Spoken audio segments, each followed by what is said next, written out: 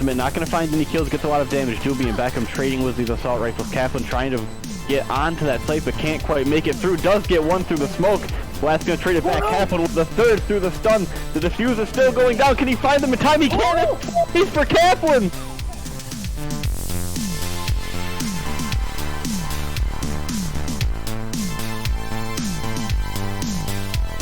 And the opposing opponent peeking out from garage, could move to position, but the second opens up, and immediately 2 down here as AV strikes first, and they strike quickly. Almost all of Kid falling apart. Smith coming here for the upper short. Strike to Jay gets a triple, but to get a quadra. And Upshot, and now you have to deal with 3 more. You get 1 through the smoke, a triple kill no less. Is he able to find it? No, through the smoke. He's able to find a second one. That's a quad kill.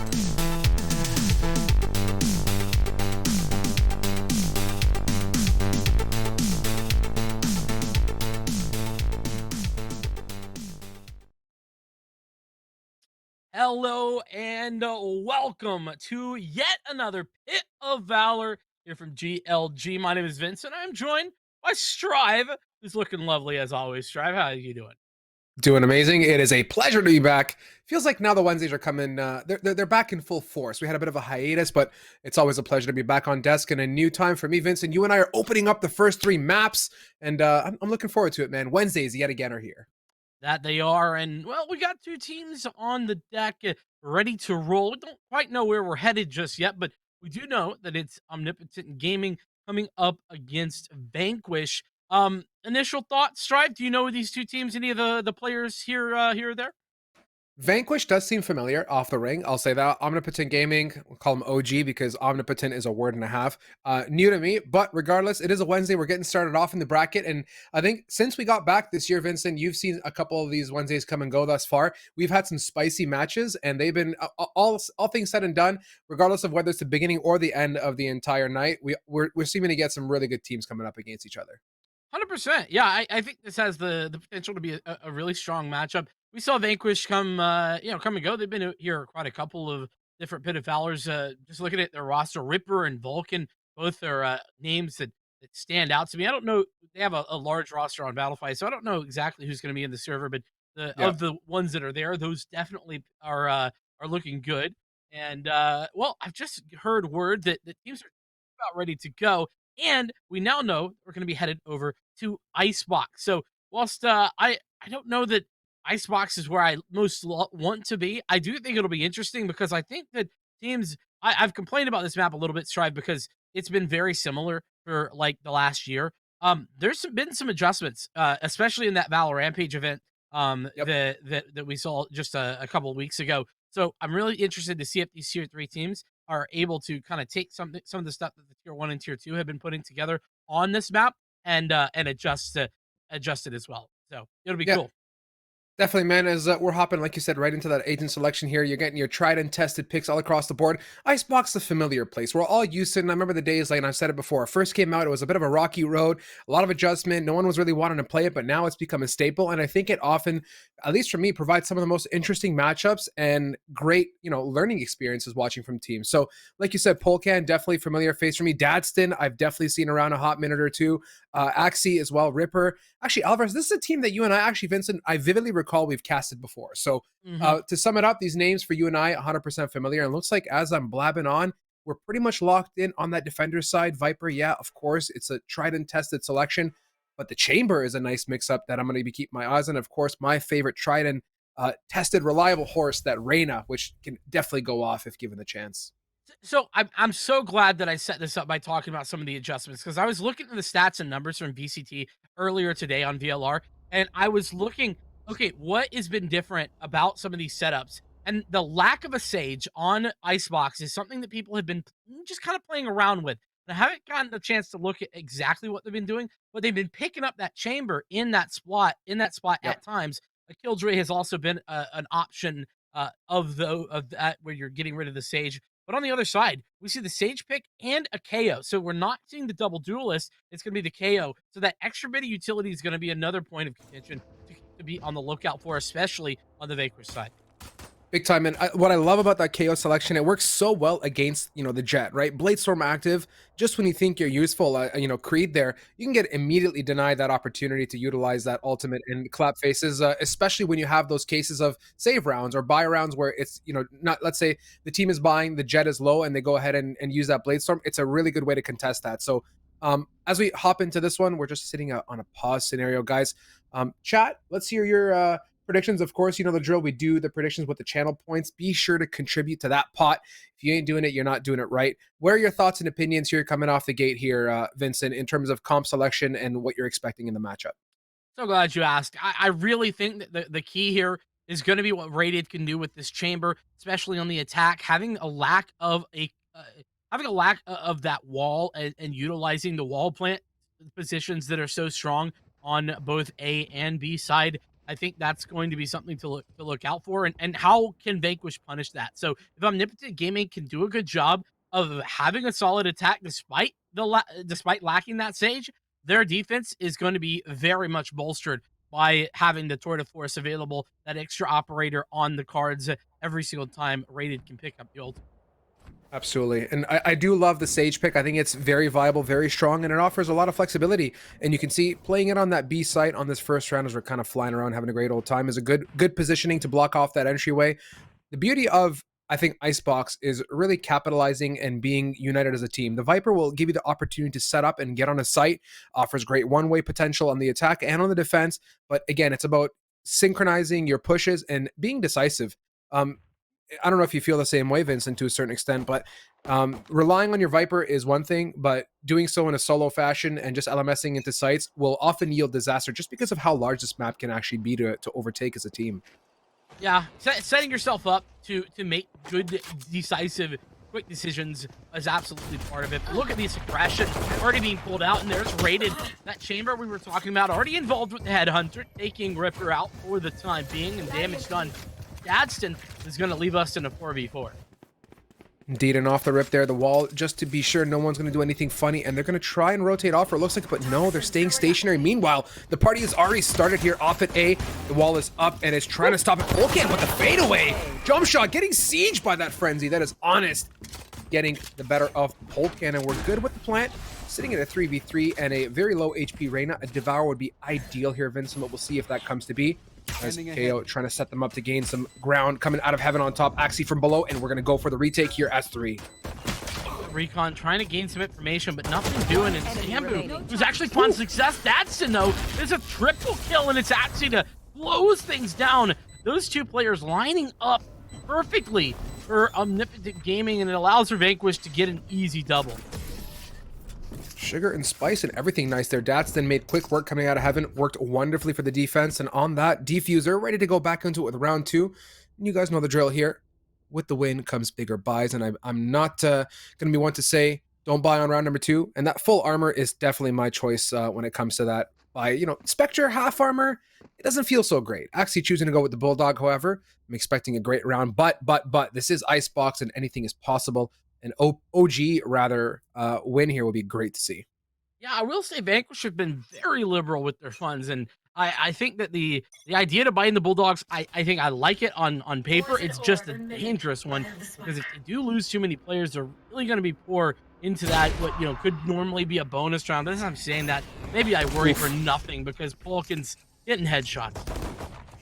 Marshall is great on round 2. Great connection here from Honest, actually, with that Frenzy. Sharp shooting onto Ripper. Alvarez, though, meanwhile, with the Bulldog, with the 1-2 jab cross, comes out on top. Actually, just dancing around here. The dismiss is good to get Honest back to safety. And it's going to be sufficient to keep it at a 3v2 for the time being. Meanwhile, Volcan, Marshall God, gets a classic to the dome as a bit of a kind reception for peeking his head out a little bit too far. And with that, we settle back to a 2v2. Number-wise, anybody's game, and they do recover a gun off of it as well. So let's see what they can make of this B site with that Viper wall. This is the danger that I was kind of alluding to at the beginning of this round, right? I mean, you're down to a 2v2. This is already a very expensive one. Now the spike's been planted, so it's a bit of extra cash. The only real big positive that I can take away from this is that Vanquish have played this together. I really love that they didn't split up there and play the 1-1 split that a lot of teams would have fallen into, but they gotta hurry this up and get in for the defuse. Otherwise, they're going to be on a tight timer. Bomb ain't stopping for nobody, and at this point, see what they're going to get onto here. Datsun coming around, a bit of a late join to the party here as they're going to go for, hopefully, a tap on this. They do spot Honest. Axie makes the better of that one. It is down to 1. Tonki. No, not today. And the full stick with the light up. Is it enough to keep them busy? It is, but they get the half and they trade bodies. Oh, And that is a job well done in the better of that Viper Toxin on the floor. and I love that communication right there. You just could tell that would never have come through if either of them had not been on point with the timings, with the communication, Totally. swapping off on the spike, getting that half, etc., etc. We would have been looking at a 1 round for Omnipotent Gaming. Instead, going to be OG, not with the weapons. But Vanquish, this was what I was talking about. This is what I was worried about. Look at what they've got. They've essentially got the same buy or worse than they had in the prior round because of how many bodies they lost. That's a problem on its own, and round 3 is ideally the time you want to get down to some nitty-gritty business, and hopefully they can make the better of this, but slow and steady does it for the attackers as they are sporting big weapons. It looks like Ripper, none of the bullets connected. Absolutely transparent bodies. Rated, gets the 1. Datsun says, please not today with the aggressive push down middle. And at that point, it's Anbu, and we're just going back and forth. Minute 16, we don't even break 1 minute before the Wrath of Vanquish falls down to the mercy of the bigger weapons of OG, and we're good to go here. Settled back to a 2 versus 1, or not 2 versus 1, rather. 2-1 score line, ready to go. Yeah, and you know, I guess I can really understand where Vanquish were coming from. They wanted to play aggressive. They didn't have the weapon advantage, and that's fair enough. But what I will say is that, man, Ripper has been caught out a couple times already trying to get an aggressive position or find an early pick, and it's just not worked out. So that's a player that I definitely need to see get rolling on this Vanquish side, especially as that Jet. One more attempt here. Crack at the can, going towards A with the Viper Wall fully committed at this point. So, minute 30, no reason to get too overzealous, Vincent. Can easily shake and bake off. Nice pick onto Honest. Alvarez sticking his head out just a little bit too far. Gets denied the opportunity to participate in the latter end of this round with full aggression going in. Creed getting the better of Ripper in backside. Ripper kind of alone, but meanwhile, Datsun catches Creed flying high. And we're settling back to what is looking like a 4v3 initially. You do have the Empress available from OG, but how are they going to capitalize and hold off? I don't think there's a need whatsoever in a 4v3 considering the low HPs of Vanquish as well. Well, that, not to mention the Viper's Pit. I mean, on Absolutely. Omnipotent, they have a lockdown of this site. There is no reason, like you say, to give anything away. And honestly, Vulcan probably waiting a little bit too long here as it is to evacuate. But nonetheless, another good round from Omnipotent as they should be getting it relatively shortly. They use just 1 ultimate. On top of that, they get some fantastic forward picks for themselves, and it's just been pretty darn solid from the time, you know, last round they pick up them guns, and it's all looking good from there. Yeah, Mega. And what I love about Omnipotent there is they got that pick onto Alvarez at back site, and right from there, they're like, you know what? It's go time. Get in there. Creed followed up right behind with a follow-up onto the back of site. I believe that was Ripper that fell. And from there, it was a straight-up collapse. And Icebox is one of those maps, I mean, much like many, you get a pick. Going with it is often a great decision, and the rotates here are actually pretty substantial to get from B site all the way to A. So capitalizing on that, great play. All around good job there for Omnipotent. Let's see what they got in round 5 as they're sporting big guns yet again. Oh, what a great find there by Creed. Alvarez has gone down, and even worse, it probably wasn't even anticipating actually being in a spot where he was peaked. It was a fantastic angle. So, Vanquish in a bad spot already. I mean, just what, 30 seconds into the round, and now Omnipotent can just kind of do whatever they would like here with their man advantage. Indeed, it looks like with the freedom comes choice, and they're going to be migrating over to this B site. Volcan jousting at yellow. Has to be careful of his positioning as they have the high and low ground. Empress, or not Empress, sorry, Lear goes out in front. Honest comes with the swing and falls, so good job for Volcan, and here is the counter pit. Let's see if that's enough to deter Vanquish from getting on this site, or Omnipotent, sorry, as they're actually continuing to contest. Ripper with the Marshall getting the better of Tonki. And it's falling apart here pretty darn quickly with this pit down. Ripper's come in to help out. Sure that nobody's entering here into the pit and raided with a double kill, maybe pulling this back. Now it's all down to 1. Ripper is in a bit of a weird spot, but from the flank, Ambu with the double kill, committing everything in gaming pull one away, where more than likely it feels that Vanquish should have been on the winning side of that. Here's that opening pick, though, once again. It's not what Alvarez was expecting. No, and I don't know if Alvarez's shoulder peak there even allowed him to see given how tight of an angle he was holding up there in container. So, yeah, troubling situation all across the board. And Ripper had a plan, but I don't think he accounted for the fact that they could already be behind him and around yellow, considering that pit was down. And on one front, yeah, the pit's great. It does an awesome job if you really don't want to enter it as the attacking side, but very quickly it can become a huge, hazard in terms of vision and sight as to what you can do. But all things said and done, Creed gets pinged out, and Dadston has his crosshair on lock there with a great opening pick. And time in, time out, seems like we're at least getting a nice, a nice selection well before we hit that minute timer, which is great. Absolutely. And, this time Vanquish with not only opening the pick, but it's a double kill. Ripper finally finding some success there, is doing very nice work. And now with the 5 versus 3, Niptic Gaming are in a bit of a tough spot. So they have the Port of Force and they have the Hunter's Fury, but with just 2 players down already, it's hard to consider where to go with that, or even where to place the Hunter's Fury that you have to work with. In the opposing end, you do have the Resurrection there from Vanquish, the Bladestorm, and of course, KO can all command you and be a giant meat shield running into a site if they so choose on a retake. But at this point, it looks like slow and steady, just looking for an opportunity. Ripper's crosshair placement is on point, but it's not enough to get the pick onto Tonki. 30 seconds. Time is ticking.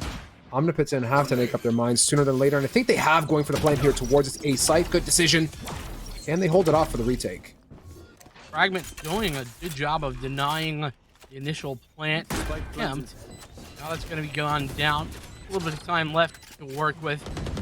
5v3 retake relatively easy, and no command's already going to be pulled. And the 0 point, just in case, is the information over. Last drives go over to the top. Alvarez with 1 connect. Ray goes down, rated. Somehow does pick up a double kill. It's going to be Dadston who stabilizes that core and finds a success, but they're not ready for him. How long is he going to wait? 1 and 2. Give him a third. Oh. He's got it, but not the clutch. Alvarez hits the shot. Oh my goodness, Vanquish nearly threw that one away. I mean, Ambu with that trigger discipline, that is style points all across the board. It was so close to being picture perfect, my friend. And yeah, I think we got the replay sauce potentially to admire Ambu's resilience here. Look at that. Just waiting for the stars to align completely for the 1 and 2. Has to transition off here, and that was just almost the sauce, my friend, but amazing effort. Oh, he got that 3rd kill too. I thought there was a real possibility, but really, props to Alvarez for actually getting into that position and finding that relatively quickly. 3-3 is that scoreline strive, but look at OG. They've got so many ults to work. Here. It's almost a full Christmas tree, my friend. Let's see what they can make the better of it on the attacker side. A lot of good aggressive ults to back them up, but so far they're just kind of chilling in spawn. They're expecting a bit of aggression from Vanquish, and rightfully so. That Bladestorm is active and very much present from Ripper as he has found some grounds towards tube at mid.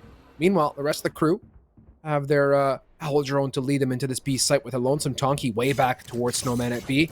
Wall goes down, and here comes the aggression to get on site. Should be okay for the most part, as, yep, there it is. Now Polkan's vision is completely gone. I apologize. But Ripper, his timing was really phenomenal. That push, as well as getting over the top and finding success with the Bladestorm, has taken one out already. It still has the blades available, as he got headshot. So, good news, though, for the attack of Omniptic Gaming is that they have Creed in such a great position. Anyone really trying to get a retake from this point is going to run into a buzzsaw called the Operator. No, as that's happened, everyone is really just pumped the brakes. No one give anything away. Now the Tour de Force is on board. It's 2 operators to work with. This is some spicy stuff. A lot of time wasted before the spike finally goes down. Meanwhile, Dadston and Polkan 1 apiece so far on the board. Omnipotent really took that timer to the bottom, and the rotates were already present, so I don't really know if I'm a fan of how much time was wasted per se, but with the wall, here we go. Creed, Bladestorm, jumping up high for the 1, dashing backwards for the follow-up onto yellow, gets the 3-piece combination, and it's down to Creed up. Can he get the better of Axie? No, and they know rated is close. Can the Guardian do it? And it does guard that spike and gets the retake with the defuse. Amazing job, and really came down to the wire, Vincent, despite how much time was permitted to for Vanquish to rotate over from that A site. Yeah, I do like a lot of what Omnipotent did there. I think kind of, just entirely denying information, entirely giving Vanquish the opportunity to rotate out was a good decision. Unfortunately for them, no rotation came forward, and they weren't able to get forward positions onto the site. It was nearly even clutched out by Creed, but ultimately, all of that comes to nothing. And they've used so many of the ultimates that they just banked up. 3 out of 4 thrown away for nada. And that is a problem if you're OG. Now, granted, no ultimates, but guns in hand. Thankfully, they look towards A. See how far they can get, what grounds they can cover, trying to maneuver on through. Owl Drone gets a bit of a ping onto Ripper, but nothing too major off the rip. The wall is there. Tonki and Co just gonna run right on through, supported by some Viper cover. And a bit of a cloud burst says, go ahead, Tonki, plant that spike, and they do that just as a pick comes through. Omnipotent just down to 4. See if Vanquish can retake. Show their wrath once again. Coming around, Alvarez for the one, Tonki for the trade, and it's just a back and forth joust here. Last player standing. Have to be a clutch. 1 versus 4. Hunter's Fury already popped, and it's not even found any damage yet. They are finally doing a bit of tag, but there's so much util in the way. There's no way to win this one out if you're OG. And indeed, just a matter of trying to save the weaponry. Boom. Oh, Preston in a bit of a tight spot. Nearly lost his life as well. Fortunately, he keeps the gun and moves on. This is getting late into the half strive. And, well, 3 rounds in a row for Vanquish is very, very strong indeed. Mega, and I mean, for Vanquish's side, they're looking really good. And I'll say one thing, if you look at the scoreboard, their 5 rounds have all been defused rounds. So this team definitely knows how to retake, all things said and done. You got to appreciate that aspect. And despite the long rotates from site to site and everything in between, they're making out quite well, as we've kind of reset in terms of ults as well, back to just 1 Hunter's Fury and Viper's Pit, respectfully. I don't know how much I like that last-minute Hunter's Fury, though. I wish they kind of conserved that for later on. Well, I mean, I guess the plan was probably to use the Hunter's Fury, in order to defend the spike.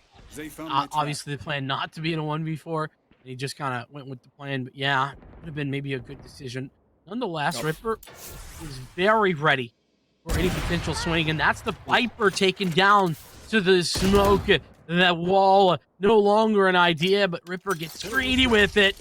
Doesn't really give any chance away to continue with that advantage. As I'm saying that, Gadsden is able to find one more pick, but Rated on the flank, gets the frag and turns around for the second.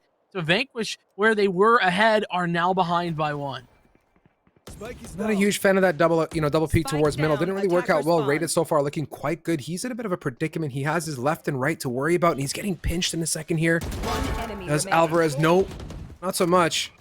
That side dome, not the greatest, as Rated is on track for the ace here. Right down to a 2v1. Does have support. Gadsden on the prowl, and he's just waiting to pick either A or B. Is now that spike going down, so he should be rotating quite soon, and I don't know what his plan is here at this point, as he's just patiently clearing out what he can.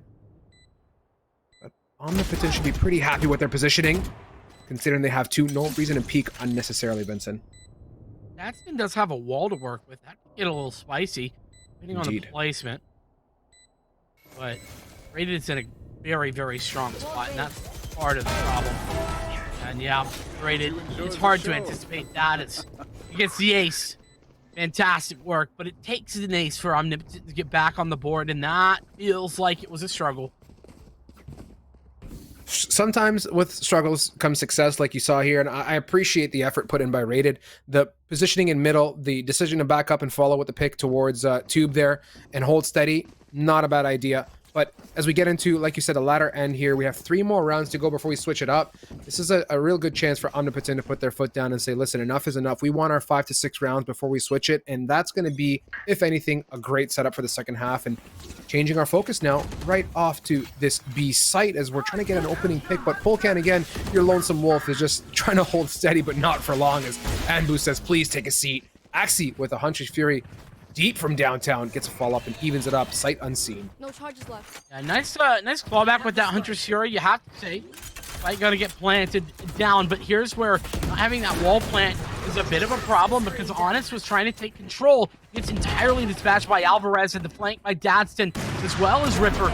Is going to be an even huge problem as Ripper continues to find success. The operator was there, but there was no connections whatsoever. Vanquish have gotten their 6th round, and they've done it when they really, honestly, got destroyed in the prior. I think you summarized my thoughts quite well. Just no connections, just straight busy tones all across the board. Nothing was working out for them in terms of the shots. They got outplayed, outshot, and with that, we get back to the 6-4. So Omnipotent, 2 more rounds here, see what they have to respond and ideally even it up. And we look at the scoreboard. Ripper, who was having some struggles early on towards the bottom now, has kind of woken up. 7-8 on that board as well. Looking on the opposing end, Tonki struggling to follow up with Honest right above. That's where I want to see those duelists really get into it. Seeing Creed and Honest at where they are and rated up top. I mean, that ace definitely did help, but I want to see those duelists go steady and, you know, big here. And one observation too, Vincent, the defense side is running single duelist, which is obviously a big contrast to how Omnipotent is running their side. Yeah, 100%. And I mean, oftentimes, you know, Chamber with Sentinel kind of work as a duelist a little bit on the attack side, especially. That being said, we are seeing Vipers being thrown down. Once again, a very well placed fragment going to deny the plant for the time being, and in Ambu, all that's happening finds a way to shock dart kill. Usually very difficult. Alvarez and Falcon as they come back in. Null command was thrown in, and indeed, this is looking very, very good. Just one player left alive, and that was Taki, who had a bit of a shotgun to work with, but that it was not good enough. And with that, the retake comes in clutch yet again for Vanquish. I mean, I said it, if you want to set a tempo and a mood, you can definitely count on Vanquish to retake. I mean, that's one thing that I've learned here. As we switch it up, this is the last round, as the announcer has said, loud and clear. I'm looking forward to seeing what Vanquish has on the attack. If this team is so strong taking back sites, I can only imagine how potent they're going to be when the time comes to be the decision-making factor and pick where they want to go. Well, that and just beyond that, though, you got to think, you got to also hold the site once you get it. So I do worry just a little bit about how that's going to go. That said, if Vanquish can pick up number 8 right here, then I don't know that it's going to matter as much because let's play. You know, such a whole lot of rope to play with to give themselves. I was saying that a whole bunch of ultimates being utilized, and well, that's one way to shut one ultimate down. It's rated falls to Creed. The follow up to mid is so much better as Creed does all the work necessary this time with the rifle. Enemy remaining. Ooh. Style points there, flying high. That updraft just stunning onto Alvarez. Good for the 3-piece combination so far, and it's just down to the lonesome Polkan here. He's concerned about A, thinking there's rotates coming, but I believe his main focus really is at this B site. Chances of retake, though, not the sharpest. He's got his back on watch. Anbu trying to be a little cheeky Sova and come around, but Polkan here coming through. Has to mow through 3 members, 2 of which are semi-low HP. Late Storm is still hot. Volcan goes with the wall, and it's a good decision, but can also be the crutch given... Yeah, that's a problem right there. Good decision to come around. Ooh! For the 1 despite the leer, but Creed there does the better of Polkan, comes in with the 4-piece combination. We switch it up, Vincent. 7-5 is our final half. A good adjustment at the end from OG. They do pick up that 5th round. The other side of things is that Vanquish are denied number 8. Which, you know, just makes it so that Omnipotent Gaming have just a little bit more room to work with on their defense. And Vanquish, now the ones to try for the attack. So I'm really curious to see with the Seagull Duelist setup that we were talking about, you know, how is that going to work out when you're on the attack? Is it going to be a problem? I tend to think not, but I'm curious at your thoughts.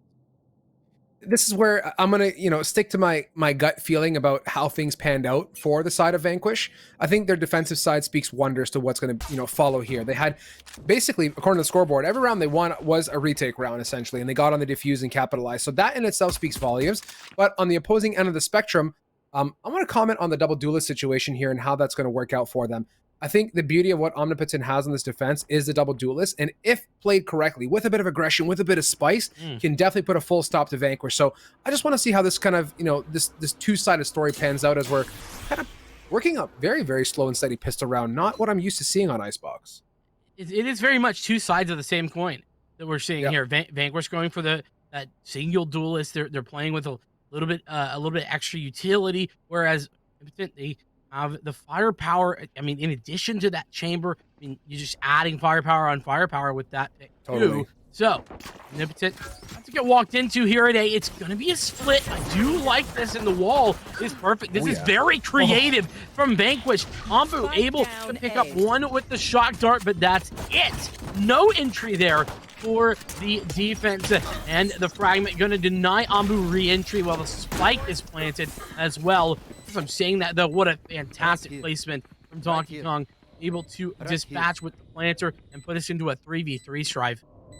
I love, like you said, that creativity of that mid push, the underutilized mid, especially on a pistol round, definitely a sight to admire now. But on the post, let's see what they got in a 3v3 scenario.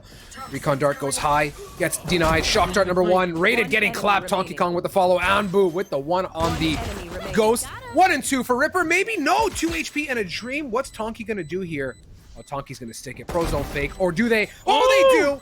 And they, yeah, you could nod up and down, Tonky. It's all good. Great job there. 3-piece combination of the retake and the defuse, my friend.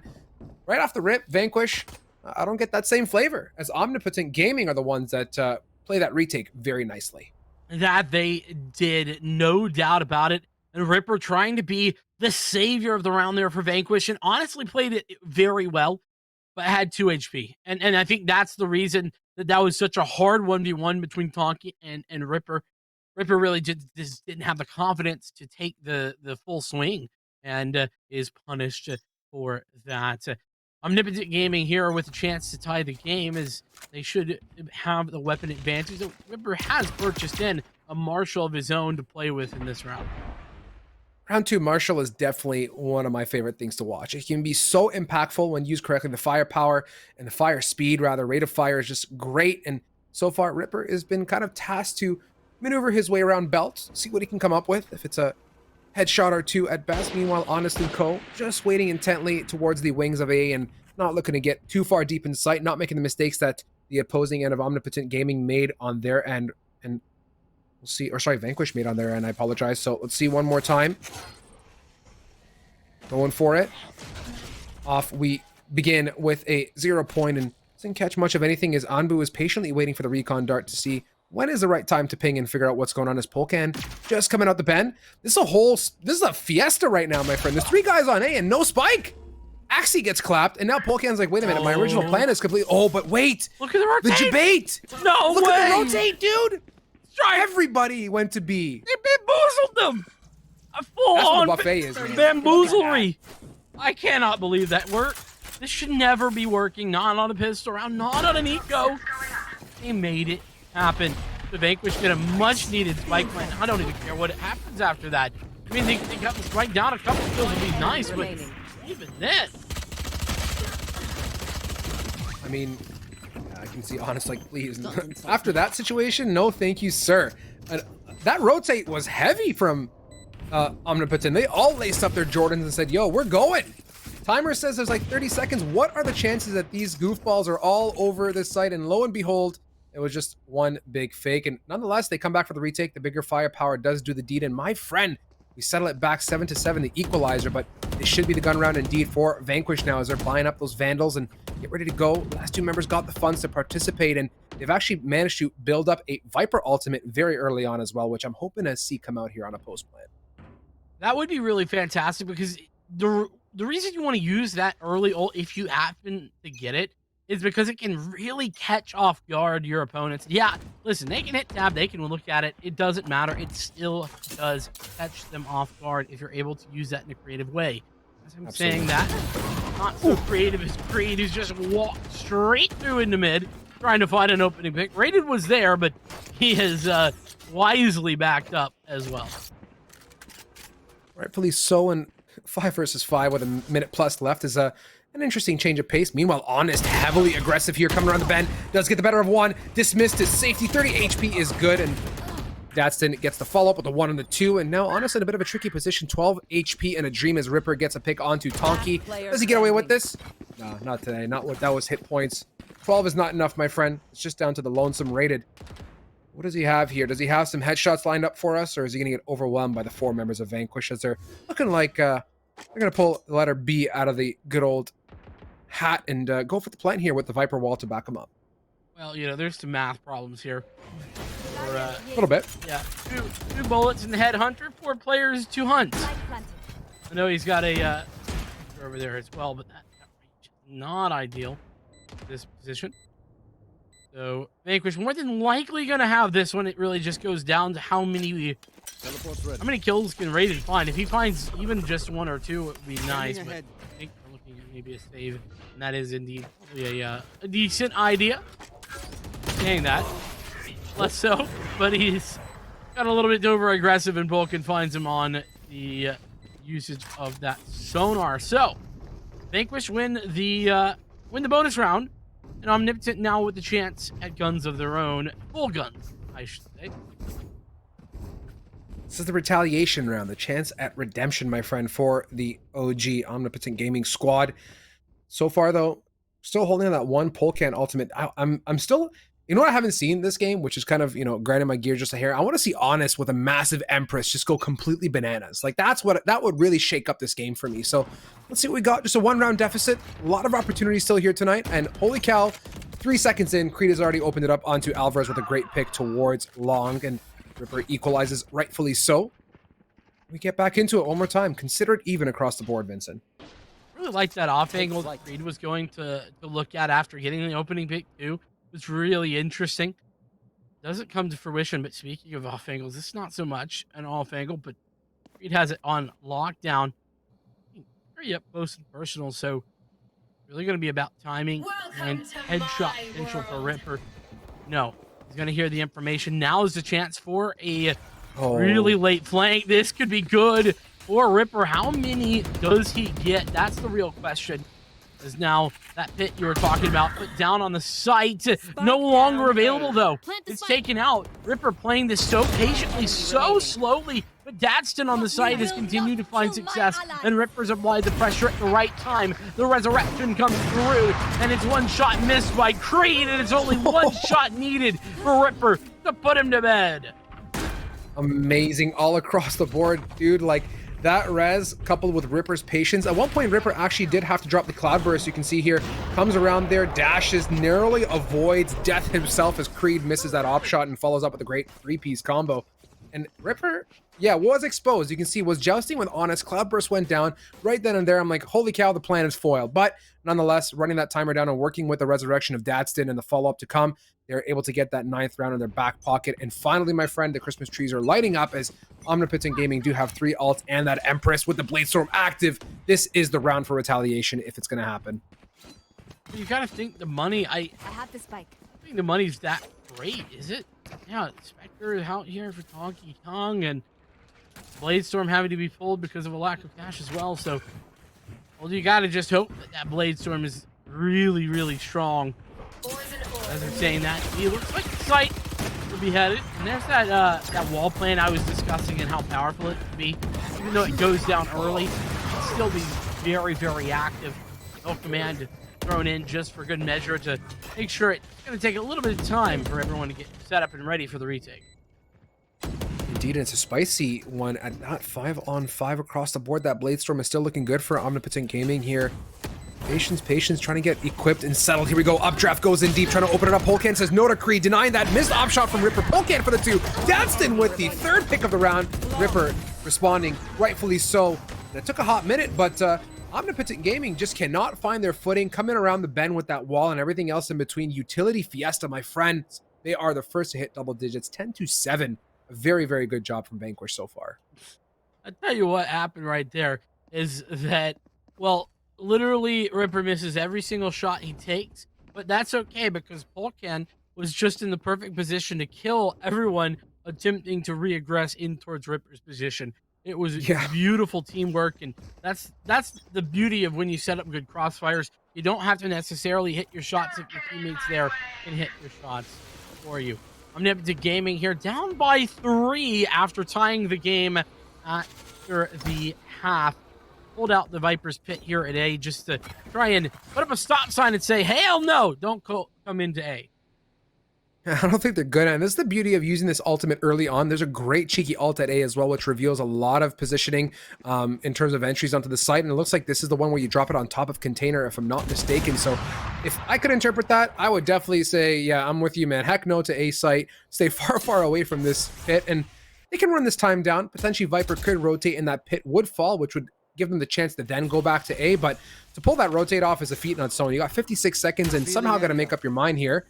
And Boo as dancing with the devil himself, two in this case, comes around the bend. Ripper with the connection. A bit of redemption for the previous round.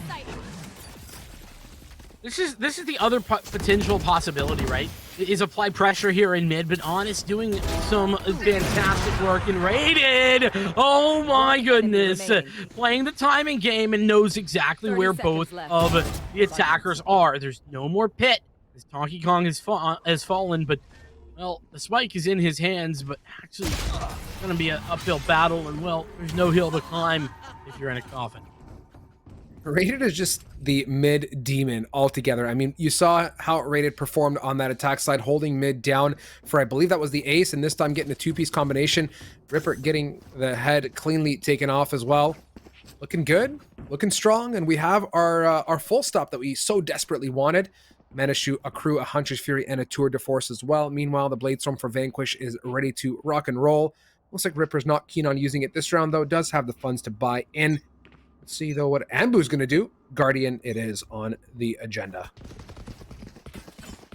We have seen some good Guardian play today, but this is a key round, and that's a great way to start it. Rated finding Polkin, who's been a big part of this offense, and the reason this is such a big round is because, well, Omnipotent, they really need to break the economy of Vanquish. They win a couple of rounds in a row, and they're doing just that. Honest with another frag and getting the tag.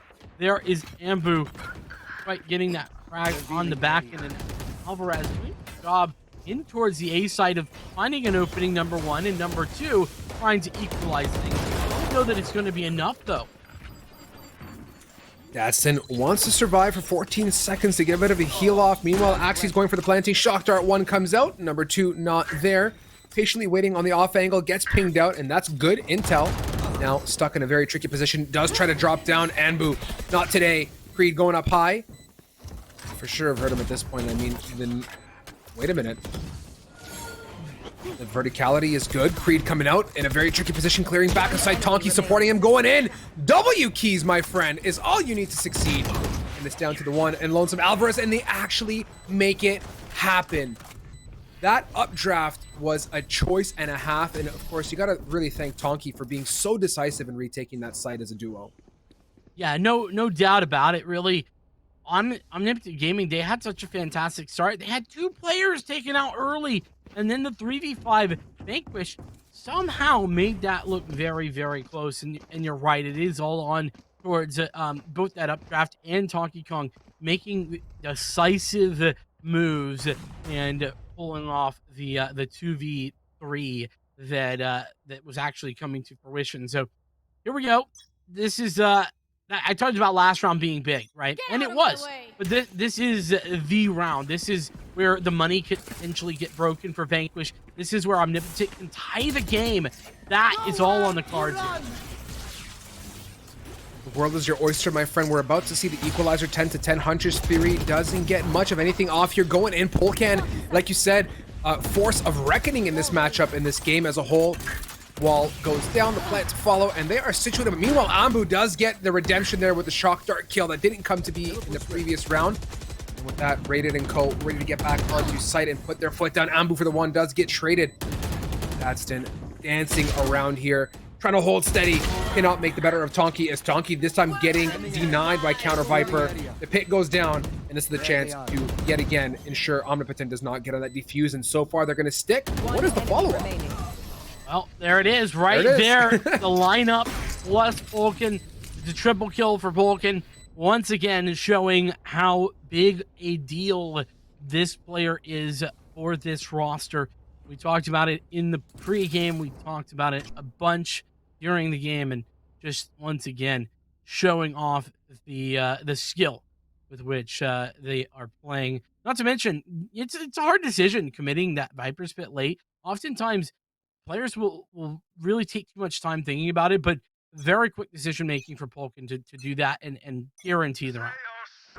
Absolutely, and this is where things are going to get really nice and I'm gonna say spicy. If they weren't spicy before, we're so close to seeing match point, but yet again, Omnipotent has shown some potential. Creed with a valiant attempt at a flick and dash doesn't get the better of that one. Alvarez does get Tonki, no follow-up, but of course the tour de force, an amazing bit of kit to get an opening equalizer.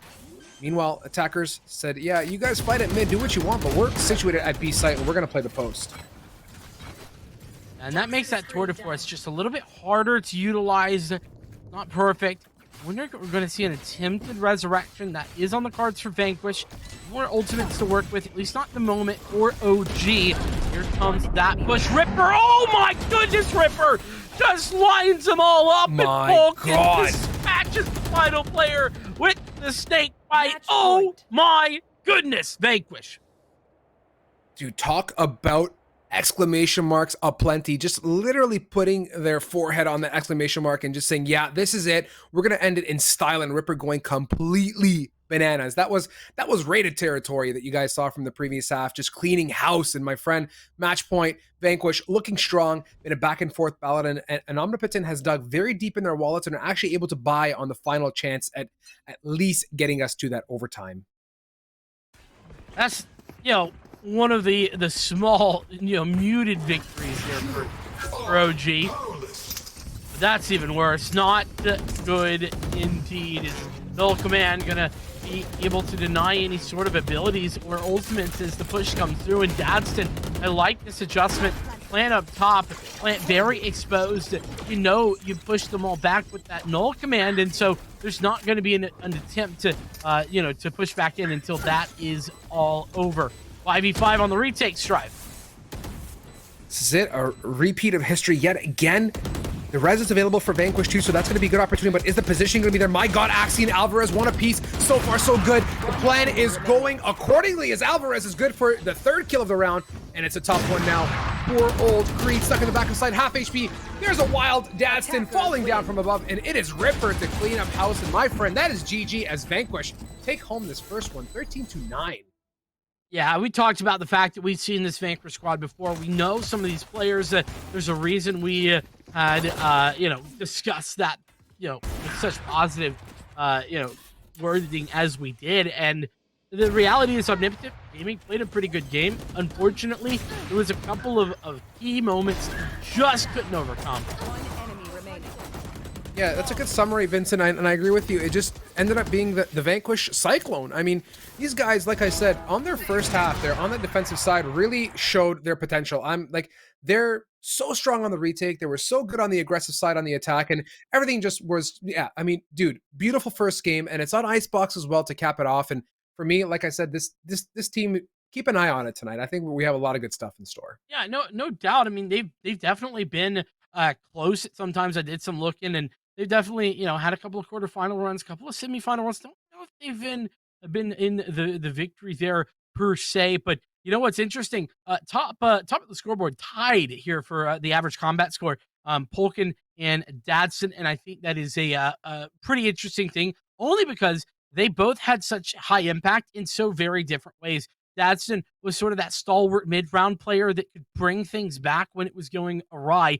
Polkin, on the other hand, actually had a lot of opening picks. It felt like 3 first bloods, just one under Ripper, who was playing that jet role that you would typically find those opening picks. So just a couple of things to note there as I look towards the scoreboard and kind of see how things went down. But Dadston and Polkin up at the top. Dude, an amazing matchup, like I said, to start it off. And for me, that single duelist comp, that extra utility, it seemed like it was the icing on the cake. And it worked out really well. And their overall synergy was just so good, especially on the retake. I will remember that first half for the rest of this evening. They had such a great showing. And for me to see consistency like that only tells me there's so much more to come. But Vincent, on the note of more things to come, a friendly reminder for our beautiful viewers, guys, take this time one more time to follow us on all the socials and the goodness, ! Discord, ! Twitter, all the fun stuff. Don't miss the opportunity to be in tune with what's coming. You guys know this is POV number 75, 76 coming up next week. Yeah. The usual $50 prize pool. And I think it's a great time because we were all talking about it prior to this event starting. The GLG Country Club is definitely picking up steam. Why, you may ask? Well, that is because we are getting so many signups these days. Like to say that we're now getting 100 teams plus in some cases on Wednesdays means that you guys want to secure your chance at a bracket. So the GLG Country Club does do that for you. It's $10 essentially. And right now it's actually 3 months for the price of one, $10 a month. One member of your team has to hold that, and your whole team gets basically priority seating into our events, a guaranteed spot. So if you're a casual or a regular gamer, you want to show up on a Wednesday and have some good times, make sure to take the better of that offer we have and be a part of the Pit of Valors on Wednesdays, because who doesn't want to? You get this stuff that you guys are seeing here today. Absolutely. Definitely check all of that out. And we'll be back here pretty shortly with our next game where Strive and I will return. So don't go too far. We'll be back in a second.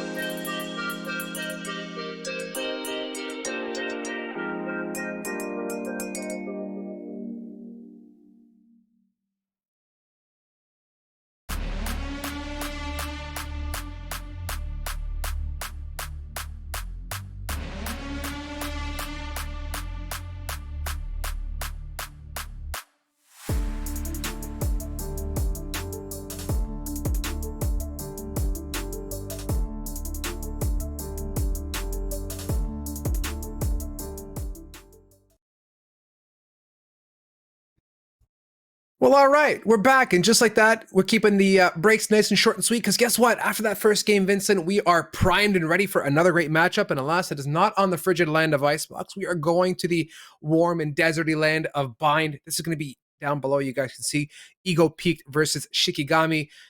Shikigami, of course, assuming the defensive side, as you guys can see down below. And like I said, Bind. Thoughts, opinions here, Vincent. A nice change up for us here tonight. I'm looking forward to it.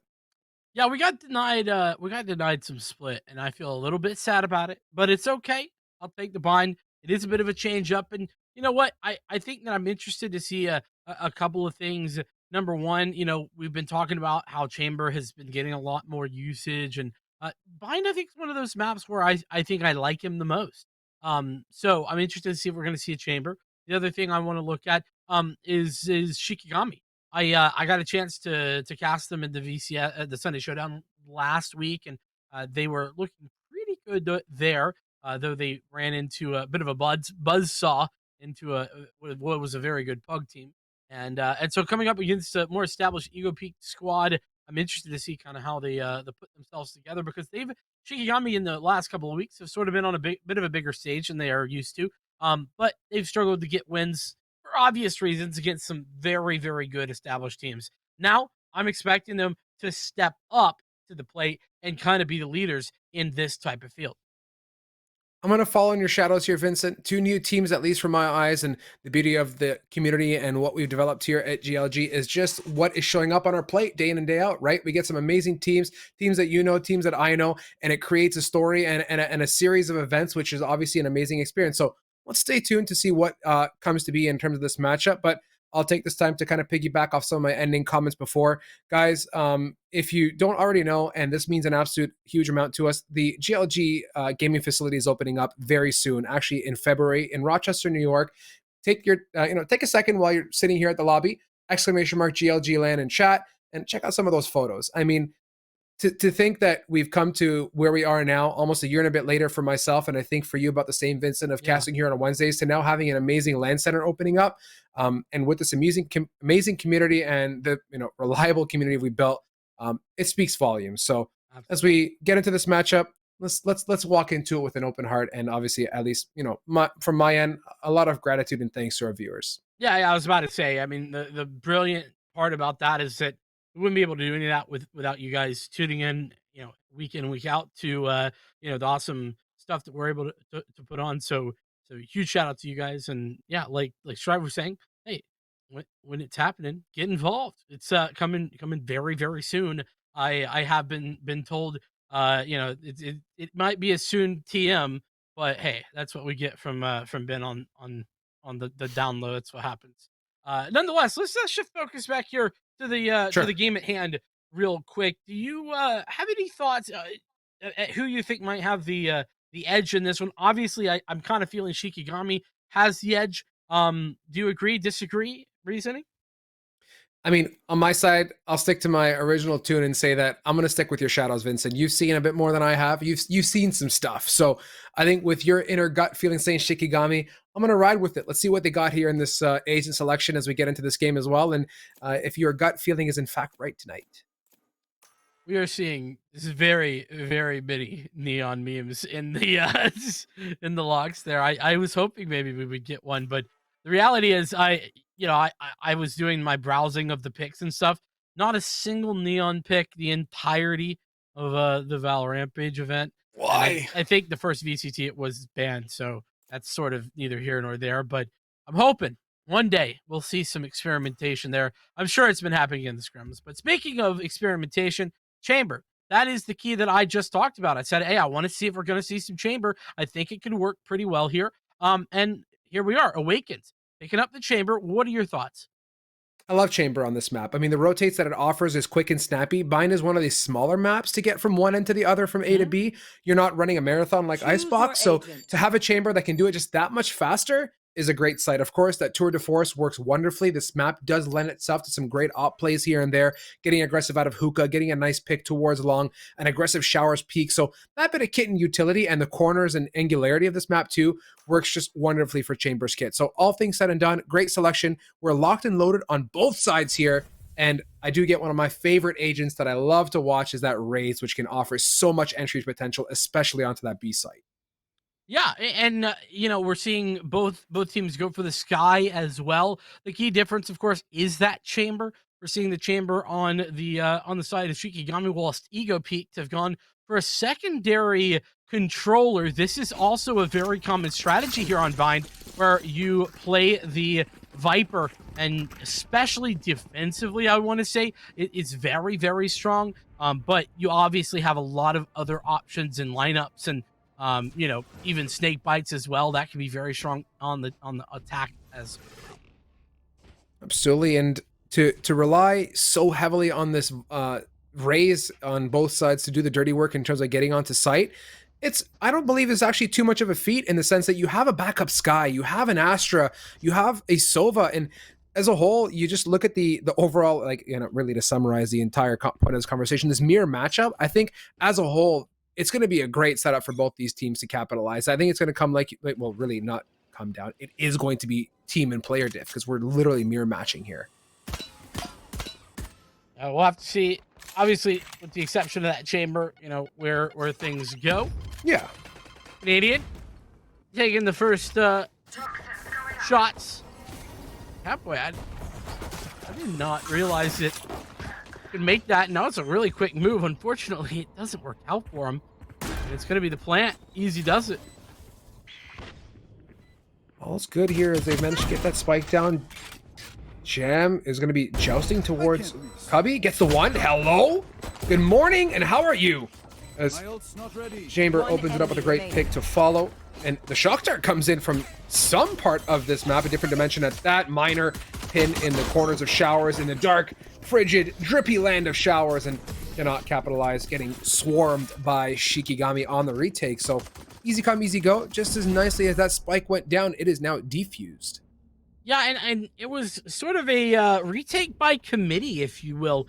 Shikigami, you know, taking one out here, another out there, you know, falling back, not giving any chance for, you know, refrags or anything like that. And Ego Peak just kind of fell apart as that happened. It was a singular frag that they were able to come away with. Ultimately, a very solid round for Shikigami as they pull back in. They've gone for a pretty conservative purchase, all things considered. You know, just having one Bucky, a couple of these ghosts carried in, and a couple of SMGs as well. So no rifles to work with at all is definitely interesting. It is, and it's a bit of a difference from the matchup we saw previously on Icebox. And obviously, it's nice to keep your money nice and safe and back it. As Awaken says, I don't need no big gun to participate in this fiesta. Ghost will do that just fine for me. As the rest of the attackers now trying to get around here. Shisui up close and personal with the Spectre, holding steady, absolutely beaming 3 members of Ego Peaked as they fall to their knees. It's just Curry Shot now. And it's Curry Shot sends a spike, which is a bit of a problem on its own. Gets the dink off, 34 HP and a dream as Jam is going to go for the swing and get head shooted. But my friend, much like last round, it's a 1v4 scenario, and you just did hear that chamber pop around there. G Suite, 4K, holding on to mid for dear life. Yeah, nice round, nicely done. Did you say that they got Ego Peaked here? Is that real thing? Not too soon? I'll stop. It's fine. Either way, nice work from Shisui. That's for darn sure. 5 frags already on the board. No deaths to speak of, and just 1 orb away from a Hunter's Fury. That could be something interesting. Deny a plant, maybe, as an idea. I would be interested to see if we see Shisui and Co. fight for an orb over towards A or B, depending. So be on the lookout. There we go. Fighting for the orb over at B. Canadian and Co. trying to get some footing towards short here. The Nebula is blocking Gravity well as Catboy and Jam are just watching patiently. Catboy getting the better of some damage here. Tankan goes out, up close and personal. Boombot is the Bucky goes, hello, how you doing? Follow up with the explosion. The Boombot, Minor, and Canadian one apiece, though, still on their original grounds, stomping through short and Cubby now. Looking to make some grounds towards U-Haul as a Hunter's Fury now going out Minor. In showers, a bit of a left and a bit of a right, and all things said and done, nice and safe as nothing comes of it. Right back to it, 3v3. Could have been a lot worse. There is two-pack Tyrone going to pick up a frag there. Catboy on the flank, but it's a nice flash coming in through that guiding light for Flip to try and equalize things just a little bit more. Fake plan is good for Miner to bait out Shisui, and now they know that Flip is all alone. There's no guiding light to work with, and Trailblazer there, but nothing else. So, 2 players to find. Just walking out of here is a dangerous feat. Flip knows that. He's going to throw the Trailblazer in this play as well, just to try and create some space. But at this point, it's just given all the time for Miner to reposition and make it all the more difficult. There's now the guiding light. Back up! A good idea, but shut down as Miner picks up triple. Tricky positioning. Miner was so patient on that plan too. Actually, I believe tapped it, walked away, and ended up capitalizing on a great kill. I believe that was Shisui that fell. So bravo, all things said and done. Back on the board with the round, and we're going to go back to the drawing board as Jam is not looking the greatest financially. The rest of the team, however, sporting what they can, buying up with the half armor onto Awakens. And with that, it's going to be interesting to see how they play it out here. I do love the fact that Cosmic Divide is available for Miner. On the attacker side, it can give you so much plant potential, and if used, which I think now is a great time. I mean, holding it is, in my opinion, not the best decision, so we'll see if it comes out to be. As we get a double ping towards Fountain. On that, it's just a slow and steady round working at default as Canadian is the first on the board. Yeah, Catboy needs to be a little bit more careful. He's kind of sort of sacrificing his own life at short for what is the second time in a row. So, nonetheless, this looks to be that B hit. We saw the 2 players pinged early on. The Trailblazer now going to come through and try to find some information, though I don't think that they're really going to find much of anything. Oh. That's a fantastic little swing from Flip, tagging and fragging out on Curry shot. That's going to be Canadian swinging back in, and Awakens coming through that smoke with Flip is really denied re-entry through the Nebula. It's going to be Awakens on the backside. Miner somehow picks up a double kill, though, and once again, Shikigami, while they were in the winning ways for just a moment, they instantly get tagged down and out, where it's a 1 versus 2. This time it's going to be James in that situation, and both players on the site. It's hard to anticipate Miner in this off angle, but indeed, Miner picks up the frag. Another triple kill for them. Miner is so quick and so cheeky that time, making the better of Container, dancing around and coming up huge. 6 and 2 respectfully on that scoreboard. That divide still on the field as well. And conservation of that has now earned themselves a better opportunity than the prior round, as the side of Shikigami are struggling with the monies, going for Sheriff at best. So they're going to go for a save, see what they can pull out of their back pocket, but it isn't even matchup. I'm looking forward to seeing if they can pull this one out of their back pocket. Big round, though, because they have actually saved a good amount of cash for the round to follow up, and this will be just that much better for them. Yeah, Shikigami, all they're doing here is looking for damage. They want to just make sure that they inflict some economic struggles and hardships. As, well, that's not working out so well initially. A nice B push, and there's going to be timing that determines whether or not it's successful. 7 bullets here for the Headhunter. And how many will connect? None thus far. On the retake, 3 members and a very low HP Awakens. Nebula blocking off vision towards heaven, as Awakens going to have to walk through a purple bloom of not a lot of funness. Canadian gets a 3-piece so far. Trying to get away. Awakens fully exposed in the wide open. His Curry shot cleans it up. So big guns reign supreme, my friend. And that is also going to be 3 ults on the board. We're just stacking it up. I want to see these used right away. Yeah, it would be nice to see Shikigami just change the pace instantly, wouldn't it? They have the Seekers. That would be interesting. You know, play off the Seekers early. You know, push B, push A, something along those lines. But they also have the Tour de Force, which they pulled immediately. And that does suggest to me that there's a possibility they want to play this a bit more passive. Wouldn't be bad. I mean, so far it's been a real back and forth, and I can't say aggressiveness or passivity has been the real tried and tested solution, but all things considered, doesn't look like short's been working out too great for them, at least in the prior matchup. But one more attempt with the Nebula blocking vision. They're going to go ahead and try and jump through. James is watching. There is a Viper wall up, and that differentiating factor, like you mentioned, between the Viper and the Chamber, now working wonderfully here. Following suit, the pit goes down. Out comes a Wild Miner yet again. Does actually get a pick. Awakens watching down below. Meanwhile, Catboy 1 and 2. Miner on the board. Dancing around the Nebula, and in the end, the waltz ends with a dubski for Shikigami as they get back on the board and hold on to that A site for dear life. Yeah, big note here is Catboy. Obviously, big round, triple kill, right? But there's a a longer term look that we've been seeing, and that's been Catboy getting picked in the early stages. He's at 4 deaths already. He's been picked in every single round the Ego Peak have won. And so the fact that he played it a bit more passively, was able to survive to the mid round and obviously the late round, dispatch with that Viper's Pit, it just creates so much opportunity. And he picks up a triple kill. Huge from Catboy not to be punished there at the short position early in the round. That's something that had been happening and was a good adjustment from Shikigami.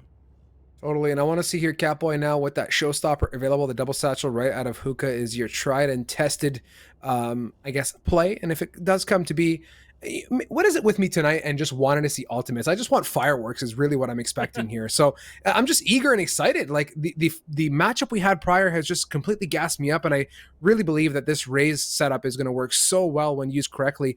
I'll make a comment though. Salazar on that bottom end of the board has not yet found a kill, and that's a troubling predicament, having your duelist not really where you want it to be, to say the least. Yeah, it's always rough, and it's a touchy subject for good reason whenever we talk about that. But you're absolutely right. The reality is that is your guy who's meant to be put in a position to frag heavily and hasn't been able to get in there 6 rounds into the game. Number 7 though could be it, and here's Salazar himself looking for that opportunity over towards Hookah, though unfortunately for him, there is someone waiting on the other side who has been playing well. Trailblazer going to give that away, though. The high flip no longer is in that position, actually falling all the way back now into the site. High flip pushed away from the post. I had a moment there where I thought Viper was going to try and play a very passive A, and then, as the rest of the team fakes to B, go hit and plant that site. You can see, though, 4 members have already shifted over, or rather are present on this B. One Lonesome Astra is guarding the A. The guiding light goes in. Salazar going to jump on through. Showstopper now for the Catboy.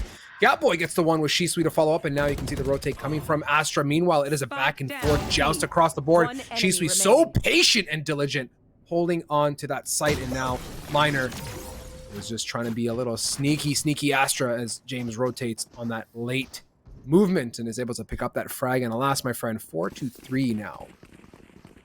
Yeah, there's a couple of errors there that I think go down. Number 1 was the entry. Salazar was on a bit of an island, and well, I will say he did a good job, Salazar, of actually doing some pretty good damage in towards Catboy.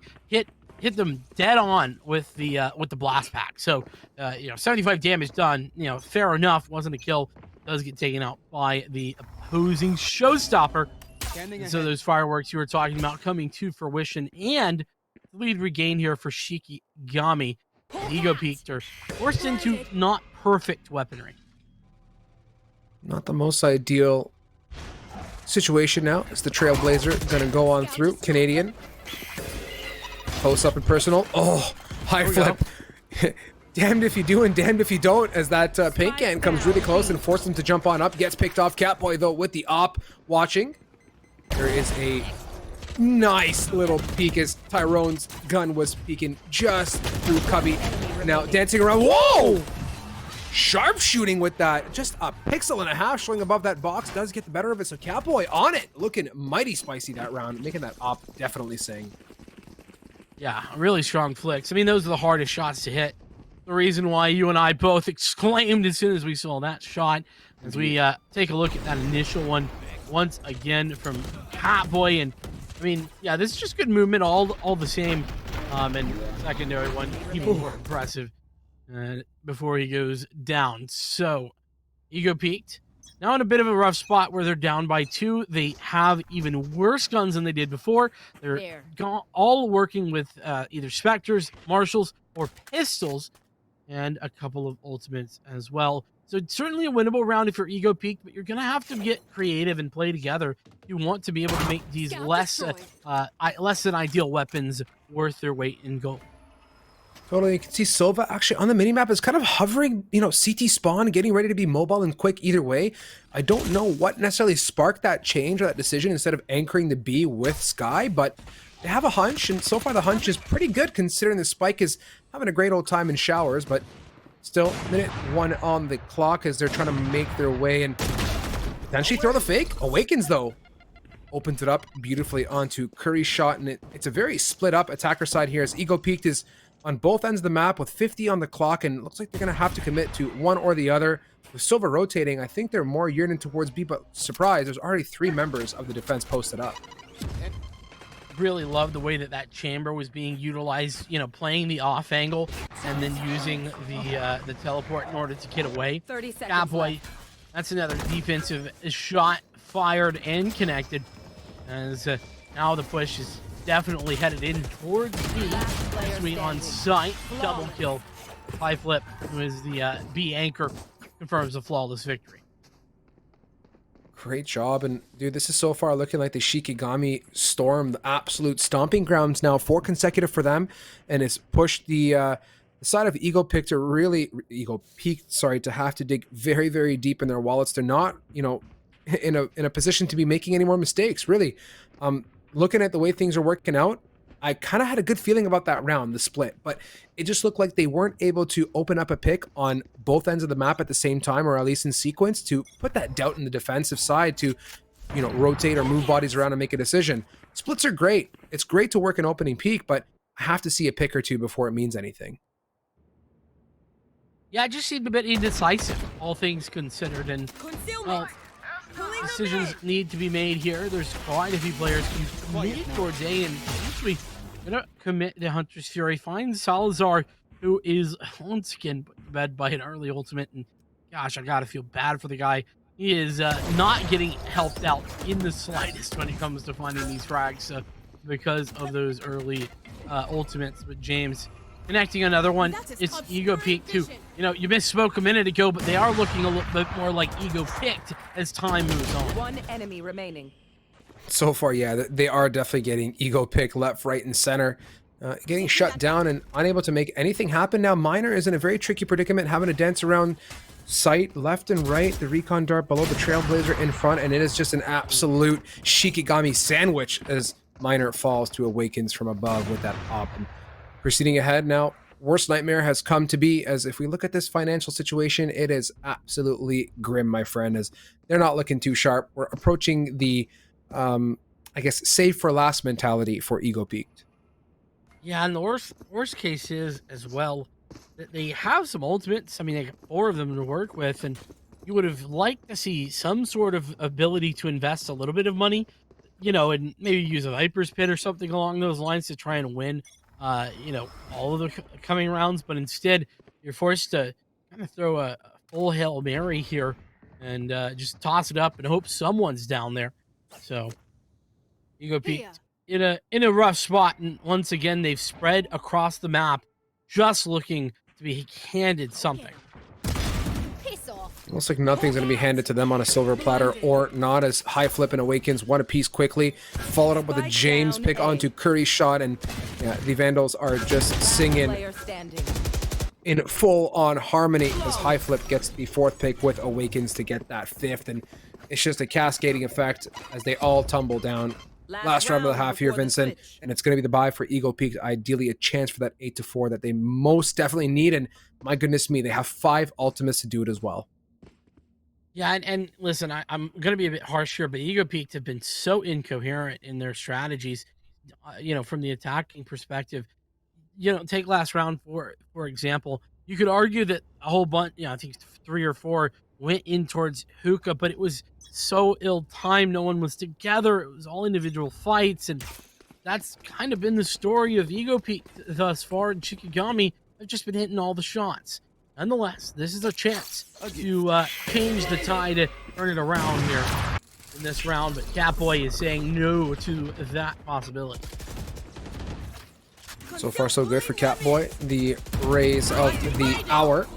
Divide goes down. James choosing to stay on the back end of it. The showstopper lands short of James's feet, rightfully so, keeping him alive. And with that divide down, I'm not expecting any of the attackers to be swinging through it whatsoever. Awakens does get Miner, though. That wall is going to fall. James now choosing to commit, coming around the bend. Putting a nice pick towards Showers, and 3v2. Eagle Peak still have two ultimates, a Hunter's Fury and the Pit, but it is easy come, easy go, my friend.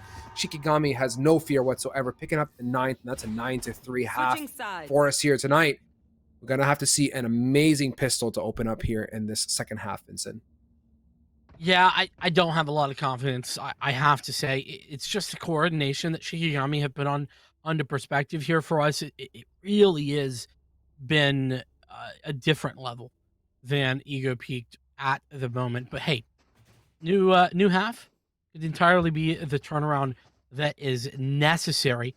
And we've seen some very, very positive things. I think from Miner in particular, the Canadian has had some interesting ideas, but the rest of the squad, they got to get together and play this as a team.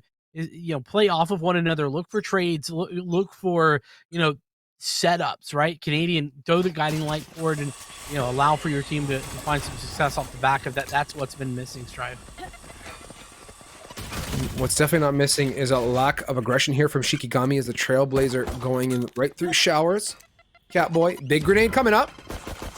Salazar can't even get his boombot out before he gets blown up to smithereens by Catboy. So struggles across the board. Catboy getting another and just beaming the Ego Peak squad. 4v3 Canadian.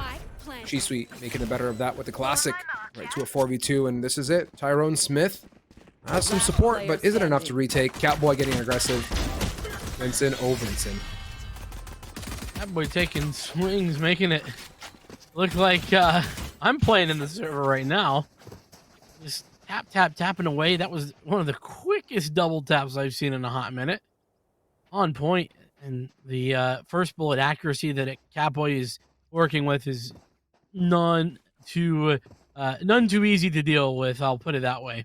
The buy is in, and this time you can see it's a pretty aggressive one. You've got all of 3 rifles. The Spectre is out, and just a singular Ghost that's on towards Awakens, and they're grouped up by the looks of it. Rather, excuse me, not particularly grouped. They are looking towards A, though. Absolutely, and you can see the spike is coming around for a bit of a late joint to the party. Canadian gets a great pick to follow up. Catboy going absolute bandito, parkouring across with the satchel, coming out with the flash. Guiding light follows. Does he make it out safe? Salazar gets the nade kill onto high flip, this time reigning supreme, not before the Guardian comes through. Before the 3 scenario, James on short with the 1, just blasting his way to victory with that Bulldog. Miner finally, hello! Talk about laser beaming. That's another round. I mean, I think what? 2 out of the 4 rounds at least that Ego Peaked have won have been Miner triple kills. That one was a double kill. I mean, Miner really is the way into the game, it feels, for Ego Peaked right now. But, well, they gotta get everybody else moving at the same sort of speed. Shikigami, though, put to bed for now, as they have to save. Massive round to follow. Looks like we're posted up for a bit more of an early bit of aggression towards mid. Catboy 9 HP dealing with a decay, but that should fade away momentarily as Canadian has got a peek and a pick. Ego Peaked is back on the board now. You can hear the boombot coming towards short. Salazar playing close with that Judge. See what Shikigami can do. Miner, though, blasting Canadian with the Bulldog. These guys so far doing a good job at least putting their foot down early in this matchup, but it only leads me to believe, Vincent, now with Shikigami getting in the gun round, what is to follow? Is the dominance going to continue, or is it going to be exclamation marks and full stops aplenty? Well, obviously, the past would tell you that we're looking towards more Shikigami dominance. That said, Ego Peaked ain't too far away. All they got to do is make some individual adjustments, play together, work together, all that kind of good stuff, and they could definitely still be in this thing. But we'll have to see. It's a 5-round deficit. Double the amount of rounds here for Shikigami than do Ego Peak have. So it's going to be a bit of a long road ahead. Longest roads often lead rather to the prettiest things at the end, and hopefully in this case it's Ego Peak's victory, as they, like you said, they have a massive hill to climb, but so far it's looking semi-doable, to say the least, as we're setting up for a bit of a slower round to begin. Bit of a default towards short. Spike is dropped down, so nothing majorly committed here from the attacker side. Working to pick at A and B. Showstopper going in. Here is your Wildcat boy flying high, capitalizing onto Canadian. Miner back really deep, tapping away. Shisui can't do much of anything. He's getting beamed with that Bulldog. One enemy remaining. James again, even the prior round coming in big, reloading at the most unfortunate time. Curry, though, your Guardian Maestro now in a 1 versus 1.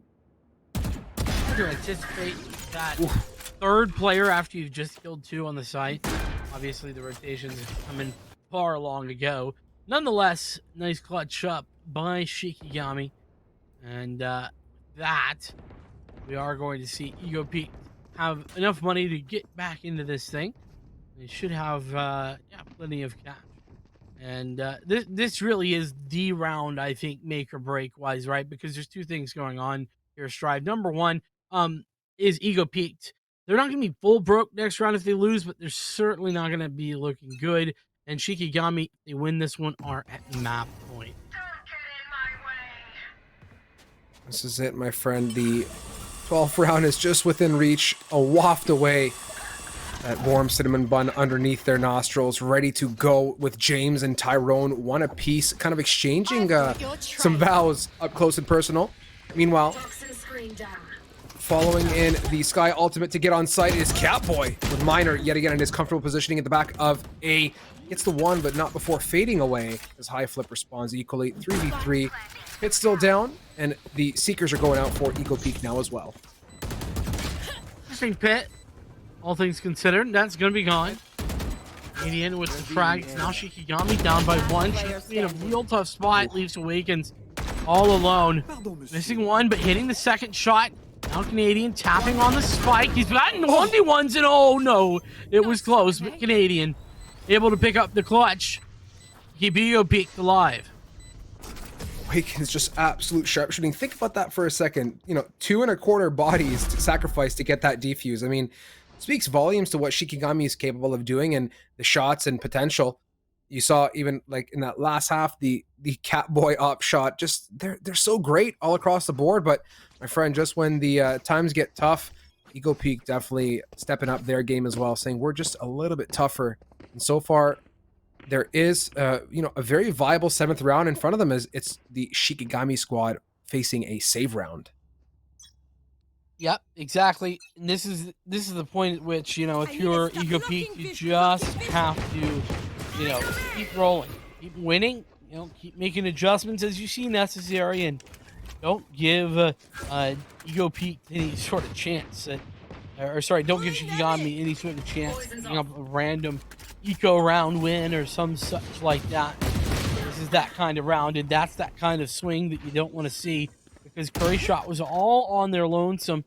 Granted, Miner's in a good position. The spike going to get planted, and Miner with the double is going to more than likely save this round, and does just that. There's another patented Miner triple.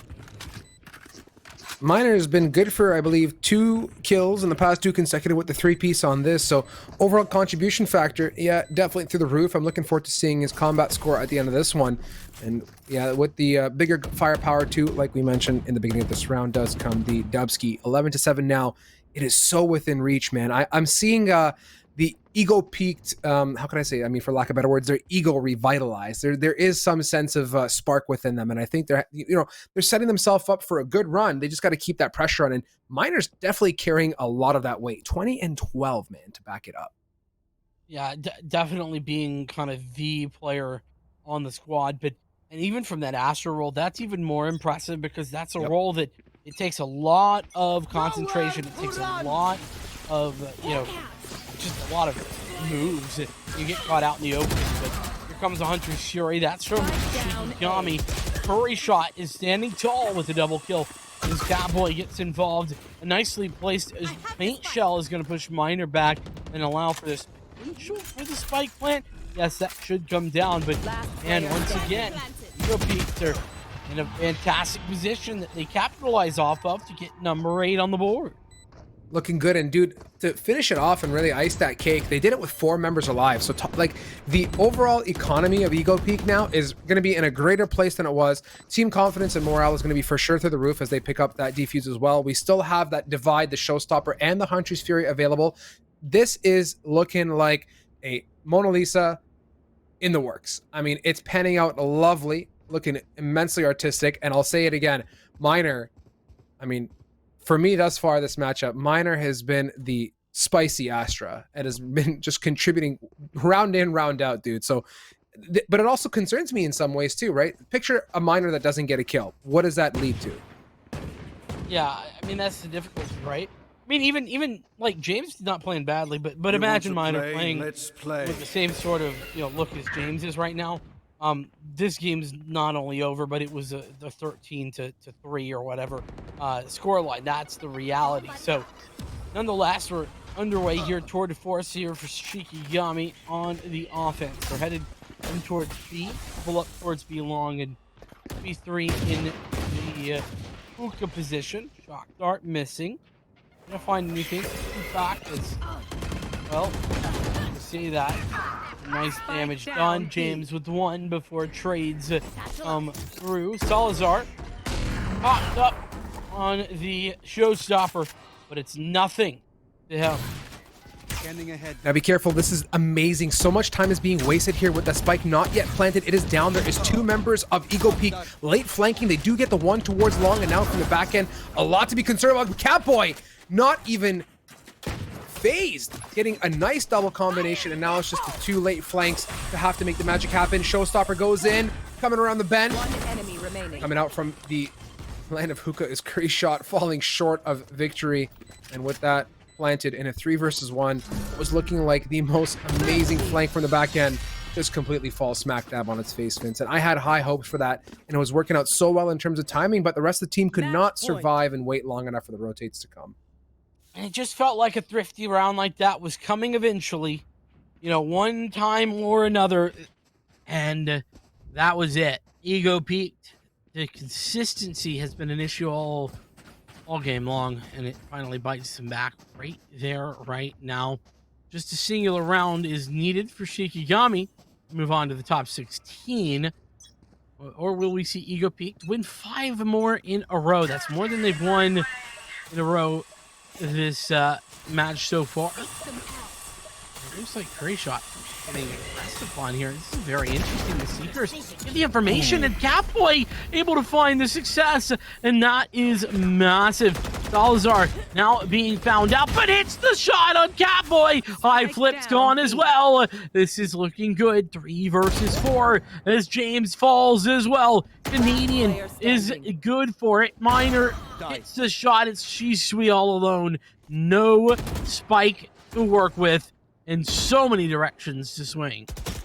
Shisui here has to be methodical and patient, and is, but I'm grateful. If Ego Peak started really doing what their team name says, Ego Peaking 1 by 1, that would have been an absolute gong show, knowing Shisui is very much capable of clapping faces. So they hold on steady, and what was looking very grim to begin with Catboy's little dance around towards Hookah, ended up working out marvelously. So a 3-round deficit, and it's actually enough to keep High Flip and Awakens kind of sitting in the backseat, warming the bench there with hardly any money to their name. And at this point, dude, there's still light, albeit it's a big climb, but it's there, and I'm feeling strong for Ego Peak. They just have to stay, like you said in the previous round, they have to be consistent and keep the pressure on. Shikigami have done a good job of picking up quite a few rifles in what is ultimately a save-ish round. They've got 3 of them, as well as the sheriffs. So this is technically an eco, but a very dangerous one, especially how the divide comes through. But Miner already finding a frag. That'll be good. He's been a menace in this position, continues to be a menace. Another triple kill. This man, he's literally born with triple kills in his blood. I don't know what to tell you. As Curry Shot, final 2 frags are his, and that's the cleanup double digits here for Ego Peak. It's such an interesting situation for Shikigami, right? They go towards B, they have mild success slash get clapped. They're like, okay, this isn't working. We're gonna go back to A. And shocker, Miner's at A at a 27 bomb right now, just locking it down that round with a 3-piece combination. So you're Shikigami, you're thinking to yourself, well, what do I do? Like, you please, somebody tell me. Like, I go one site, I get slapped by one, I go to the other one, and the rotates are already there, and I can't do a single thing about it. So it's a very troubling situation to be in. I think it's going to come down to working a slow, steady pick, getting numbers off the table early on, and then making a decision from there. You know, kind of let the round breathe a little bit. Don't get so aggressive right off the rip. No doubt. I mean, it was a coherent strategy they had last round, but here is a opening pick. That's something that you would like to see. It's high flip with the frag. Now, push coming out. Catboy over the top, making life hard for the players on the site, but Salazar wins the duel. Two-pack is good for it, and Shisui has found the return fire, but ultimately Shikigami walk away with the man advantage. And with the man advantage comes a chance at the Dubsky here, as they've left one lonesome chamber to watch towards Hookah, and it's a good cheeky peek as Salazar is trying to get aggressive and see what's happening, maybe rotate through mid, but the rest of the team now on this A site, planting that spike, planning for showers. So, but with the numbers that they have in a 3 versus 1, they're going to go ahead and diversify their positions, spread out, and see what they can make of it here as the El Frag Master Flex himself, Miner, coming through the spawn area. Hot in this seed here. It's do or die for them here at this point, Vincent. Miner needs another triple kill. Has done a phenomenal job at manufacturing those all game long. This is for all the marbles. Loss here is a loss on the match, and it's Awakens who finds Miner before things can even start to get interesting. So, with that, Shikigami to take the series, and this is how it started. That was the tone setter, that triple kill, and it only went downhill from there for Ego Peak. They almost made the comeback, but it was not meant to be. No, truly, and I will, really commend Ego Peak for the effort they put forth. I mean, that was really fronted by the side of Miner as well. Just clapping faces left, right, and center, 2-piece, 3-piece combinations, almost round in and round out. So a valiant attempt, but it's Shikigami's coherentness and your comment about consistency that really shone for me in that one. Yeah, but talking consistency, man, let me just give big props to Miner on the side of Ego Peaked. That guy absolutely wrecked everyone. And here's the example. Here's how you know that they played such a phenomenal game. Managed somehow to be the top scorer in the entire server, despite losing, especially that first half in such a dominant fashion.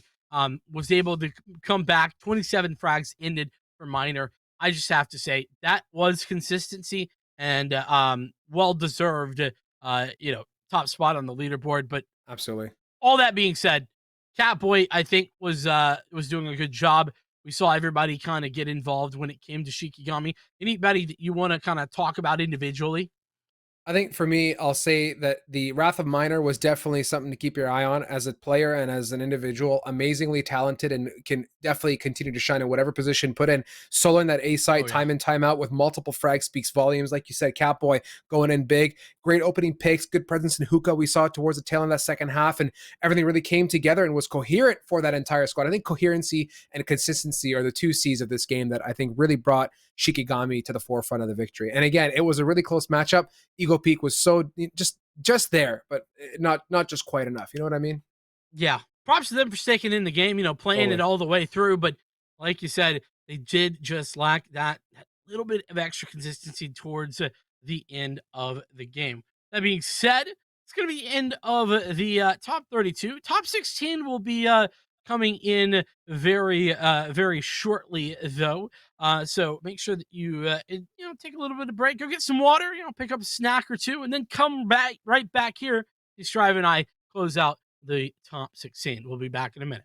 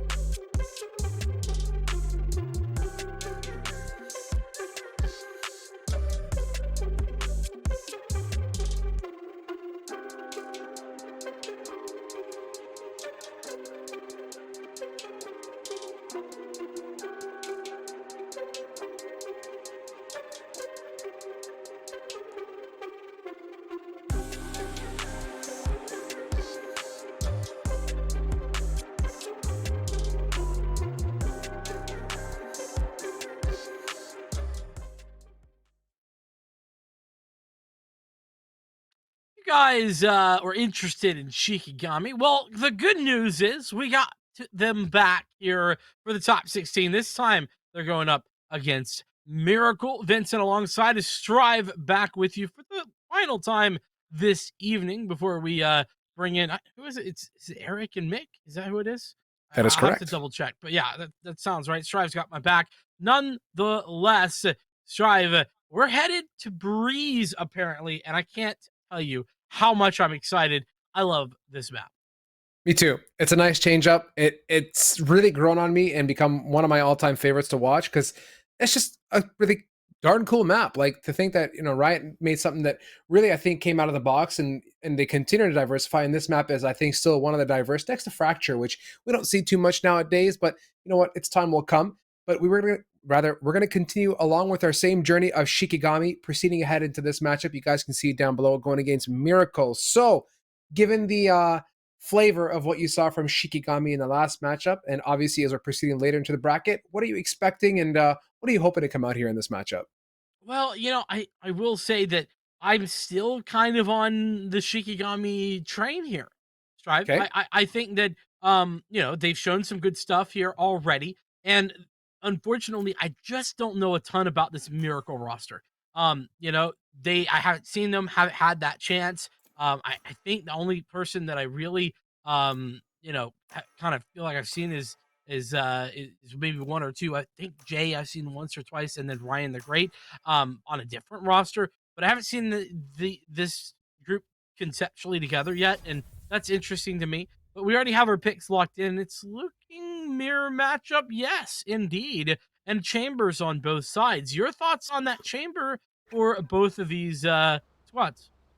I kind of sound like a broken record sometimes, I feel, because I'm like, wow, Chamber's so great on rotates on this map. And then it's like, well, yeah, obviously, because that's one of his major parts of his kit, right? Is that quick rotatability. So on this map, especially being one of the, I guess, quote unquote, longer range maps, you're playing a lot of longer angles, having that tour de force more than others, I think is a great thing to have. Like, no one's going to complain about having an op on demand, essentially, with an ultimate, especially when it costs so much. So let's see how they lean into it. On top of that, to further the point, it's Awakens on that Chamber again. So this is someone that definitely knows what they're doing, and it's a comfortable pick for a good reason. I'm looking forward to seeing how it comes out to be. Starting off on the attacker side is Shikigami, so they definitely put their foot down on attack in the previous matchup, going on Bind, and here now on Breeze. Hopefully they get a second chance at doing just that. Yeah, 84%, by the way. That's the pick rate for Chamber on this map during VCT. Well, so I think part of the reason that we're seeing this Chamber here and now the high flip doing some magical work there. Opening frag once again. High flip was pretty darn good at that in the last matchup and is traded at 5 versus 4 yet again. Indeed, and going ahead here, a bit of a pick and roll, moving on over with that opening. Gonna go ahead and shake and bake it over to B. They have a Viper up close and personal. Jay is there with the 2 pumping and dream. Shorty, gonna be good. Guiding light for the 1. for the 2 and actually doesn't need the full mag to get the initial kill, but Awakens comes around the bend. Hello! What? Knock knock! Oh, that's a shot. And a follow-up from Shisui as well. Oh, Shikigami. That's a lawn chair of a shot there, my friend. Absolute neck breaker as High Flip completely dismembers Divine with that follow-up. And with that, 3 members for Shikigami and a good rotate over to that A site yields them round number 1. This was well played from Jay. Would have been a little better if he was a bit more dedicated to getting away. Probably could have actually made the getaway. But that's always going to be difficult, and finding 2 for 1 is never a bad job on the pistol, especially. So, you can't be too disappointed if you are Jay or Miracle, for that matter. Unfortunately, Miracle do fall in that pistol round, and once again, we're seeing aggressive buys coming in from Shikigami. They have 3 rifles to work with, and not very many of these SMGs that we tend to see often on the north. Indeed, and with that, it's High Flip on the board for the 1. Tapping away, Divine in a bit of a tricky scenario as the door is open and Catboy is up there. Catboy, your raised player, now occupying the role of Jet, Awakened for the 1 and the 2 towards door. Love comes around, and unfortunately, it's a bit of an LMS situation here as they're going to go ahead and siege and completely overwhelm Love. That's Awakens with the 3-piece combo yet again. We proceed ahead for round 2 to Shikigami, but this is the round 3 buy here for Miracle. Shake off the old feathers here. This is the chance at a bit of an equalizer. Yes, it is. Though normally, in a bonus round is what we normally call it, Shikigami would be at a very big disadvantage here in the weapon department. But reality is they have pretty much the same guns, with the exception of Catboy, who is working just with the sheriff. So this could be a little bit tight for Miracle, and if it is, be looking at a very big back and forth. But it's not even the guns that get started, or at least not the rifles. It's the pistol of Catboy on the sheriff. Awakens now. He's looking many ways, but it's definitely not towards Love as the Guardian comes out on top. So far, equalization, definitely the flavor of this round. As Jay now up top. A bit of a pokey poke, but nothing too major here as we got a minute 10 on the clock and the tempo has been turned down a notch or 2. Looking around the board, bit of diversification. Some members going towards A site, some lurking more towards mid as they're kind of migrating patiently over. A lot of defensive firepower has shifted over to B as well, which leaves Awakens fully exposed. Or not, sorry, Awakens fully exposed. I apologize. A fully exposed with Chamber on there. Ryan now coming around the bend as well, guiding light towards mid. Doesn't end up where it wants to be, though. It was the old fakeroo. Yep. Catboy's going to have to find a good timing here. Might be doing just that as the plant goes down. No. Spike planted. Fine with 1. Gonna be denied, though, on the re-entry. So he's traded in James. Doing wonderful work, finding a double kill. Just love it. It's really making it difficult to pull forward, and it's actually, excuse me, High Flip who's doing the making it difficult, as Jay's the last one alive with that guiding light. Probably High Flip aware at this point of what's going down. Crossfire already set up, and James with the triple kill for Shikigami's to take that first big gun round away. Maybe I'm going to try and put my words together in a sentence, Vincent, and you can piece it together to follow up. But I just feel like Miracle's kind of just not all there. Like, they're getting picked off, and then they're just kind of, idling. Like, I don't see anything that's a decisive decision-making being done to, rotate here, rotate there. And then on the retakes, too, they're just, kind of in between neither here. I don't know how I can phrase it. It just doesn't feel like they're committing to anything off the go. You know what I mean? Cohesion. There's a lack of cohesion. Thank you. Yeah. Thank you. And I'm with you, though. Let me back up a bit and admit it's early, right? To give them some credit, maybe give them some options to get back in here. They have been smacked in the mouth by Shikigami very early into this one. And it's not easy, as we saw last game, for a team to come back when Shikigami does that early on. It's a pistol round, half bite, nothing really to write home about if you're Miracle. As you are probably praying for a miracle or two if you were to win this one. Nothing doing. It's going to be Love who's waiting here with a Bucky. Love just prowling. He's got to work through 4 members of Shikigami, which ain't going to be fun considering the gun doesn't lend itself too well to long-range fights. Guiding light. Love is like, wait a minute, this ain't gonna be great. Quick reaction time on the Trailblazer, but now they've fully revealed him. One and done, dash away, but can't make it out. Wasn't expecting him to do so either, as James is good to clean it up. So 4-0 here. Miracle still lacking that cohesion. You said, Vincent, I'll give you this. You're very good at keeping me in check. It is very early on. I don't want to be getting, out of place and speaking too soon. So let's give the Miracle Squad some time to regroup. And ideally, this gun round is going to be that chance. Love, not the greatest financially, probably going to pop that Blade Storm, but the rest of the team is equipped and ready to hopefully get into this game. Yeah, 100%, right? This is that chance, and with the Blade Storm, you could argue that's even better chance to kind of swap up the pace. Speaking of pace change, I guess you could call that a pace change as the Viper's pit is pulled here at B. That's just gonna add some additional security blankets to that area of the map and deny entry relatively easily. As halfway, wow, so fast, so quick in towards the site. That is going to be his death, though. As over the top, Love is taken out the wake, and Shisui all working together for victory. This has turned into a disaster.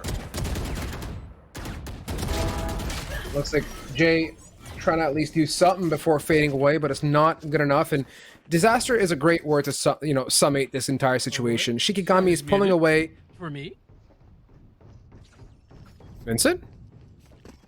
Oh, no, I'm muted for you. I apologize, but I'm definitely not muted, and the rest of the viewers could hear me. I apologize. I don't know how I butterfingered that one, but yeah, I was saying, all things said and done, it's disaster indeed, as Shikigami now has 5 consecutive rounds to their name, but more than that, it's just the momentum. Like, Breeze is a map where the defensive side is, at least for me in some cases, the more comfortable side, just because you're kind of in the driving seat of how these rounds pan out, but it doesn't seem like they have any control whatsoever in the situation. And with this, slow and steady default that Shikigami works, they just tear apart Miracle, piece by piece.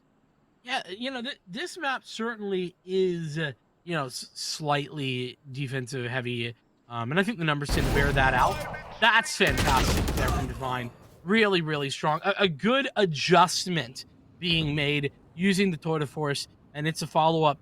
Double follow-up, in fact, as Shikigami are caught off guard and turned on their head. Just 2 left alive here at Shisui and James. Gonna have to try and figure something out. A couple kills to keep the money. Poor would be perfect, even at a loss. Shisui lurking around here, looking for some more picks. Spike getting picked up, and it's Divine with the Tour de Force active. You can see watching intently, peeking through, and that's a great pick. Shisui looking to recon dart. Gets it, but not without a death to follow. So now James and a Dream, 70 hit points. There's a wall, but Toxins are low, and that's going to drop in a moment here. There's rotates already here. Oh my goodness. Ooh.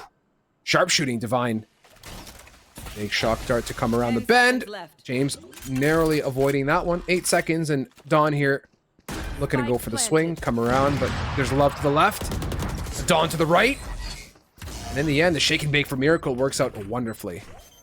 Though, let's, hey, listen, great win there for Miracle, but that was a 5 versus 2, and it ended in a 1v2.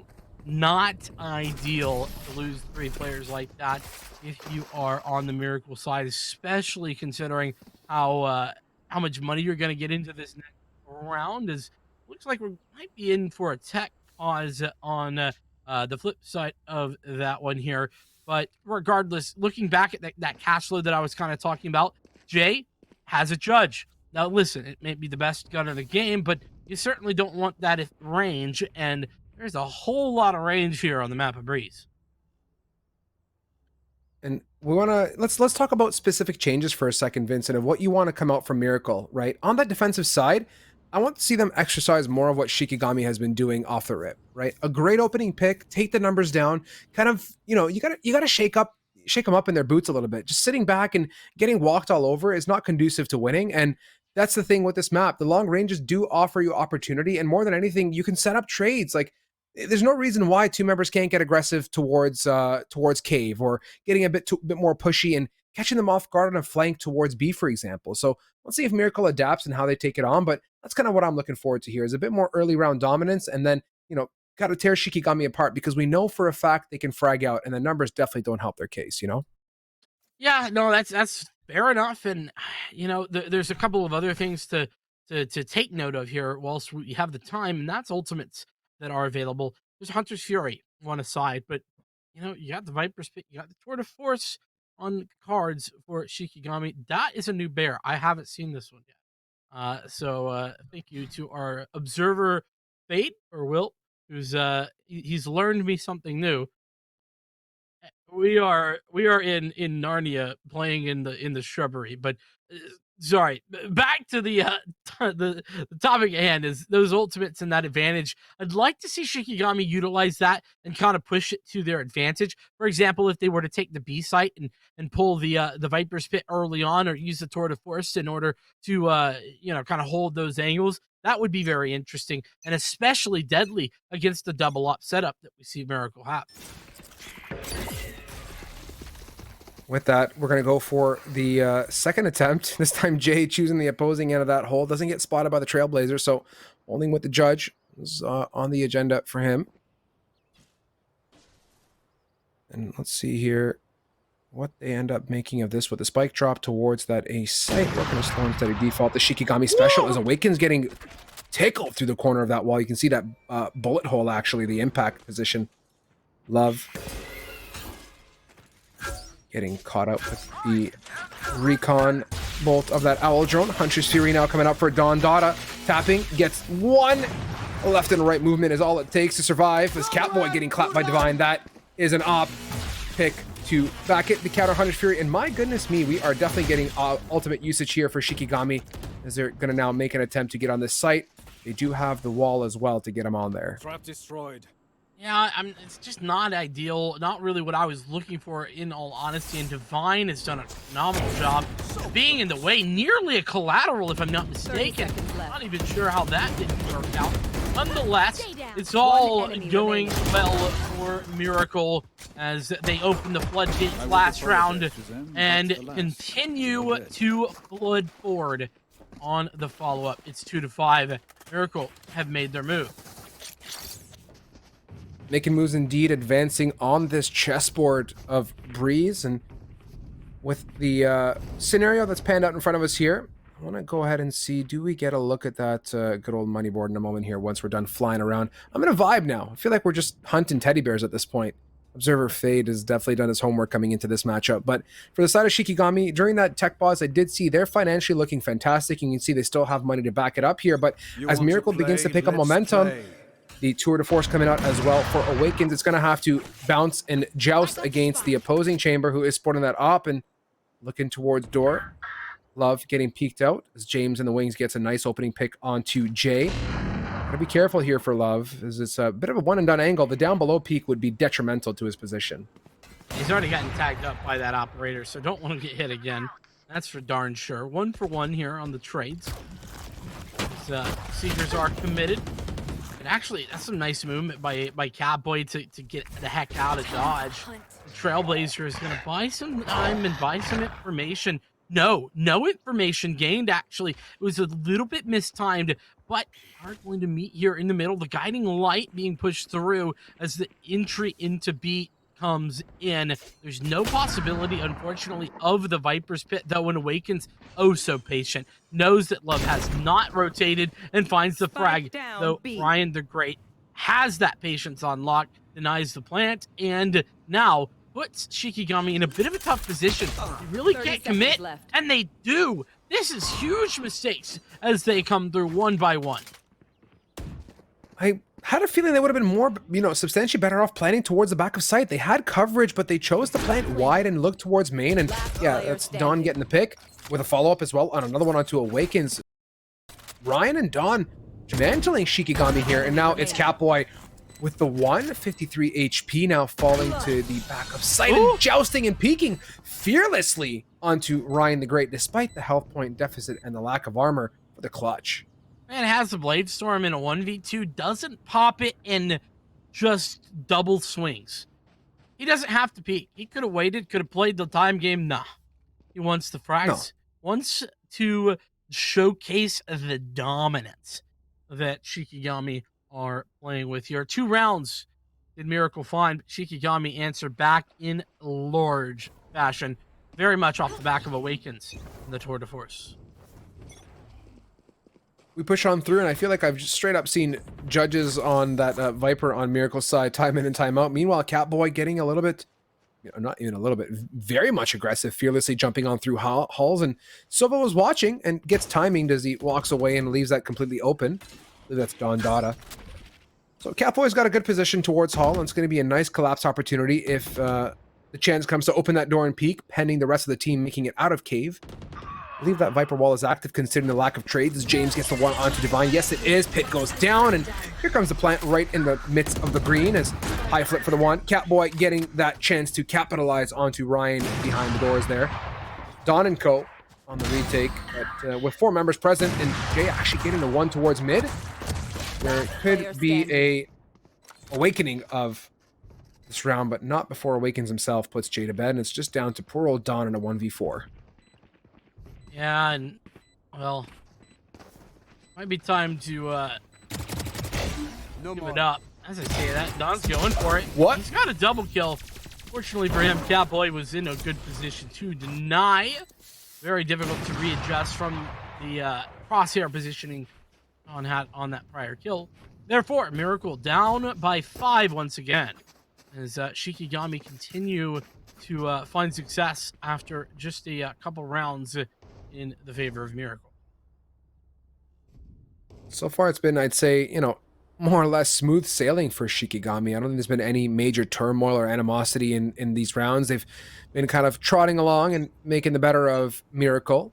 But the name, kind of like ego peaked, has me feeling this weird feeling inside that, yeah, there could be a Miracle here on the comeback once we switch it up. Breeze is one of those maps. It's in some cases map-sided, if that makes sense. Is Ryan the Great getting heavily aggressive towards middle? He's hungry for that gun on the ground, doesn't even bother checking anything as he migrates and gets domed by high flip. So we get back to a 4v3. Could have been a 4v4 had he not greedy pushed that gun there on the floor. Yeah, that's a bit of a rookie mistake right there. Should be knowing that's going on. Love trying desperately to fight back on the side is met with nothing but deadly force. As Nandada does get a trade, but he's headhunted by Awakens pretty much immediately thereafter. So Jay stuck alone. This time it's a 1v3, and does some tagging damage, but poor Jay has had the privilege of rotating into fully lost sights pretty darn often, unfortunately. The snowball effect continues as we're just tumbling down the hill at Mach 6, as scoreline now 8-2 as well. Meanwhile, Miracle somehow holding on for dear life in terms of the funds, and this is going to be a big round for them considering the loss on this would yield a full save scenario for the following, which is good for the buy for last opportunity. But again, are we past that tipping point yet, Vincent, in your eyes? Do we still see some light here for Miracle? Well, I mean, listen, there's always a possibility, and the craziest comeback I've ever seen happen on this map was, it was a 10-2 score line, but it's starting to look that way. And well, that opening swing there by Catboy and the Blade Storm is certainly not making that look any better. Catboy on the follow-up as well. I've got your Just trail. being an absolute menace. Jay absolutely menacing as well with that Odin, as you said yourself, as Ryan the Great with a follow-up. So we get right back to a 3v3. Seekers getting destroyed by Ryan, and they have some presence towards A and have kind of reclaimed it, but lo and behold, there isn't a single attacker in sight. They've managed to get their footing right on this B. As Awakens watching, does he flick and connect? No, but amazingly gets away unscathed as Chamber does so well. Big peek with the drone coming in. It tags, but does he get away to safety? Actually, yes. Nice to see. Awakens getting tagged up. Nice movement there. Now here comes that retake we're discussing. Ooh, that's a big sonar. Recon gives all the information. Awakens misses the shot, but hits the flick on the follow-up. Look for another one. This flick is missed. Shots are being fired. 2 versus 2. Tap on the spike. there just yet. One And enemy Awakens has remaining. been well known. Ryan being Last taken player out. standing. It's James who had the lineup and the headshot towards Jay. No time left. Miracle looks to save, and they do just that. Shikigami, another round in the Last books. round in the half. Could have been a whole different story with Awakens on the board for the follow-up pick there, which didn't connect the second flick.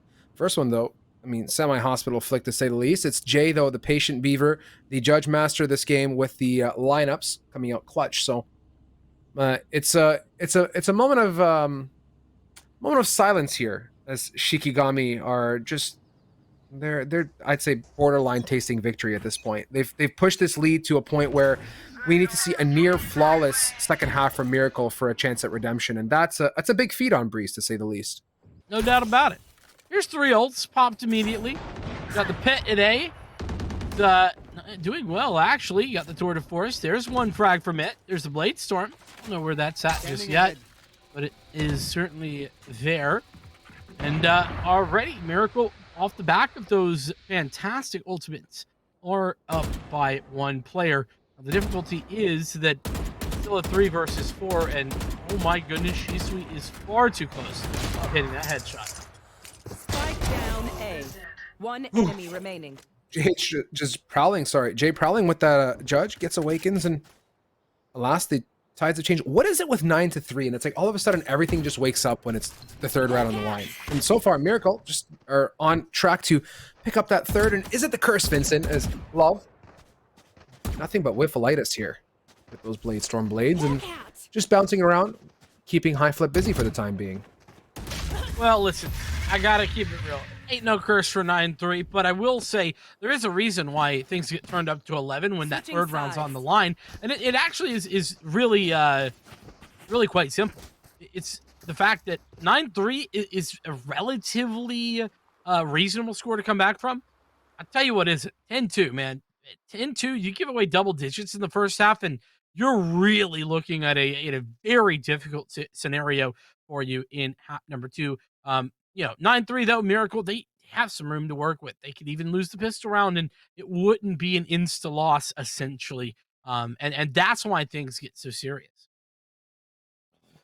I'm looking forward to it, man. Pistol round's going to set a great tempo and precedence for me, and I want to see what Miracle can do off the rip. Now that they're on the attacker side, they have a lot on the line, of course, but the fact that we're also on a mirror matchup doesn't necessarily help my case to say there's going to be anything unique or, I guess, differentiating between these two teams. But let's get into it, Vincent.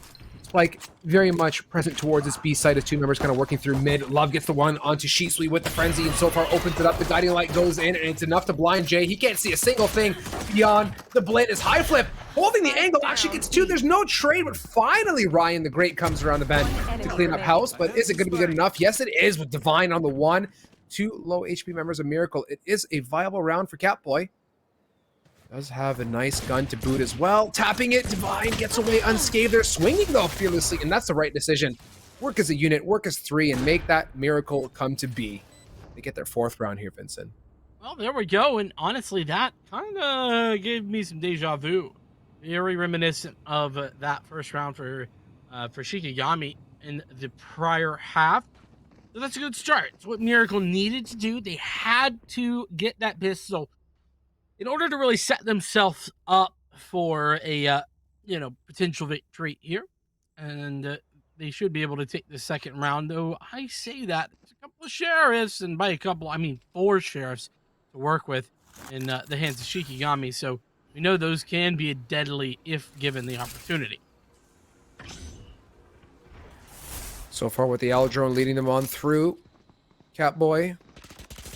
Here's an absolute stomp fest coming through. And Divine, my goodness me. Galactical shot there onto the jet. So far with the bigger guns and with the power of Divine, Dawn and Ryan get right on through into sight.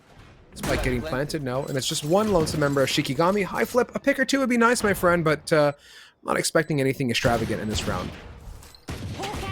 Doesn't do much, indeed. Already just down to that High Flip, like we said. And a flawless one. Miracle. I mean, hey, it's been a tough game up till this point, no doubt about it, but only a 4-round deficit at this point, and flawless victory in a round like that one is important for setting tone and really putting yourselves in a winning, in a potentially winning way, because you're going to have a very strong bonus round now, and you'll have the potential, if you lose the bonus round, to instantly buy back in for a full gun round. With the gun round in front of us here, this is the Shikigami special, as I like to call it. But for the opposing end of the spectrum, Miracles has definitely shown face in the pistol rounds, but they're going to have to maneuver very carefully here, and I definitely feel that in the air as Spike is kind of dropped down, but wait a minute. Let's just backtrack. Two members have actually found their way onto A. No Viper wall to back it up. Nice shot from Ryan the Great with the 1 and the 2, and that's the pick they wanted. Amazing job just kind of weaseling their way into that A site. Sight unseen for the most part. Divine comes around the bend to join the party, and it looks like it was all pre-orchestrated with the placement of that utility. Dawn is just going to be your certified lurker, sitting towards middle, letting Ryan do the majority of the weightlifting here, benching those 45s like it's nobody's business, as it's down to a 5 versus 2. Huge openings from Ryan, number 1. Number 2, talk about a round that sets yourself up for success. Oh my goodness, Ryan, give him the ace. He's on for it. And James is in position. No, he's going to deny it, but surely there's not too much left for James to find. Couple kills is already his. Love close in the direction, and actually a triple kill for James on the back end before Don Dada can stop the craziness. But the economy's healthy. It's fine. Miracle, they're not worried about those kills. And you can see, I mean, $4,800 there for Divine is the only one yet to purchase. The Shikigami, talking a save round here and a follow-up, one more round, gun round loss, and we're looking at a potential tied game. That's how close this has suddenly become. I love it, man. This is Breeze time in and time out. When you switch it up and you get to this point, you start asking yourself, well, okay, the tides have definitely changed. Now, what's Shikigami going to do, right? They're getting mauled, to say the least. And Catboy, that's a choice. But Divine is posted up. Ryan is, yet again, doing what Ryan does best, getting a pick before joining the rest of the squad. You can see towards Halls, Chambers getting situated to come around for the flank, but I'm sure they're going to have that covered, especially with Ryan coming around the back end. Viper is also there. Shisui, though, gets the 1. It's good for a peep out of the depths of the tunnels, but with the spike planted and taken away, it's going to be a tough hill to climb for Shikigami considering their current situation. Well, I mean, not only that, but weaponry and everything else. That's what I'm referring to. Well, I mean, they were down a player as well, It was bad on all counts, put it that way. Used to be good for a frag, but I guess the good news there, a couple of frags go your way, and there's no more Tour de Force to contend with. Only going to be Don Dada with the Hunter's Fury. Shikigami have very little to work with on their own, and this is, remember when we talked about sort of a key round, 4th round, or rather, I should say more aptly, 2nd gun round of the half, being a big turning point in the last half and Miracle losing it out. This is the same for Shikigami. They really need to pick this one up. So far, the, methodical play of Miracle has just been great. And they've had amazing success at that A site. And I think that's going to be part of the driving factor into the next couple rounds here. They don't want to necessarily exploit the same thing over and over again, and rightfully so, because if you look at the minimap right now, Shikigami has shifted basically 3 members to cover that site, knowing very well just how detrimental it's been to their success. But high flip now, Trailblazer coming out, forces his position in his hands to be shown, and now he's pinned completely. He's got to be careful now, because there could be mid-presence, which would be trouble to get out from the other end, and meanwhile, Dada and Ryan are just waiting patiently to see what they can make of it. High flip, those swings, my goodness me. Awakens follows up with 1 onto Love. Before Divine has a bit of a full stop onto Shisui. Huge back and forth immediately off the gate. I'm very surprised with high flip decision there, just to go big and swing. Yeah, I mean, listen, I guess that makes some sense. I do think it's a fair decision, but I honestly think what's really lucky is that, well, the fact that we saw the Viper spin just be down entirely and it not be sort of punished is a little bit crazy, if you ask me. Nonetheless, here we are. It's 2 versus 4. Fury's still in the cards, remaining. but it's Catboy through the Spike down smoke. A. No more Hunter's Fury as Catboy denies 1 and 2 on Miracle. It's double digits for Shikigami. And I set it up before this round, but I'll say it one more time. That was must win, and win they did. Shikigami in position now to try and actually start closing this one down. Catboy's decision to come out that wall was the best thing Catboy could have done. Obviously, the patience was great. Heard a lot of activity towards the back corner of sight and swung with it. Lingering that Viper wall just completely deteriorates your hit points and is not conducive to success. So that's the Shikigami that I'm used to seeing. The decisive and powerful head fragging squad that they are. So 10-7, like you said, Vincent, is the scoreline now. You can see Miracle have kind of changed pace a bit too. Not looking to lurk towards B, knowing very well that they got a bit of a slapping, to say the least, from that area of the map. As Awakens holding a great angle, gets the one. As Divine responds, and right back and forth we go. Recon Dart is in, the wall is up, and looks like they're going back to their tried and tested solution of this A site yet again. Fair enough. If it ain't broke, don't fix it. That is saying that I like to come back to. Divine put himself away, and James had no clue whatsoever until that shot rang out. It's now 4 versus 3. There's tour de force and Awakens. He's coming in, and he's already got another frag.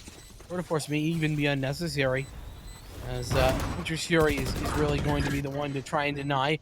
2 kills, one from Jay, who's pulled the snake bite, and one from Dondada. But it's going to be Jay denied. Dondada still has that Hunter's Fury, and that's so key, but is it enough? The answer is yes, it absolutely is. Stick on the defuse. Catboy has to do it. There's just enough time. 0.52 seconds to spare. And it's a question mark. Should Dondada have put away that Hunter's Fury after denying the initial diffuser? And the answer is probably not. Couldn't confirm the round. That's one of those things I'm gonna have to disagree with you in a way, Vincent. Like, putting that Hunter's Fury away, I think was a right play. I think they're, given how, you know, the pace at which the second and third charge would have come out, would have potentially left enough time for the defuse, I think. I mean, but again, I don't know. I think when he put it away, in my head, I'm like, wait, great decision. Like, he knows he got the one. There's no point in trying to dance around here and be cheeky with it, because he could be getting pushed and a bunch of other things. So I just wish that Don went full aggressive and peaked it, knowing very well that it probably could have been half. But you know what? That might have been the missing piece of the formula, was that half defuses. Divine definitely lining up that equation for the headshot with Ryan to back him up with the one of the two. Ryan has been such a force this game, getting 2 picks so far. James has to be the savior, but he can only find 1 frag. Solo on to Awakens, who's got a tour de force, I guess, but is it going to be useful here? I'm not so sure. Love, this is a good off angle from Love. Awakens has no idea where anyone's at, no map control whatsoever. He's literally in the spawn. He's where you buy guns. And Love puts it to Awakens and shuts that round down. It's still a relatively close game here after that 4-round spurt at the beginning of the second half. But Yami are just 1 step away from match point. Oh boy, this is panning out to be Breeze at its finest. I mean, you look at, you try and dissect the vibe, the plays in the situation ahead of us, and it's really nothing that I can, put one finger on and say, yeah, that's the crutch. Except, looking at this round in front of us now, the biggest crutch is going to be the current financial situation on Shikigami. They're down in terms of weaponry, and Divine says, yeah, I'm going to go ahead and capitalize. No harm in getting an aggro for a great opening pick. Jay leads the crew in with the wall in the Viper's pit, and they're good to go ahead and plant. Meanwhile, though, Catboy choosing to pop that Blade Storm on the save round, which is a choice, but let's see. Actually, no, I lied. On their buy round. What am I saying? They're going to go for it here. Catboy coming in for the retake for the opportunity to equalize. 21 HP. Not a lot of health to work with. How's just 1, obviously, with the decay. Do their best use, misses all the shots, and well, whilst those shots are being missed, everyone else falls. Shikigami are down once more, and it's 9-11. Round 20 was just going through. It's round 21, and you gotta say, Shikigami do feel like they are right on the cusp, but just not able to come over that line. No, and I'm going to correct myself because I actually didn't get my point across in the last round. That was the save round, and Catboy chose to pop that Blade Storm. Was it the right decision? I don't know. I don't even know how Catboy survived for as long as he did towards the tail end of that round inside the pit. So now you're down a Blade Storm. You definitely don't got the round in your back pocket. You've bought, which is a huge investment, and actually, okay, hold on, backtrack. Connection for Catboy, so redemption, but is it going to be... Was that Blade Storm the right decision? Like, could that have been conserved for a later point in time, you know, knowing that this could have gone completely sideways? And my goodness me, I might as well just, you know, pack my tongue up and go home, Vincent, because so far, Catboy is definitely you know, putting a bit of a stop to Miracle's push. Well, I'll tell you this, right? Mistake, not a mistake, I ain't got a clue. But what I do know is that regardless of that answer, he's doing a really good job of just making this round matter. And this is the round, it's the gun round that matters the very most. 2 kills, that is a certainly big nail straight into the coffin of Miracle. Potential here for match point. And he's already there's already now confirmation by Shisui right there that there's 2 players pushing in through the tube awakens. He gets taken hit by a headshot. The Catboy's ready and waiting. A triple kill for him as Shisui comes back for more. That operator, Jay, doesn't want to give it away. They picked up the rifle. And Miracle, well, they're going to need a miracle at this point. They want to win this one. I'm just going to go ahead and say, Jay, first of all, sharp shooting onto Shisui. Shisui's patience towards Halls was just astronomical. Jay here, coming around for the one. Actually, 13 seconds, and what the...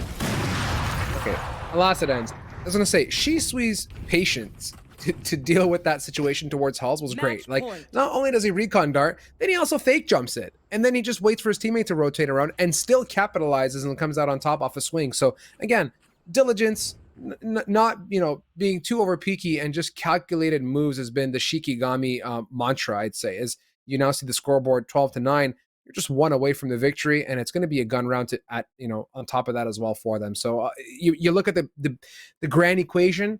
I think all things said and done, they've definitely solved this puzzle, at least to this point. You want to play? Let's play. 3-round deficit for Miracle. They need them all right now in a row in order to send us to overtime. Be a big ask is indeed. Guiding Light comes in towards middle to push players back a bit. They've failed today. The operator over there was really the end of the line of their success. But look, ain't nobody home when it comes to the A side for Shikigami. They have everybody stacked towards B, or I should say all but one. One player is at A, but Shisui's pulled the Hunter's Fury, put up a gun and a frag. As Divine, he knows it, he sees it, but he's not got the connection. Now they're aware, and it's looking like it's all over. Jay, once again, has to pull it off. 1v5 this time for the ace, and he's got a whole lot to work with, but nothing to do. Shikigami, 13-9 is the final score. As we go through some of these replays, some of the highlights of Jay and Co. early on, followed up by Divine. I mean, this whole team as a squad, the Miracle team, definitely had some footing. I mean, it was a huge battle on the second switch, but again, like you said, it's the cohesive and calculated Shikigami that is going to be an eye to, you know, a team to keep an eye on proceeding ahead into this matchup. You know, I don't know if you feel the same way about me, but having seen them in the previous matchup and now, I think we really built a great storyline of the Shikigami team and what they're here to accomplish. And that's just clean, quality gameplay. Yeah, no doubt. I mean, and when you first asked me, hey, what do you think of this Shikigami team? Well, my answer was that they've been playing at a bit of a higher level. You know, they've been unfortunately taking some pretty big losses because, in all honesty, they're playing teams that are just a little bit better than them, or in some cases, a whole lot better than them in that tier 2 kind of area. This more kind of that tier 3 kind of situation. And because of that, I really was hoping they'd come out and set tone, show that they are contenders at this and higher levels, and play up to that. So I think that they did in a lot of ways in this matchup, but Miracle absolutely pushed them. And I think that there was a little bit of difficulty closing out right there that probably shouldn't have existed. I'd say so, and I think Shikigami is going to have their work cut out for them. So we've seen them on Bind now. We've seen them on Breeze. As we proceed ahead into the bracket, assuming we do follow them through this saga, I'm looking forward to seeing what they choose to get onto next, because if we get all flavors of the day, I think it speaks to your initial hunch. 2 games ago when you said, I'm kind of feeling Shikigami. I'm like, all right, you know what? I'm with you. I'm in your shadows here, Vincent. Let's see where it pans out. So far, 2 maps, 2 for 2, looking pretty strong. And yeah, I'll be watching for the rest of this series after we switch some faces up here. But I think before we do that, let's go ahead and take this time one more time to remind our viewers to please check out the socials, guys. Be sure to join our Twitter. There's ample memes and goodness, along with some useful information, depending on how Ben feels that day. But mostly, it's good, useful information. Mostly. Discord is a great place to get involved with us too. Often you can come hang out with the crew, and we're in here either casting, and the TOs are also in a channel. So not only that, but we also have giveaways and fun things that happen on the odd occasion. The Country Club membership, those that have stuck through since the first matchup. Don't forget, guys, priority seating and entry into our weekly events, and they do fill up quickly, breaking 100 signups. And when we have those smaller brackets, it's kind of nice to get priority positioning. So $10, 3 months for the price of one. One of your team members has to hold it, and you guys get a priority position for that. And I have to remind our viewers, because I'm wearing mine, and this ain't that kind of stream, so I'm not going to show my feet, but GLG socks are hot on the menu. They keep your tootsies warm, especially if you live in the cold Canadian winter like I do. So be sure, guys, !socks in chat if you want to sport some GLG purple goodness on your feet. Absolutely. And with that, unfortunately, myself and Strive, I'm going to say goodbye. But the good news is you're not going to be left alone. You're going to have Eric and Mick, an absolutely entertaining duo, coming in on the flip side here for what should be the quarterfinals, if I'm not mistaken. So make sure to tune into that. And we'll be taking a short little break. So come back to that in just a few.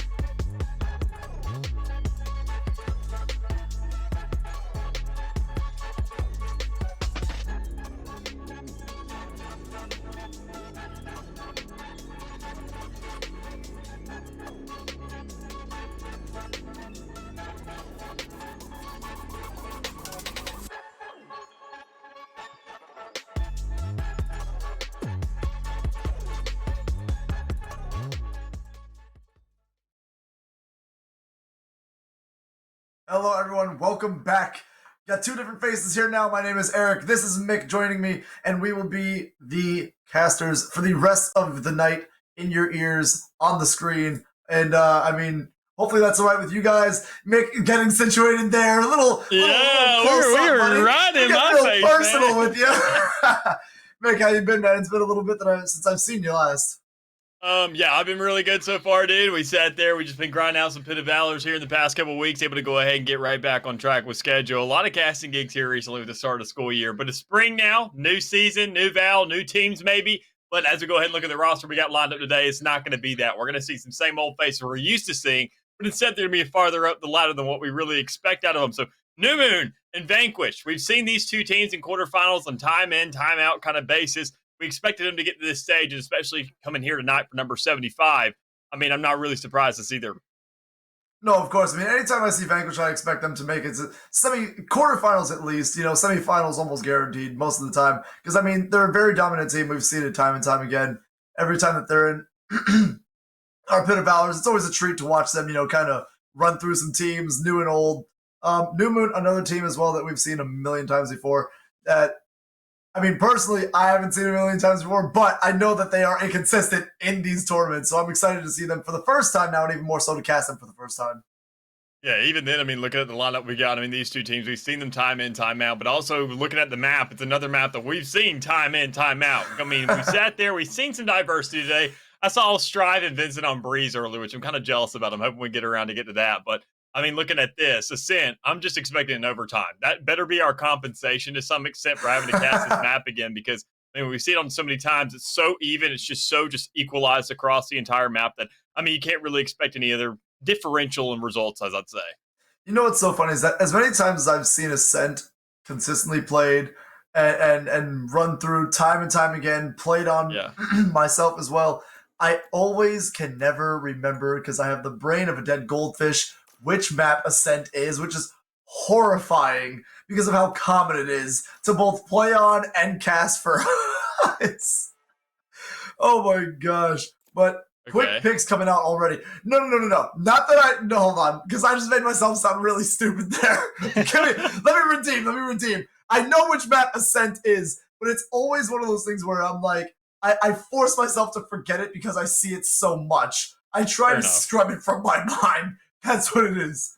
But okay, that's a little better comparison. But I mean, we're just gonna go away from you trying to figure out where we are and what we're doing right now, and instead we're just gonna be able to look at the rosters that we already have provided to us. Because I mean, obviously we know a lot of these names that are presented to us. I mean, we see the likes of Polkin again. We see Aikse. We see Ripper. I mean, Alvarez. So many familiar names, but even then, I mean, the comps are going to be just as equally familiar. We're not seeing a Chamber introduced this time around, sadly enough. Instead, we do see KO. So I feel like that's going to be the one change that we're going to see in this match provided to us looking at the lineups for each team, because otherwise it looks like these defenders, so with Polkin in the squad, you got the Astra, you got the KJ, you got the Sova, the Jet, and the Sky. The Sky can be switched up for a Rain every here and there, maybe another Initiator or some kind of duelist, but I mean, besides, it's just really the comp that you're going to go time in and time out, because it's just same old. It's the tried and true, and it seems to work 9 times out of 10. Of course. I mean, if it ain't broke, don't fix it, you know? Yeah. But, I mean, I'm excited. I mean, realistically, man, both these teams are going to give us a show here. I mean, they did not make it all the way 2 quarters for no reason. These teams have been fighting all day so far. 3 rounds, you know, single elimination all the way through. This is not always a free walk all the way to finals, you know, for some of these teams. You know, there's always the random factor that you never know who you're going to face on the way to the top, you know. And so it could be the number 1 team that you're going against in the whole bracket, or it could just be another walk in the park for you and your 4 best friends. You just never know, and that's the best part about these tournaments. And I feel that you know, you're kind of going in there blind. Yeah, and even then, I'm just more excited to kind of see the other side of the bracket. I mean, I saw we were following Shikigami there for a long while, who was able to pull it out there in that last map as well. So I'm probably going to go ahead and see them in the semifinals here soon, or even the grands if they really get around to that stage. And looking at how powerful they've been tonight, I don't doubt for them to get to that stage. It all starts here, though, at least in this matchup on the pistol round. Round one right here. A lot of aggression there in the middle of the map from Vanquish, trying to go ahead and get some over-antsiness. But is it exchanged for some kills? No. Instead, we're going to see New Moon find their first blood, try to find a second. There you go. Back and forth, back and forth. We find ourselves at a 3v3. Vanquish not looking too healthy, but New Moon doesn't have nearly as many players. Of course, I mean, now it's a 3v2 with Alvarez. Alvar, jeez. Yep, you know, we're going to skip it. He's dead. Doesn't matter. But now Napkin trading, but Polkin grabbing him as well. It is now a 1 versus 1. And Spook not looking too hot here with only 14 health left. That is 1 hot shot away from a goodbye and a round over. 55 seconds remaining. And Spook is going to pop this spike down. And now this is going to be the corner peek coming from Polkin as he's going to hold off, take a little time, reset, and now they're both going to come face to face, and Polkin's going to take him right out of there. And that is round 1 down and in the pocket of Vanquish. There's some potential there for Spook to really go ahead and pull that out. He just go ahead to play a little bit more passive, to just go ahead, not get over antsy, not get too far ahead of himself, and don't really trip over those shoelaces because, I mean, he found themselves checking a lot of corners, just trying to push out the site, and obviously his pistol round, you're not really too concerned about that. Only problem is the follow-up. You see there, you see him force here from the side of old Vanquish, able to go ahead and get themselves a Vandal and a Bulldog. So, I mean, these players, these initiators, I mean, these guys who were supposed to be on the, you know, entry side on the offense, instead looking to go ahead and double things down on the defense and find themselves being just as powerful of tools for their entirety of the team. But even then, I see the Vandals going to go ahead and be scrapped a little bit. I like the idea. Make sure not to go ahead and have too many weapons out and about, because if Newman finds himself grabbing a couple of kills, they're going to be set up extremely well for the rest of the map. So, as you can already see, a little bit of bomb movement towards that B site, or A, excuse me, as we find ourselves just looking for some shots onto Alvarez, and that is going to be a fairly equal trade there until Polkin finds 2 as well. Looking for a 3rd and a 4th as the rest of the team is also following through. Right, and an immediate 3v2 coming out really early in this round. Napkin finding 1 trade-off to take 1 more member off the side of Vanquish, so it's not a 4v2. Makes it a little easier for them, as an ult orb is going to be picked up for Napkin, trying to get that baby cage going potentially next round, or this round if he gets 2 of his own, just to, you know, zone out the 3rd. But we're going to see a rotate here now through mid from the side of New Moon to potentially be, or to kind of psych them out, go through guard and hit A. Even then, you got to go ahead and just avoid so much utility in the meantime. If you go over towards B, KJ is going to sniff you out. They're going to know you're there. With that turret placed there towards the center, right there on market, you're going to know who's there. You're going to go ahead and get that call as well towards B main, but it's not going to matter. You're already going to get sniffed out. Polkin's going to find his 3rd. Axie's going to find 1 as well with that Bulldog. We're going to see Vanquish, 3 men healthy, moving into the 3rd round as they found themselves a 2nd. Yep, and well, we're seeing something that's very common here in these rounds, where you usually win the 1st, you win the 2nd, and the 3rd round, you know, kind of you have the power swing of the guns. I talk about it almost every time that I'm on this casting desk, that these first 2 rounds usually go to the one team that claims the 1st, right? And then the 3rd round usually kind of swings around to the team that lost both first rounds, and then the 4th round we'll see what really happens. But that's not always guaranteed, as we've seen time and time again, but it is a consistent thing that we do see every other, more so Pit of Valor that we're hosting here. Yeah, I'm loving this default here from the likes of New Moon. Already going ahead, getting themselves across the map, getting 2 players there in the middle, having that spike still allocated backwards, and Polkin just looking for that first frag, looking for a face to go ahead and tick. And you do see him grab a couple shots there onto the other Astra, but you're not going to find enough to really shut down Beast. So, I mean, just allocating that utility across the map, getting as much of an idea as you can, finding where your team can really break a site, really make a move. And I think they're going to be going for this B, because you can already see so many in the middle. You already see Jet right there towards that B site. And Astra doesn't exactly have to be on site with the rest of her team to really create some relevancy. I mean, she can be wherever she wants so long as that utility goes down and can really make an impact. But with Spook going up that knife, trying to get some intel, not able to get enough yet, Vulcan may be in the perfect position to go ahead and shove up onto Sufu, but you're not going to see that move, and so you're going to see the recon drone go right past with absolutely no intel giving you think it's clear. Can you find the shots? And there you go, Polkin with the opener, now making it a 5v4, looking pretty good here. Ripper with 1 as well on that Sheriff. This is a round turnaround that we did not expect just yet. 2 rifles are down for the likes of New Moon with 2 players behind them. And as I said, it's not always guaranteed that the first 2 rounds get given to the third round. Or no, I'm sorry. It's not a guarantee that the first 2 rounds give the third one to the opposing team. As we're seeing now, as Spook claims 3 of his own, actually might be exactly what we were saying, or what I was saying earlier. I might be eating my own words after defending myself and backpedaling here. Even then, I mean, just looking at the play that's going to have to come out, Polkin already having that ultimate in hand. It all comes down to whether or not you can have the reach, whether or not you can know where the swings are going to come from, because now this is a 50-50. You have a Phantom in hand. You obviously have the advantage, and even then, that's a great way to go ahead and shut down that Nano Swarm. Just go ahead, play on the edge, look for the swing, and find the kill. Polkin with the third. Vanquish, this is the round we thought they were going to go ahead and be shut down at least for once, but New Moon, apparently those weapons are enough to give them a round yet, because Vanquish sitting on a third, and Polkin being alive for all 3 of them, saying, I'm getting myself some free upgrades. So, as I was saying towards the end of that round, or attempting to say towards the end of that round, is that we are seeing the 3 rounds go straight to Vanquish. Those first 2 rounds not being, swung in favor of New Moon on this third one. But, it is not to count them out just yet. That is just a little mishap, little hiccup early on in the rounds. But with this... Oh no, with this Odin in hand of Axie, I'm a little concerned. As we've seen it time and time again, what that Odin does. It go brr.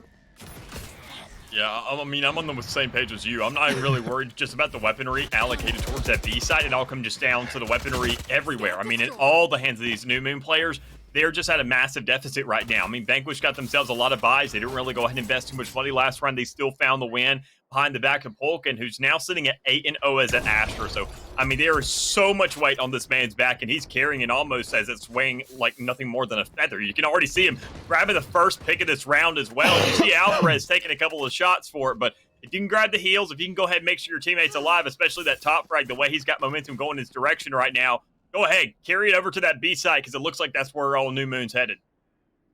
Yeah, this is going to be a huge rotate coming out from, or more so a push now through Garage onto this B site. B's going to be checking these corners, and you only have Axie over here as well as... It's all you need, though. It's all you need, though. Axie spraying right through the smoke, grabbing 2 immediately, but getting taken out by Beast himself. Polkin grabbing another trade, and Dadson grabbing the last kill. That is 4-0 right now for Vanquish. Axie just spraying through that Astro smoke and not letting anyone progress through the Garage. My God, well played by him. Yeah, that's one of those times where things become a real big problem for New Moon right now. I mean, looking at the stance for 4-0, it's not really too far of a game just yet, because you're not even halfway through the first half. But I mean, now sitting where you bought yourself rifles, you go ahead, you make the trade to the next round, and we weren't really expecting them to win that last one, but even then, for as many players to die as quickly as they did, just kind of going into that rush, they just don't have a plan on these budget rounds. I think that's a read that they're not really expecting, that they haven't really thought too much of. But now with the ultimate coming out, enough weaponry there to really back it up. Alvarez finds one, Spook finds one as well. If he can shoot through that smoke and grab Polkin, it's not going to matter, though, because, I mean, honestly, when you find yourself sitting at, like, what, 10-0 now at this stage in the game, you're not really too concerned about things. You just got to go ahead, read that Nano Swarm, find the shots on the Spook once again. It doesn't matter if you get picked up. He's going to knock you down once again. Having the intel around the map, Gadsden's going to come up from the back, find that baby catch to go ahead and throw down, and New Moon is now down to 1 player, and that's going to be Beast all by his lonesome, trying to push in, trying to get some kind of intel. Does shut down the monster that's Polkin, but are you ready for the defuse and for the swing from Ripper? No, sir, you're not. That's going to be Vanquish finding themselves a fit. Wow, and just like that, 5 rounds up and down. It's been only a few minutes, and these boys on the Vanquish side are just running through New Moon right now. It is it's a little sad to see, you know, especially this far into the tournament. And as I'm saying this, they are going to take a timeout. New Moon's going to recoup, regroup, reuse, recycle, but they're going to make sure that they are getting their ideas together, their thoughts, you know, cleared, so they can play these next few rounds out and not drop as they're doing so far. And I'm not really too sure about this call. I mean, I understand right now while it's sitting at 5-0, but I mean, overall, you got to look at the buys this time around. New Moon doesn't have very much weaponry to be dealing with. This entire round could be used as some kind of a timeout for him, but instead they just opt to use the one that's given to him in the game.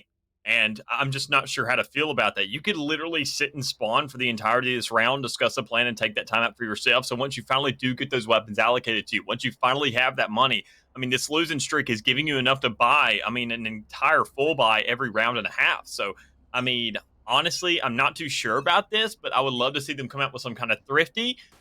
Biggest problem is Vulcan is now in this game. He's got his headset on. He's got it duct taped to his head, and he's absolutely just zoned in on this. I mean, this man has had a fresh whiff of ammonia before walking into this lobby, and I don't blame the way he's playing with it right now. Only thing is you got 3 more ultimates beside his to be working with. You got those Seekers. You have the Hunter's Fury there for some kind of counter once you do start to look at that plant. And even then, the baby cage is at their disposal as well. So Vanquish, they're going to have to really just sit back while New Moon, they just got to make a play. Oh, man.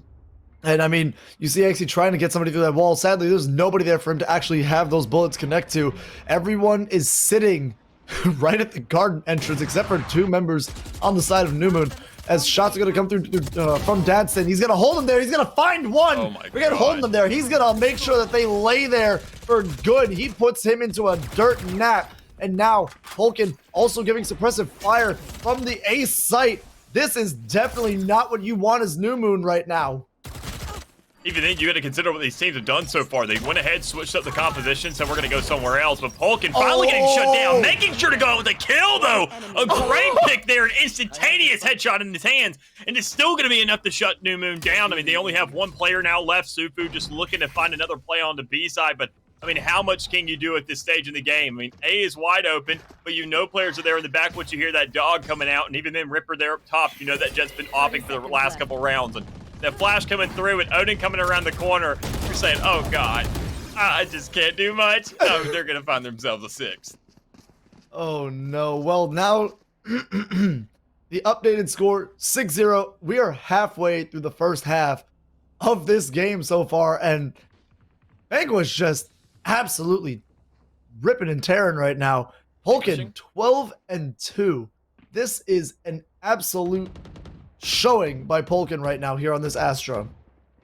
I mean, I couldn't agree anymore. And I love the way that Vanquish is making these adaptation stills. I mean, even though they're so far ahead right now, they're not really too concerned about just letting things up. They're keeping it consistent, switching things up every single round. I mean, look at Dadston in that last round. I mean, KJ usually sits over towards that B site alongside your Sova and just makes the most of that utility. Instead, we saw Dadston go there towards Garden, find themselves on that catwalk towards the middle of the map. A completely different setup that we didn't see coming, and that Nanoswarm was a perfect way to just slow the game down, find a first pick, and really give yourself the odds to your favor. So, I mean, the way they're switching things up, the way they're getting the pressure on the map, they have themselves a buy round now. They're just trying to find that first pick, and there it is. Ripper cutting off Spook.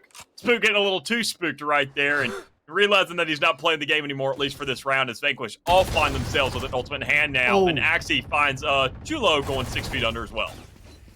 Oh, no.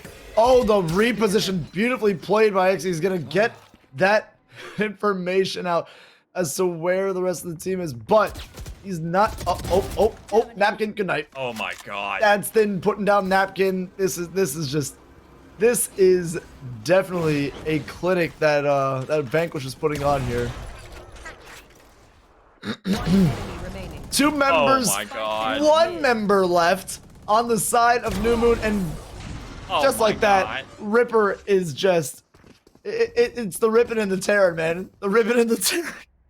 It is 7-0 in favor of Vanquish, and we get the nice Kench bench in the camera as this round is, goodness, you know, to get underway, but I don't know what you do as New Moon to get back into this game. It's just, they've tried playing a little slower. They've tried, you know, the quick pace run through, and it's just, it has not been, you know, either or for them. And here we go. We're going to see the very, very aggressive push, but it doesn't matter. 3 fall immediately, 4 and potentially 5. Never mind. 1 gets traded back. 2 get traded back. Napkin, is he going to clutch the whole round for his team? He is not. Dadston shutting that down immediately, saying, no, it is curfew, lights out, good night. And 8-0 for Vanquish. Yeah, the street lights are coming off. Mom says you have to be home before they go ahead and turn off. And next thing you know, you're playing b-ball a little bit too long. You get over antsy, and next thing you know, you're dead. I mean, that's a terrible story to go ahead and tell, but it's looking like the fate of the likes of New Moon right now. Not really looking too good themselves to get even onto a site. Better yet, plant that bomb, get the extra money, the addition out. And I think that's all because of Vanquish and the way they're setting up so much utility there preemptively in the round. So, I mean, if you're New Moon, you got to invest in some utility. You got to really get a read of where everyone is, how they're playing out this map, and how they're switching things up. Because you can see, once again, they're kind of going back to their default. You got Polk in there towards A. You got the KJ on B. I mean, that's to be expected. But how much have you invested to get this intelligence? Sure, you threw a KO knife out, but do you know where these players are specifically? Do you have a flash? Do you have some kind of push onto a site? Right now, you got a bunch of smoke in your face. You can't go ahead and sit around too long because being on this defensive end, Vanquish has stood out time in, time out. You got to invest it on the front end. Make sure to get those exchanges and just pray you shoot that much better in the post plan. Right now, we're going to see Newman is going to entirely rotate over to this A site, but Vanquish is already there and ready for them. They were not at all swayed by the bullet sprays through those smokes. They kept 2 on B, but left 3 towards A to make sure, just in case. It's like they've seen it before and they're already used to this type of play. And now, Papichula already on site now here in this smoke, trying to find somebody. Supu taken out, B's taken out. It is now a 3 versus 5, and it is not. Oh no, it is not the call. The rotation all the way onto A was just not it for them. If they might, if they would have committed to B, then maybe, just maybe, it was less people to deal with. It was I don't know. I feel like it was a better situation for them. But now, nonetheless, 9-0 and I's coming through. The morale has to be down right now for New Moon. Yeah. Oh goodness. I mean, at this stage in the game, I'm just not quite sure what to tell. I mean, New Moon, they have to step up. They have to find something eventually. Otherwise, Vanquish is going to be looking at a 12-0 for this half. And that is not something we see very often, if ever. And it's a big problem if New Moon comes to this quarterfinals and they're sitting at this kind of stage of the game. I mean, you got to swing on Ripper right here. You found the knife. You go ahead, get a little bit preempted, make sure they don't have some kind of swing. They're getting over-aggressive now. They're getting really, really antsy. They're ego-challenging everything because they just know they're winning these battles out. So, I mean, why not find the trade? Why not find an opt-in? Back up, have some kind of oracle, have some kind of cover. I mean, New Moon is just respecting the living heck out of Vanquish right now, and they're getting every single piece of credit they can off of them. For sure. I mean, oh my god, Ace is just spraying through this wall here. That man with this Odin, we've seen time and time again, just take heads off for no reason through walls for fun. And again, spraying through these walls. Someone take this gun away from this madman. Absolute psychopath. But there's one. Alvarez is going to fall napkin, and that is a huge pick. That is exactly what they need to start this round off the right way. Suvu finding a shock dart through the smoke on the Axie, and the madman with the mad plan and the Odan has been taken out. And now Ripper going to find one, Bulky going to find a second, now turning this back into a 3v3, all tied up. Just like that, those kills did not matter. And this is where things become doable for New Moon. They really got to turn this around. They got to go ahead and know when to pop this utility, know how to play the game slow. Slow it down. You have 3 ultimates at your disposal. There you go! Shut down that ultimate. Find the trades, but if you're beats, don't pick the op. That's a problem in itself. You got to look for where the players are. If you're spooked, you find one. You now make it look like a doable situation. Play off of his intel. He's down but not out. He can see what's going on. That's him looking for an exchange, looking for some kind of swing. Only 6 bullets in hand. Now with the knife in the classic, and he still closes it out. Defuse down and Vanquish with their 10. That's dead! That's not allowed! That's not allowed! 0.05 seconds left to keep the perfect game. 10-0, my God! See that? I just had to play it slow there, man. Just imagine if Beast did not peek Ripper. Just think about that. Think about that. That would have slowed them down. That's all it took. Oh my God, the one quick headshot, the confidence! The confidence! Oh my God! I can't. I can't. Oh my God, I can't. I'm just, look, for New Moon's sake, I'm hoping that come second half, they're a better defensive team than what they are an offensive team. Oh no. Oh! Ripper! Oh no! Oh no! Oh my goodness, Ripper's going to find an immediate pick while blinded here in mid, and that's going to turn this into a 4v5 in favor of Vanquish. That is not what you want to see if you are New Moon. Here. 3v5. Oh goodness. Just give him a chance. Give him a round. Oh my god! Exy and Polkin, come on guys! Stop! This is bullying. This is cyber bullying. Be nice to your opponent. Oh, no. Oh, Justin! Ah! Please! Please! Last round before the switch. They're already down, man! They're already down! They're already dead. Stop Look, hitting them. Ripper's just saying flash, whatever.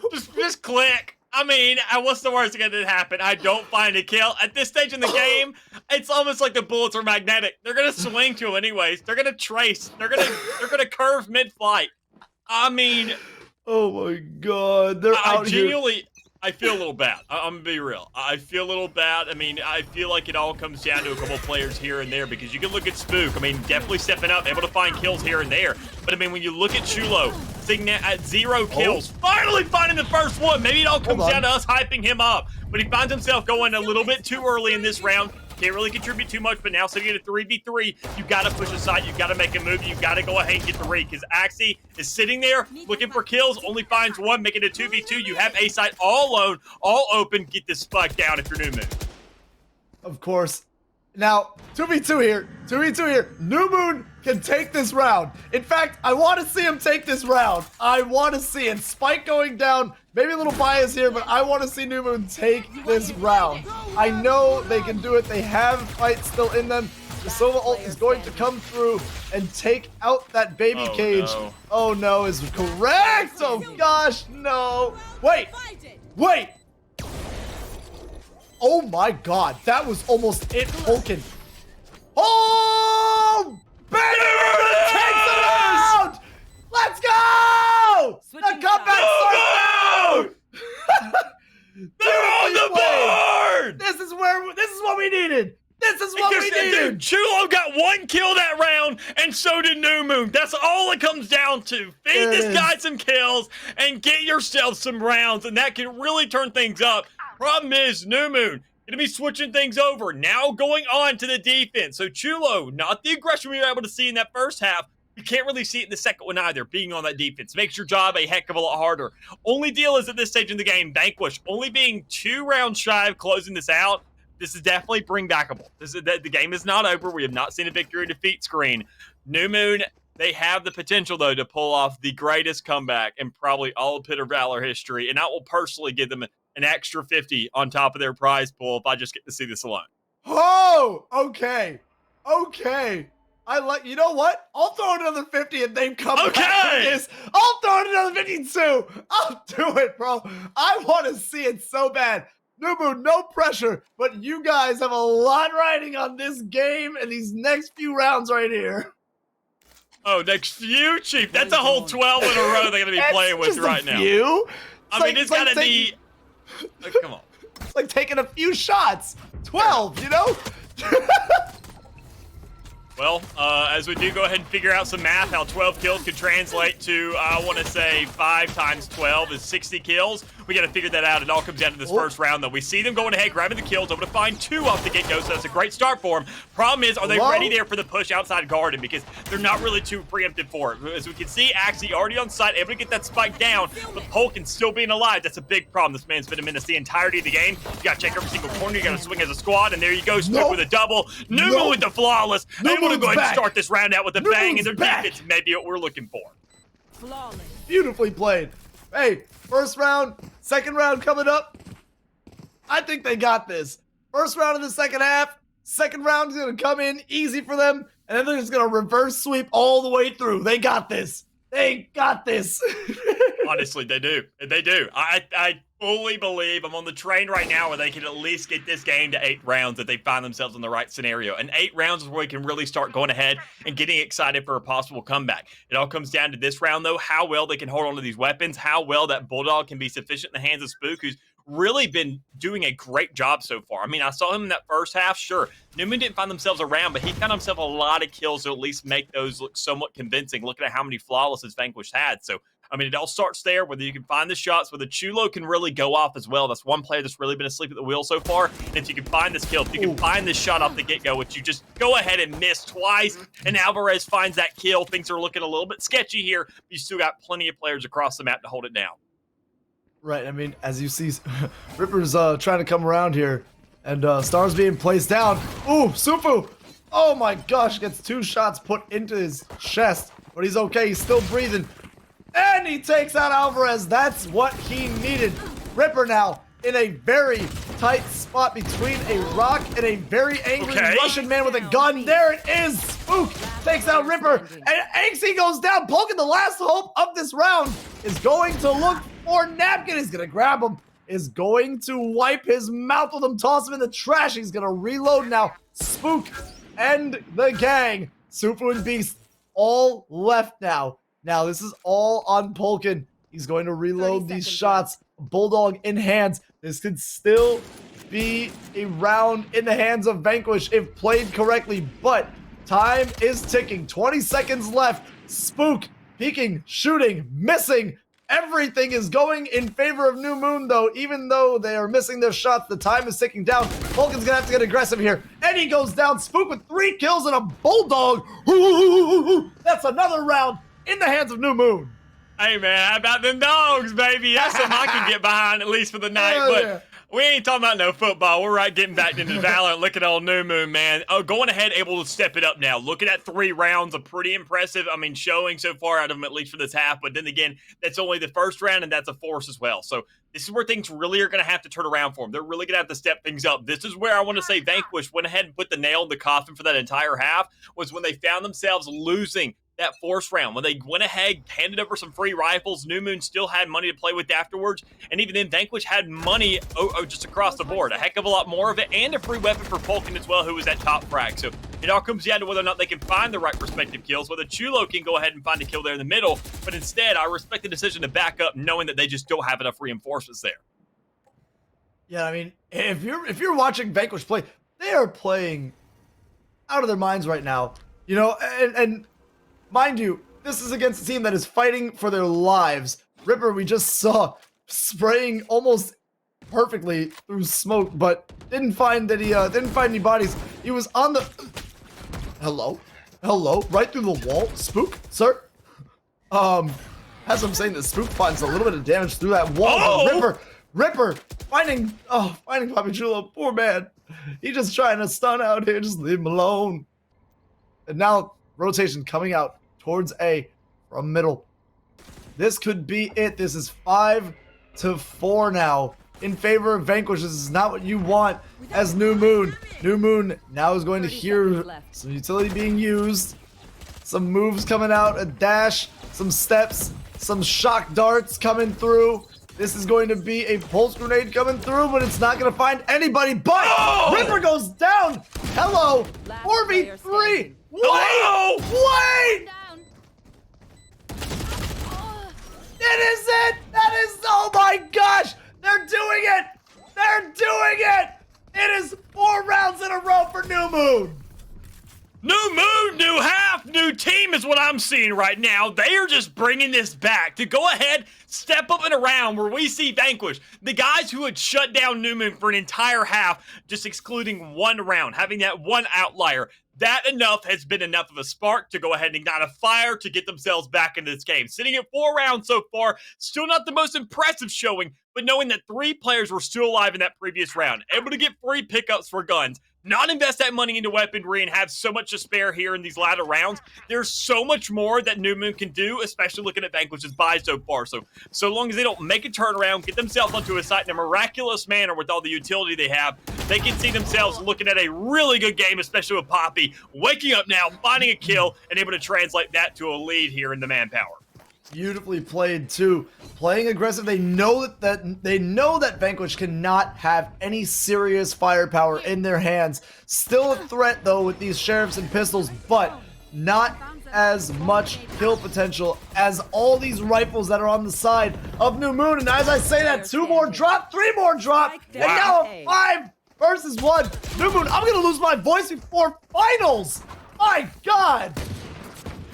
This is it, man. This is a turnaround. This is exactly what we saw the likes of Vanquish in this last half. So, I mean, New Moon getting that one around there at the end could be the differential that sets the tide for both of these squads if Vanquish can't find anything at all, because that'll send us to an overtime if Vanquish can look for it. Problem is, how are they going to go ahead and get to that stage now? Because now getting that reset, it was a budget buy. It was kind of a half buy around, and they went with pistol. So, I mean, I'm not really too stressed about their stage in the game so far. They just got to find themselves one force, one round where they win it out, and then just double down and find another one. And I don't think that's too hard for them. They just got to get the right setup. They got to go ahead and know where to grab that first pick, and we just haven't seen that first blood on their side yet that they're really making a lot of motive off of. They're just kind of playing passive. They're playing the respect game now, saying, look, we're getting in our heads. We're going ahead, not doing exactly what we were doing previously. Sure, you're not. New Moon is stepping up. They were tired of getting bullied, and now they're playing a different game. You just have to adapt to it, and that's something we've seen Vanquish do on a week-to-week basis, time in, time out, and I don't think they're fully impossible of pulling this back. Oh, for sure.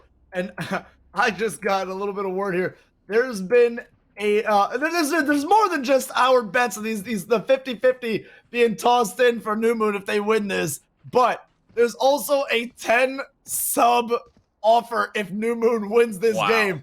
And I guess these bets are coming in strong on this comeback. GLG history coming in here, man. This is definitely, there's a lot riding on this game. 10 subs, another $100. I mean, the whole grand finals history made here for Pit of Valor. I mean, listen, man, there's a lot going in. No pressure, New Moon, but all the pressure's on you guys. Yeah, I mean, these guys can rob out a lot of people's pockets right now if they can just pull this out, and I think we already see the drive to do that. I don't know if they heard us. I don't think we're like T1 out here just speaking to them in game at the wrong time, but somehow they got the message, and somehow they know what's going on, and they can definitely see the determination that's following through with it. But it all comes down once again, whether they can go ahead and follow through in this round, whether they can shut down another Vanquish buy, whether or not they can go ahead and continue the game in the same manner they've been doing so far, and whether or not we're going to see the same amount of twist-ups as we saw from Vanquish, because we saw Vanquish adapt, the time in, time out. And to go ahead, make some differentials around this map, get some players onto different spots, go ahead and make the agent picks a little bit different as you go ahead and approach somewhere. But I mean, we got to see that same level of adaptation. We got to see those same kind of switch ups. We got to see a differential every single time. So Vanquish is caught off guard, and they're just not really too sure how to react. And I think that New Moon on this little streak now is definitely in the position to throw them off surprise, get in their head with that. It all comes down to whether or not we see a full force of all 5 players, or whether or not we see a split come through with the first blood. Right. I mean, this round here coming out really slow, really simple. No teams want to get picked first. This is a double rifle round. Everyone has a rifle in hand this round. This is not the one that you want to pressure or slip up in, because any little inch will be taken for a mile by either of these teams. Yeah, most definitely will. It comes down to whether you can go ahead, draw your bow back a little bit further to fly a little bit further, or whether or not you go ahead and get stomped down that much harder and the boulder becomes that much heavier. So that's a big differential. We're looking at a 1-1 scenario of just going ahead and getting to this match point, and you really can't have that. So as New Moon goes ahead, gets choked out, they already see the bombs down. Vanquish going to find themselves in a post-plant scenario, especially on this A site where they can really excel. You have so much of an angle to come from. You have so much post-plant situations that you can play into. And even with that Hunter's Fury, that could be a great start for them. It all comes down to whether or not we can see the kills come through. Ripper and Dazzle will find one. But Spook and Nap can wake up, have the answer there. It all comes down to Exy there in the back, looking for that Hunter's Fury, looking for the right time to use it. But can he find that opportunity? Will he hear the call? Will his teammate be close enough to make that ping? You can already see Beast there just looking for it. Nowhere to run. Hold it. No! Wow. One enemy remaining. No way! New Moon stinks it! That's 6 rounds in a row! Oh! Actually able to step things up here and stick it. I thought Exy could have had that. Honestly, the Hunter's Fury is a post plan. That is a scenario that's like, okay, sweet. That is a guaranteed round. But instead, when you get choked up, when you find yourself being a little bit too late, that half plant already comes through. The half defuse, excuse me. There's just not enough you can do. You can just stick that out if you're another player, have all your health to work with, and you find yourself around because the trade came out, but so did the defuse. So New Moon able to say, you know what? Throw ult out. Do whatever you want to. We're going to find ourselves here today. And even then, Ripper saying, look, buddy, don't get overzealous just yet. I have a Blade Storm, and I'm going to see if I can make some work with it. Oh, my gosh. Oh, my gosh. This could really be the comeback here. As Poppy's going to get taken out by Ripper. Ripper's going to dash backwards. Spook's going to grab Dadson. But it is, oh, my God, Wow. It is a Spook difference. It is a Spook difference. It's a Spook diff. Oh my gosh, as AC takes out Spook, the whole diff is gone now. But I think the damage has been done. Honestly, between these two teams right now, Vanquish only has one member with full health, and that is only a half shield on him, as well as a Sheriff, and it's Polkin. With it, anyone can do it. Polkin can get it done. AC as well, the madman, the mad lad that we know and love on this Silva is going to get spotted out and then killed. I mean, you got a 3v1, man. Just play it slow, honestly. Oh, Let man. Polkin swing. We didn't see a pickup, but even then, sometimes you're going to fall a little bit 30 short. seconds left. And I mean, Polkin's just going to be that much better. Let's be real. So even then now, 1v2, you find yourself in the middle of the map. You're trying to go ahead and push over to this B site. You had the bomb in hand, so you do have the advantage to really decide where this action can be brought. And already having the call there towards the middle of the map, you're trying to figure out where did he go. And I like how Newman's slowing things down, saying, look for an answer. Don't go ahead, 10 push over to that seconds B left. site. Don't push to A. Sit right there next to spawn. See what plays come out. We now hear the door. Let's make the move. Oh man, he definitely danced around him out here like Snake from Metal Gear Solid. Sneaky little boy. And now it is a 2 versus 1. He's going to get that gate down, so he has a potential exit strategy. Wait, I think, oh my No. God, they think he left. Oh, but Napkin clutches it. Napkin catches him out. Oh my gosh. I think that New Moon thought that he walked right out. I think so as well. Oh my God. 7 rounds for New Moon in a row. Do you believe? Ladies and gentlemen, this is history in the making if it comes to completion. We've never had a comeback this huge ever.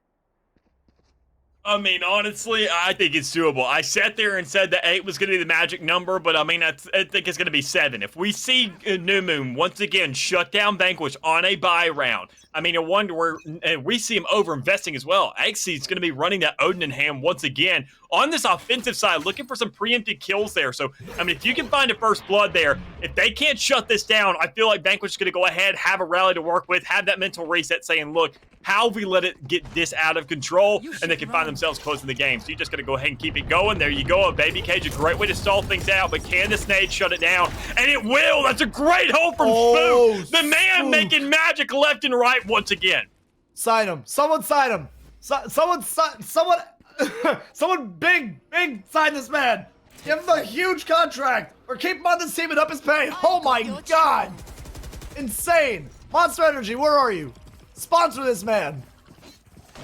Well, he's going to have at least a Mick and an Eric sponsor if he can go ahead and clean out the entirety of this grand finals. But, I mean, there's so much on the line here right now. And once again, it comes down to whether or not I can shut down this round, and L starts here. Sure, you shut down an ultimate, but have you shut down any players? You haven't made that move yet. You haven't found a first blood. You haven't gotten empty enough. And there you go. Finding a vulnerability, getting a nano swarm down. Ripper taking a lot of damage there. The plant does come through, but there's no Hunter's Fury this time around. Instead, we see Ripper dropping down literally to 5 HP and Polkin making that opener they needed. Oh my God. Ixie now though, with his signature gun in hand. This is not what you want. Probably getting taken out. No, I lied. I thought he took some damage. He did. I am. Oh boy. Oh! Oh no! Oh no! Vanquish taking a round finally out of the hands of New Moon after 7 unanswered rounds. And I mean, Poppy coming out of that round guns blazing, looking like he could have actually clutched the whole thing on his own. But now we are 1 round. We are game point. This is do or die every single round for the rest of these rounds. New Moon has to play this game perfectly. I mean, they've definitely showed they can play a lot of the game perfectly, but can Chulo make an opener that looks perfect? That's And you do huge. find 1 blood, so That is really good. To go and shut down Ripper, Spook finding Alvarez. That's a great start for these guys. Able to go ahead and make it a 3v4, but I mean, they got to double down because I usually have this theory when it comes around to Valorant that the 12th round is always rigged, just to go ahead and keep the game going a little bit longer. But I mean, Vanquish going to have to prove us wrong here because Newman, if you give them any leeway, you give them any kind of just recovery room, as you can tell, it was sitting at 11-0. Now it's sitting at 12-7. They're definitely going to make that squeeze room. They're going to pour some water on that crack and make it that much bigger. Problem is, can they stop it? Can they really bring it to a halt here? And Polkin still being alive, being that clutch player earlier, and now looking with the rest of the team and Xe with that Hunter's Fury once more, they're probably going to go for an A push and say, look, the Hunter's Fury crap we had earlier, let's not do that again. Yeah, I mean, man, this rotation coming out is very smart on the side of Vanquish. There's a lot set up here on this A site to kind of slow them down and shut them out. And, I mean, you only have one member, which is Sufu. Spook now rotating over as they're going to get revealed by this Owl drone. Now we're going to see the walk through middle. Polkin. Oh, no, Sufu, turn to your left. He can't hear us. He has his AirPods in. Oh, wait. 3 versus 2. 3 versus 2.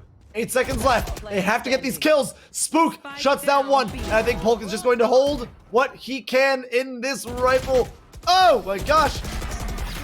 Oh, he loses it. Even then, when I saw that timer, I was like, yeah, this ain't happening, Chief, honestly. But it doesn't matter all that much. We do see New Moon getting that leeway they need. So this is it, man. This is what I was mentioning earlier. The rumored 8th round here for New Moon. Able to make things look doable again. 4 rounds to really play with. Goes between them reaching semifinals and making the run of a lifetime to bring it back on Ascent. Something we've never seen before here on Pit of Valor after doing this for 75 weeks. And Ascent has been out the entirety of this time.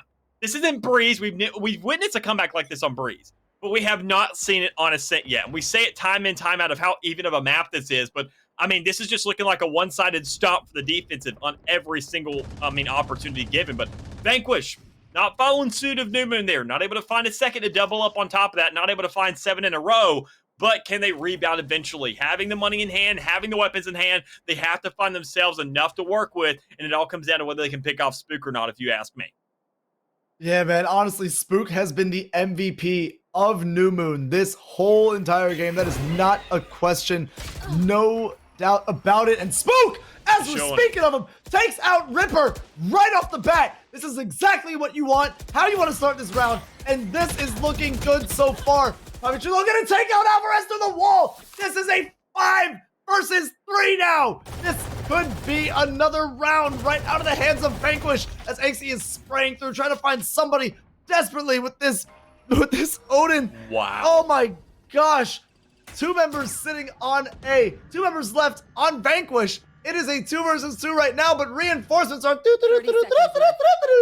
the way from New Moon. And just like that, Beast finds Xe 1 versus 5. Polkin, it's not looking very good. And as I say that, it takes a turn for the worse. That is 9 rounds, 3 rounds separating this game from a tied game for New Moon. And this is a budget buy.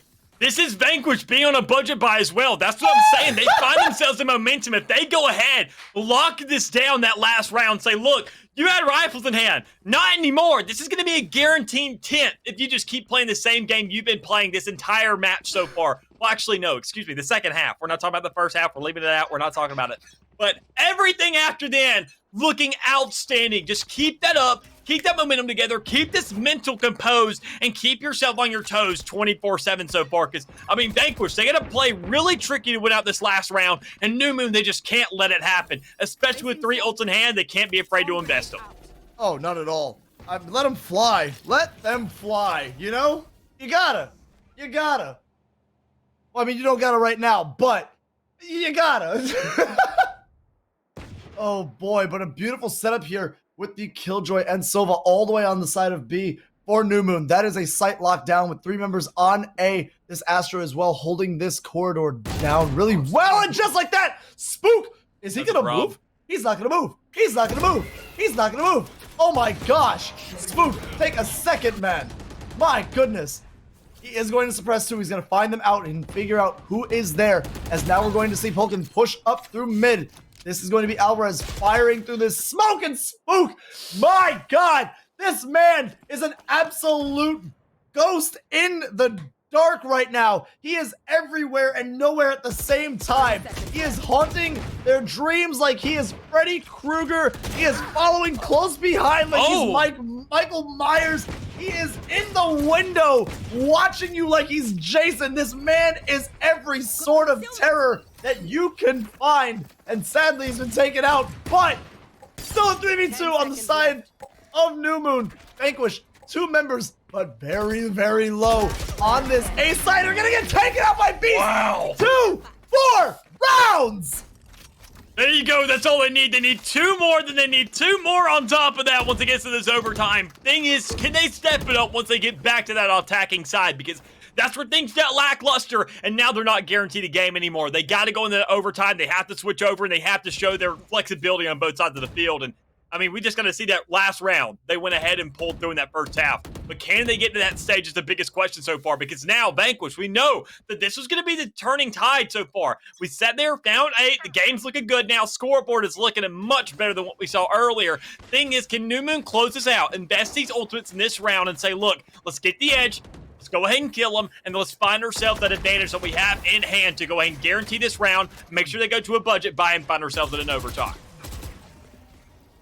Oh boy, this is gonna be the nail biter here, because I mean, Vanquish, even though they have lost now 10 rounds almost in a row, right? Only had 1 answer in these 10 rounds. They are still a scary team. They are the team that 11-0'd New Moon in this first half. New Moon has just played their defense so well. I feel like Vanquish has just gotten a little ahead of themselves, gotten a little flustered by the consistent losses. Oh my God! Stop. The investment of the Hunter's Fury, I don't know about that. I honestly don't know if I approve of that decision. That was your only ultimate for your team, and you invested it right off the get-go to go ahead and find 1 kill. That's great. New Moon didn't have to make that exchange. Maybe Napkin could find another one. There it is. Dadson finding 1 as well. But the Hunter's Fury for New Moon is now coming out. And can you find the hits? Can you find the shots? You tag 1 player. Is it enough, though? Because Chulo's there on the prowl. Able to find it first and second now. Dadson all by himself in a 1v3. This could be it. New Moon looking at 11. Able to go ahead, shut down Vanquish. And now looking at a possible overtime if they can win this next one, which is going to be a budget. It's going to be a thrifty, but still not impossible. I need Vanquish and their following to understand. I have nothing against Vanquish, but to see history be made here at the Pit of Valor 75 and get to cast it, I am all entirely here for watching history be made. I love being a part of that at all times, man. Listen, whether it comes to any sport, any esport, I love watching it for any big budget or starting off kind of league. I don't care. I love watching history be made for things like this. And right now, New Moon is the team that is just pioneering for that history to be made as Bobby Chulo finds a great pick on the Dadston. Oh no, this could be the beginning of the end of this regulation and then into overtime. But we're going to have to see how this round plays out all the way over on A, where the spike is kind of positioned. Look at all the utility. You have an Astra, and you have your Ripper. Anyways, you have your Astra and you have your Killjoy with all the utility set up. Look at all those little dots on the map. Yep. There's a lot of dots. There's a lot of utility. You even see the exchange over there. You see XE trying to go for that A-side push, but I mean, there's so many New Moon players still there. So much utility still in their hand, allocated about the side that they are not budging at all. All comes down to whether or not we can see the trades, we can see the kills, and there it is. Beast going off, finding 2, making things look really doable. Giving the call and saying, look, boys, we got the spike. Let's just hold this Joker down and let's go into overtime. Ripper trying to do everything he can to close this out and crush the dream of these boys. The dream's alive! The dream's alive, and it's a nightmare for Vanquish. We're going to overtime. No shot! We're witnessing this. This is an 11-0 game. Look at that scoreboard, off the get-go. New Moon tightening up and say, look, buddy, you may have rust on us, but we got Barkeeper's friend. We're wiping that joker right off, and we're ready to go back into it. Good Lord. 2 rounds separate New Moon from next phase of this tournament. This is only quarterfinals. Do you understand that? Ladies and gentlemen, this is the biggest round in the not biggest round of this tournament right now. My God. This is even greater. I mean, honestly, for these two teams, regardless This is of who grand pulls finals us out, right here. Vanquish, this is going to hurt their record forever. They're going to keep this in the back of their minds probably forever. And so will New Moon. They will hold this at the front of their minds forever, knowing that any game can be possible so long as they just find the right shots. And once again, able to step it up. We didn't see this earlier. We didn't see them grabbing a first blood, a second blood. It all comes down to whether or not we can get the exchange. And there it is. 2v3. Still in the favor of New Moon on this offense. Standing. Oh my God, Spook going huge with 2 kills on this round already. Axie with his signature gun in hand. Can he pull it off? Can he hold this off? This is going to be the Owl Drone to find him out. And now at 30 health, Spook has to back off. Going to pop that ultimate though. And attackers win. Napkin on the flank takes out Axie. 1 more round and New Moon moves on. Match point. After being in such a massive deficit, going back to back to back to back to back to saying, you know what, we are pulling this out. New Moon, after such a long game so far, they finally find themselves in a lead, and I honestly can't blame them. Even if Vanquish ties this out once again, just for New Moon to say they had a lead at some point, to know they brought the game back, that alone in itself is an accolade. And you can see it getting inside of Vanquish's head saying, look, this is now a scenario where we got to take a timeout. We didn't think we were going to have to do this earlier. I mean, founding the way that we sit there and paved the path to make this an 11-0 game, we probably weren't going to have to look at this option. But now, at this stage in the game where you see New Moon, the opponent that you had almost curb stomped, they are now sitting ahead of you. The bullied is now becoming the bully. And this is going to be a problem if you really can't step things up. And this right here, this timeout has to be the vital turning point for the side of Vanquish if they want any hope moving on in this tournament. Their mental must be absolutely drained after these rounds. This is 13 rounds that they've had to 14 rounds that they've had to watch this game slowly dissipate. I mean, this quarterfinals looked Mr. Stark in the eyes and said, I don't feel so good, and then dusted as New Moon took round after round after round as Supu finds a few shots onto Dadson and now is going to send a shock dart. Never mind, it's a recon bolt. I wanted to see electricity zap somebody, but listen, this is going to be the round right here. We're either going to potentially see the beginning of history made all the way into the grand finals, or we're going to see the potential heartbreak come out from Vanquish. I mean, either way, it has been a great game. I would not trade this for anything. For what was a one-sided stomp all the way to a do you believe in miracles tale of the mighty ducks out here. This is looking amazing right now for New Moon. Finding a little bit of damage now, but Poppy's going to be taken out. That is not who you want. Taken out after all this time. Supu going to hold this angle here. Ripper is going to... Oh no. Supu taking out Ripper though. Hold on. Oh no, Alvarez takes out Supu. Vanquish now in a 4 versus 2. This is the most life we've seen out of them coming out of these last 13, 14 rounds. This could be it. Spike goes down. And now Napkin is the only hope for this going into, or for this not to go into a double overtime. Oh, that was Axie juicy. with the gun toss. That was We've seen that. That's a little CSGO move. We've seen that a few times, man. Interesting. Put that in the highlight reel. But,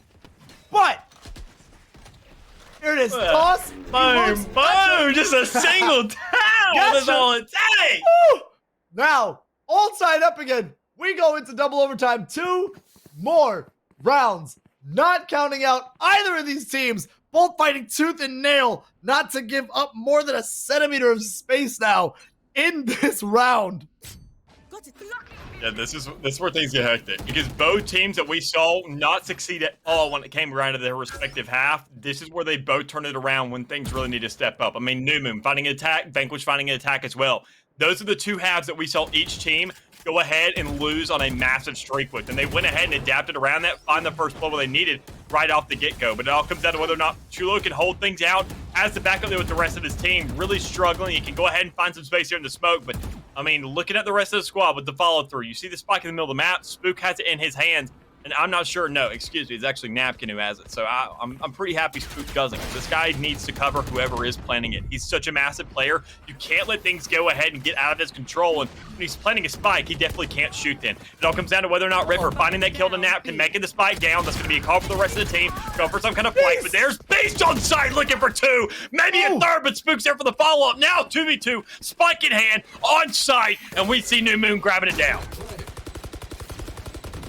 Oh my goodness. Spike does go down. Spook is holding this angle. Supu as well. Putting on suppressive fire. Alvarez. Uh-oh. Uh-oh. Oh no. God, please stop. Oh God, Supu. Okay. Here we go. The beginning of the end potentially. Spook. If anyone can do it, it is Spook. 30 health and a dream coming out of Polkin. Oh, he sees him there. He takes him out. Spook. Oh my God. Switching sides. Match. I don't know what to say, but this is literally the match point right here, or we're gonna go into triple overtime and potentially see more rounds. I don't know yet. Yeah, I don't know either. I'm just waiting to see. I mean, this is a time we've seen New Moon now 11 rounds in a row. They have now won more attacking sided rounds in overtime than they did the entirety of the first half.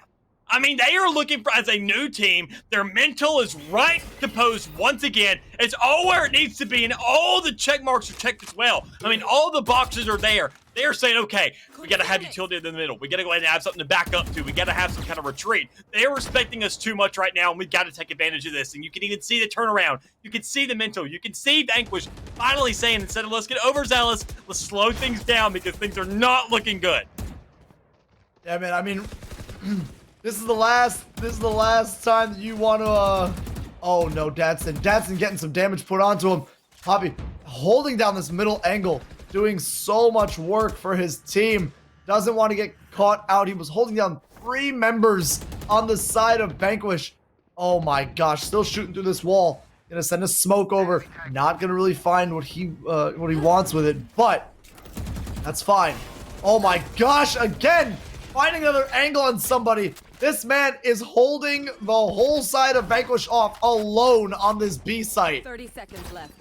I mean, on the site now. Look at Sufu. Look at Sufu, man. He is scared, but he finds one. So, I mean, all due diligence is made. But you see Vanquish coming out on top, having a 4v3 now. New Moon all has a bunch of players with full health. So, this can really play to their advantage so long as they can just get the right swing. Spook is alive as well. Polkin's dead for Vanquish. So, we saw the Titans. We saw the attack of the Titans. We saw attack on Titan. Now, can we see if anybody can really pull things out, switch things up, and make the advantage come to their side? And with Spook, it all comes down to whether he can find a frag. Beast looks for one.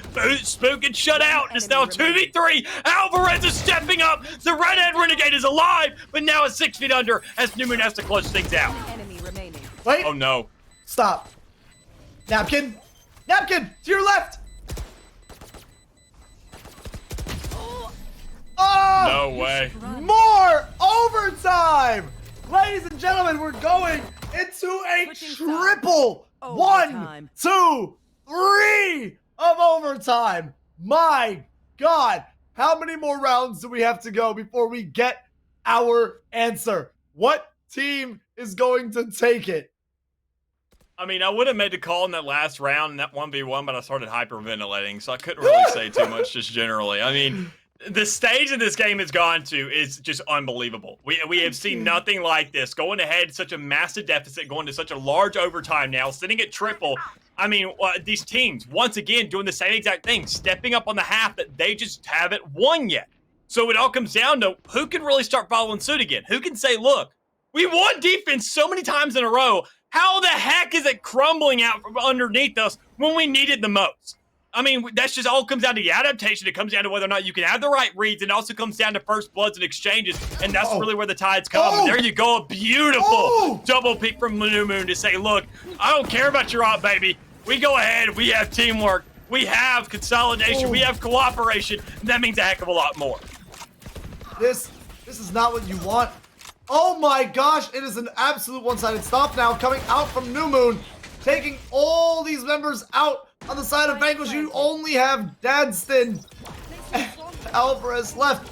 Oh, a good nade popping out. Oh no, that swarm grenade's not gonna be enough. Dadston going down. Is this going to be a? This is gonna be an ace. This is gonna be an ace. Alvarez, a flawless. Oh my gosh. Oh my gosh! Match point. That's a problem. For Vanquish at least. I am absolutely taken back by what has happened here so far. It has just been round after round here in this overtime. Spook. I mean, oh my god. I just can't. Oh, he's gonna find everyone out. He's gonna find 3 members. They know it's an A push. Potentially, there can be a rotate off, but it's not a guarantee. Ripper is the man who's we're going to see all of it unfold through his eyes. But this is gonna be the rotation. This is gonna be the rotation. Oh no. It's a fake. It's a fraud. It's a cahoots. It is not what we thought it was. They're going to walk back after stomping off into the sunset, but they're going to come right back as the moon starts to come out. This is going to be a really tense round for both teams. For me, for Mick, for GLG, for anyone that has to face either of these teams next, for the management, for the promotions, for the sponsor. Maybe not the sponsor, they're fine either way. But Beast now going to pop some utility, trying to get everyone sucked into that gravity well. 2 drop on both sides. Oh my god. Now a 3 versus 2 in favor of Vanquish. Are we going to see another? Are we going to see another? Are we going to see quadruple overtime? Oh my god. Are we going to see a quadruple overtime? Stop. Stop.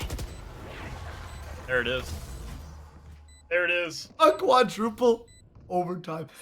Listen, not only is history being made, but it is being potentially made in a quadruple overtime here on the 75th Pit of Valor. This is crazy. Ladies and gentlemen, if you are just now tuning in, my name is Eric. I am joined here by my co-caster Mick. We are going through the motions between Vanquish, who was up 11-0 in the first half of this quarterfinals against New Moon, who has now brought it all the way back to a quadruple overtime and taken it round for round since. It has been a masterpiece and history in the making here for GLG. And on top of that, 10 subs have been offered and to be matched by GLG as well as me and Mick throwing 50 each in 4 grand finals if New Moon is to win the whole thing out of this. My god! Here they go again, dropping 3 for 1 immediately, and now a 4 versus 2. Beast getting this spike down onto the A site. My god, I can't. Mick, you talk. I gotta drink water. Fair enough. Well, I mean, we already sit there, see these going ahead, trying to make the return onto his side so far. I mean, there's a lot of pressure put on the bot. I mean, actually finds one. You see the health pulls are not looking too healthy, even then for New Moon, because, I mean, they going ahead, haven't had too much to dish out. Vanquish did not have any heals. New Moon does not have any heals as of right now. So you have no way of returning these things out. You just got to play it as slow and steady as you can. Check every single corner. And when you have a bunch of nano swarms being thrown at you, not much you can do, but a great flick from Dadson, making things look doable. You pick up a weapon, you rush on the side, but there's not much you can do. Spook closing things out. New Moon winning another attacking round.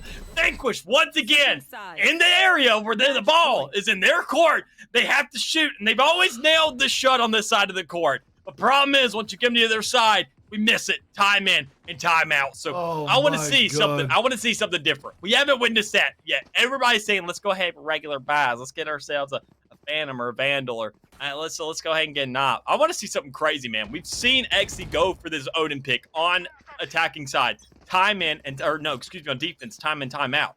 I mean, that's a Sova staple. Why not switch it up? Why not use it on the attacking side? Why not cover your flank with it? Why not just watch for Chulo, who's going to push it and find that first blood? He's done this every single round, and he's been traded out. This time he hasn't. Maybe he can find a second. There he is on the Ripper! Chulo closing it out. Maybe for a third, but he's going to play it slow. Oh my God! This No is it. way. This is it! Chulo going huge! Chulo going huge! This man came back from being 0 and 10 all the way up here now. Beast, no way! 1 versus 5. This could be it. Vulcan, if anyone can do it, this man can. But we're going to see either a miracle or the history being made of GLG. New Moon does it. They're moving on to semifinals. Defenders win. This is what we like to call in the Call of Duty community a breakdown. Excuse me. Oh my God. Wow. We got highlights for days on this, man. Whoa, this match this was was literally 2 hours, or So- almost 2 hours. Not only did they just make history in the biggest comeback, sorry, they also just tied the current record for longest game in GLG history as well at a 17-15 record. That is insane. Let's look at this, man. That could have been it right there. These could have found another round earlier because of how close that was. Because you can see this is all in the same round. Daston grabs that pick and goes for a defuse. 0.05 seconds left in that timer. But, I mean, even then, so much more put on the board. Great shots from Sufu. I mean, New Moon just stepping things up, bringing things back, finding the confidence to really get themselves back into this game. I mean, Jesus, man. You couldn't ask for anything else. Honestly, you could not ask for anything else. That was outstanding from them. That was an incredible effort that I've never witnessed before. That was from start to finish a roller coaster that I will never forget. And I mean, dude, listen, I need to talk about something really quick because I'm looking at the scoreboard right here. Bobby went from 0 and 10. 0 and 10 to 21-25. The man brought himself back 21 very crucial kills. He picked himself up out of the mud by his bootstraps and said, hey, buddy, we're not done here. Oh my God.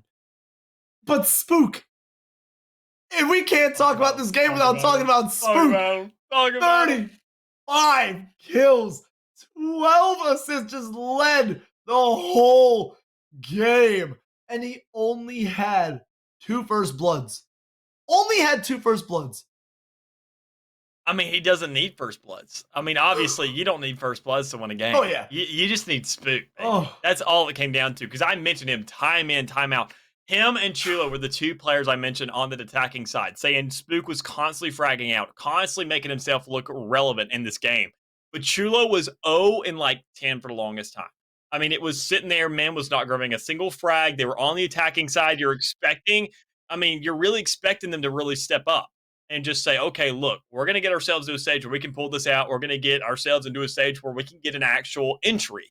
But you never found those shoots. You never found anybody to fill them. I mean, Chulo was really your only aggressor. Spook was there as well, but as we can see, he didn't grab first bloods. It was on defense where he could finally stand out, hold aggressive angles, win out those fights and say, look, we're closing this thing in. Look, man, that was semifinals. Yep. I am excited to see what the was- sorry, quarterfinals. That was quarterfinals. I'm excited to see what semifinals have for New Moon. I hope we follow, but if they didn't take a break for a second, I get it.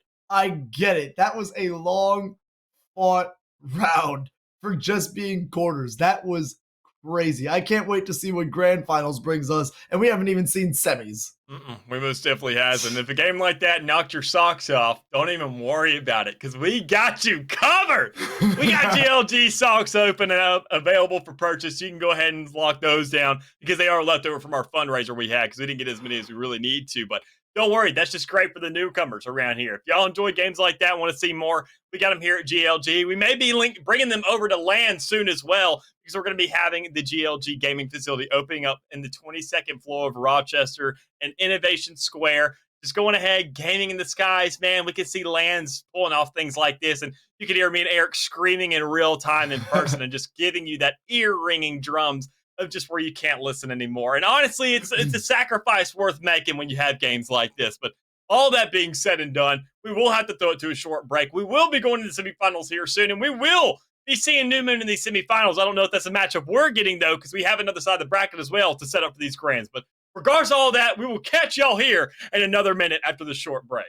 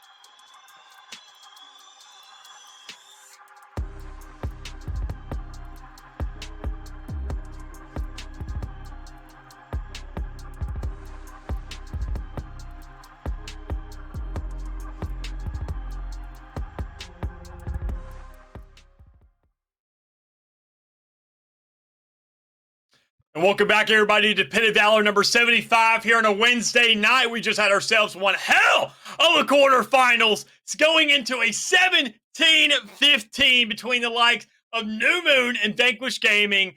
Literally couldn't ask for anything better than that. Sitting at 11-0 in that first half, New Moon was getting absolutely bullied. Turned things around, became the hero of the day, stepped it up, went into a quadruple overtime to close things out. Joining you tonight is myself, Mick. Over to my right is going to be Mr. Eric. We are going ahead, closing out the rest of this night. But first, we got the matchup of old Top Gaming and Shikigami, who you've seen time in and time out tonight, and they've been showing up. Wait a minute. What? Oh, sorry, nothing. No, you said Top Gaming. It's Team Opulence. Team Opulence. Yeah, I was a little confused. They got top there. in their gamer tags, man. Like it's oh, just well, the way it goes. You know, maybe they're coming out on top this game. Who knows? Maybe. I hate me. Don't agree with me. Don't encourage that. no. There's some times here and there where I kind of got to.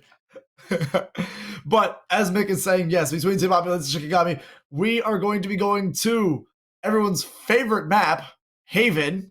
Let's go. Yeah, Let's go. the best.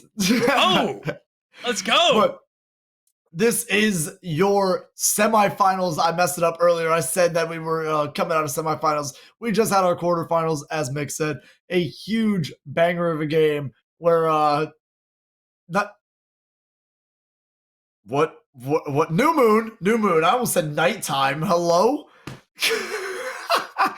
Listen, man, my brain scrambled after what just happened. Not only did New Moon Thanos snap away that lead that that Vanquish had, they Thanos snapped away my ability to think. But we are going to see picks coming out here on the side of both teams. We're going to see, interesting, a breach coming out for Opulence, as well as another breach coming out for Haven. Really? Okay.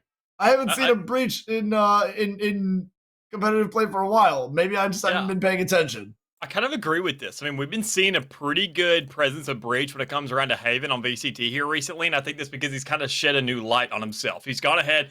We've seen after some buffs, we've seen after the changes that he's had himself a lot of utility that can just become a heck of a lot more useful, especially with the linearness of the likes of Haven. I mean, you find yourself in these long hallways, cover it up.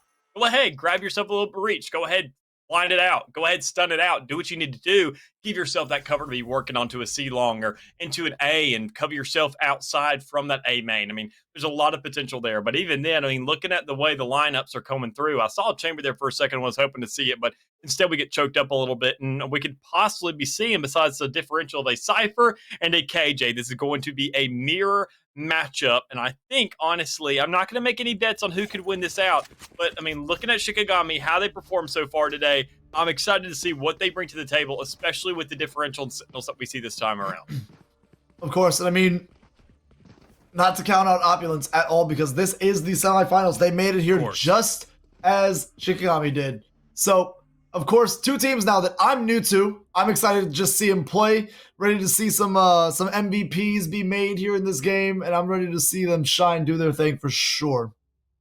Yeah, I most definitely am as well. And even then, I mean, looking at the setups, looking at how these teams are going to be playing things out, we're not going to get too much of a read of what they have to bring just yet, knowing that we haven't seen really too much Haven tonight. We haven't seen really Team Opulence too much tonight as well. So there's going to be a lot of new blood here into the water. So it all comes down to how it smells, how Shikigami can go ahead and find the approach, and how they can go ahead and get themselves onto a site. And with High Flip, finding a great first pick there in exchange for the Legend, that's going to be a great start. But Arksy there, swinging out on Garage, able to find a blood of his own. Now setting Shikigami down 3-4 here in this first one.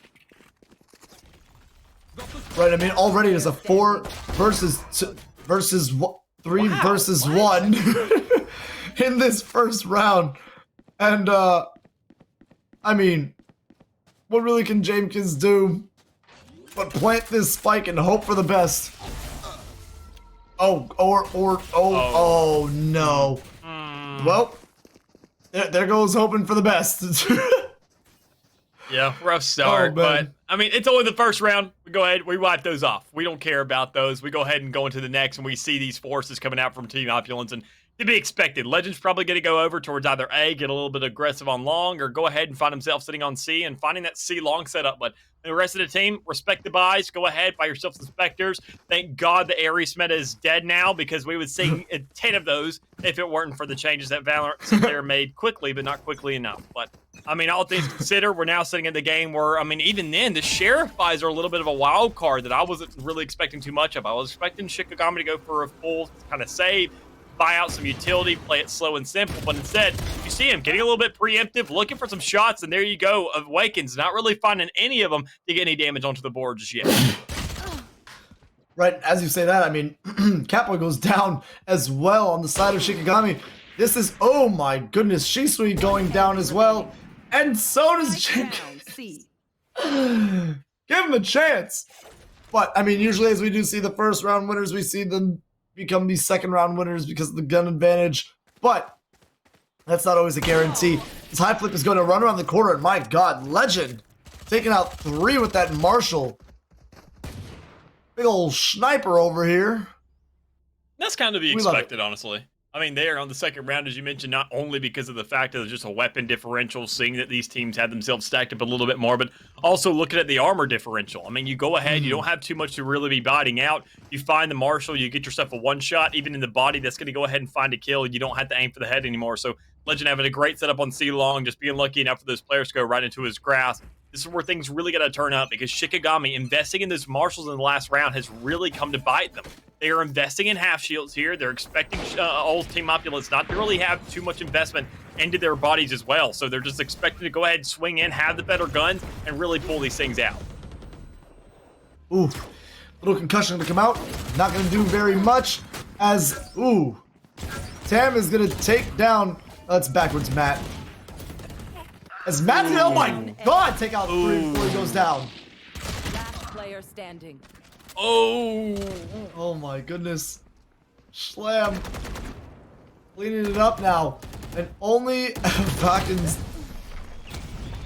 left as Legend cleans out this round. And oh God, this is how the last game started. Please no. That's Please exactly no. how last game started. No, please. I can't. I'm not strong enough for this. Yeah, I do not have the vocal cords for this, man. Last No. weekend, I casted from only 10 a.m. to 9 p.m., and this is going to invest just as much effort over the entirety of a day. Like, I can't handle I won't. I refuse. Oh my goodness. I will definitely not I will not be screaming as much this round. But my God. Well, dude, Valorant It's not casting good. ASMR if it does get to that stage in the game. But as it stands right now, we're only sitting at round 3. It's 3-0. We see Team Opulence having themselves a great setup, able to find themselves so much weaponry. Almost getting dinked there. It's going to be slam.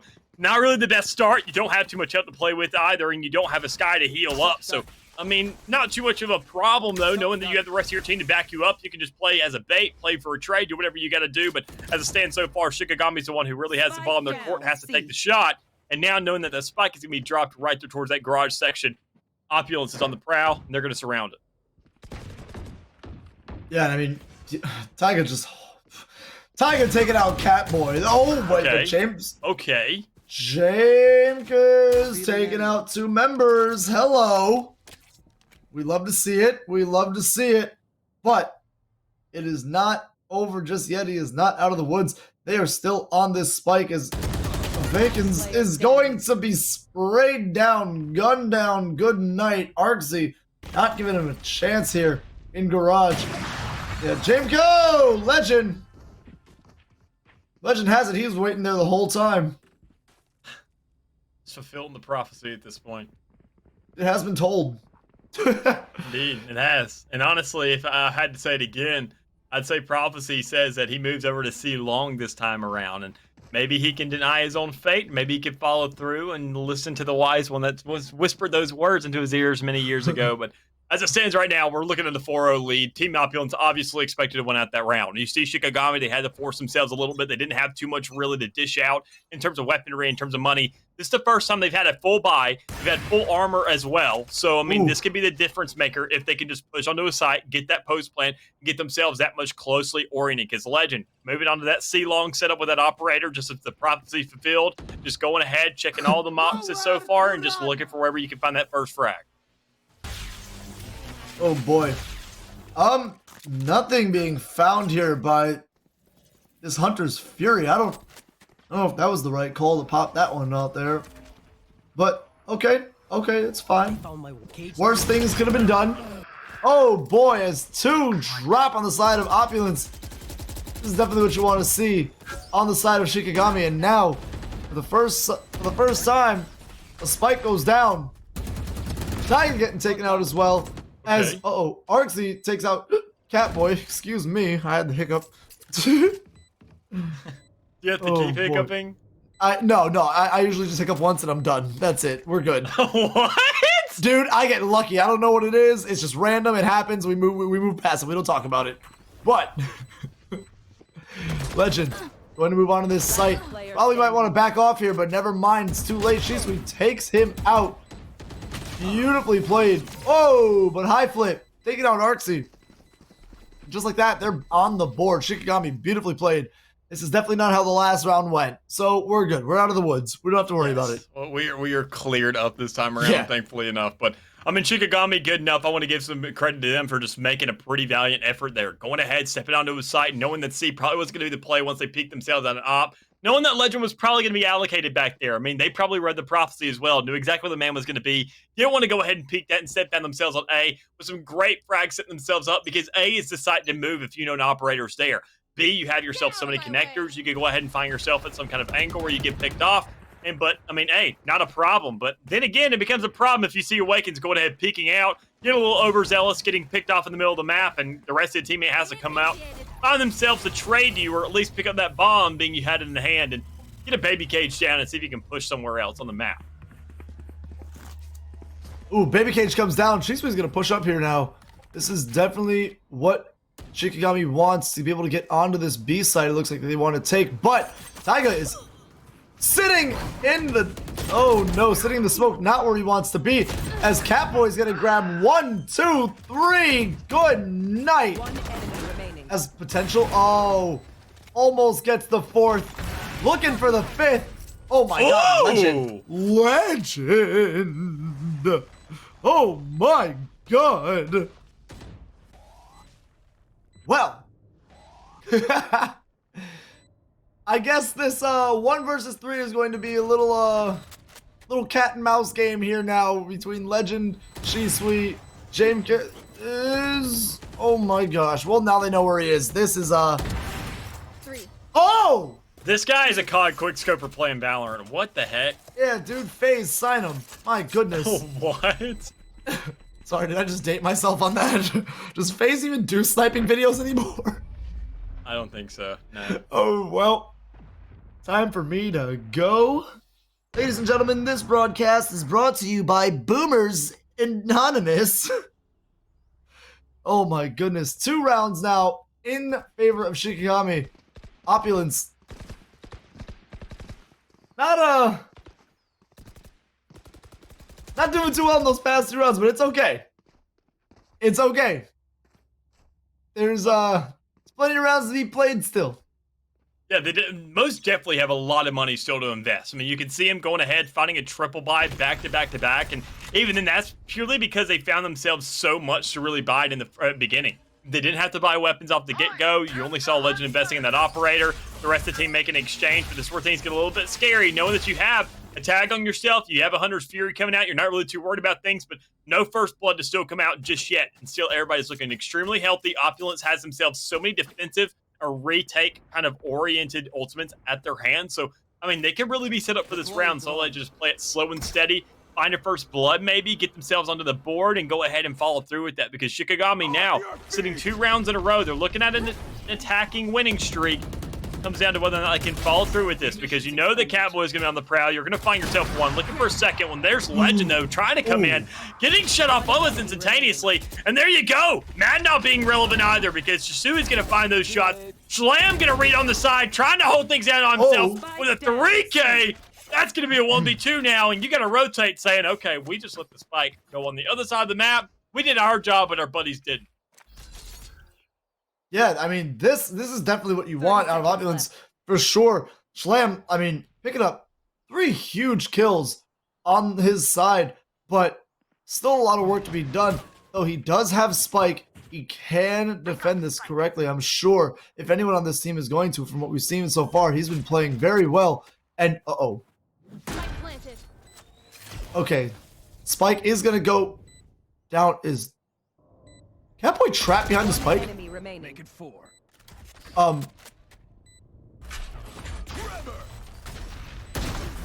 No way. Wow! Wait a second. Was Catboy just trapped behind the Spike? A. Yes, Schlam is saying yes. Is he listening?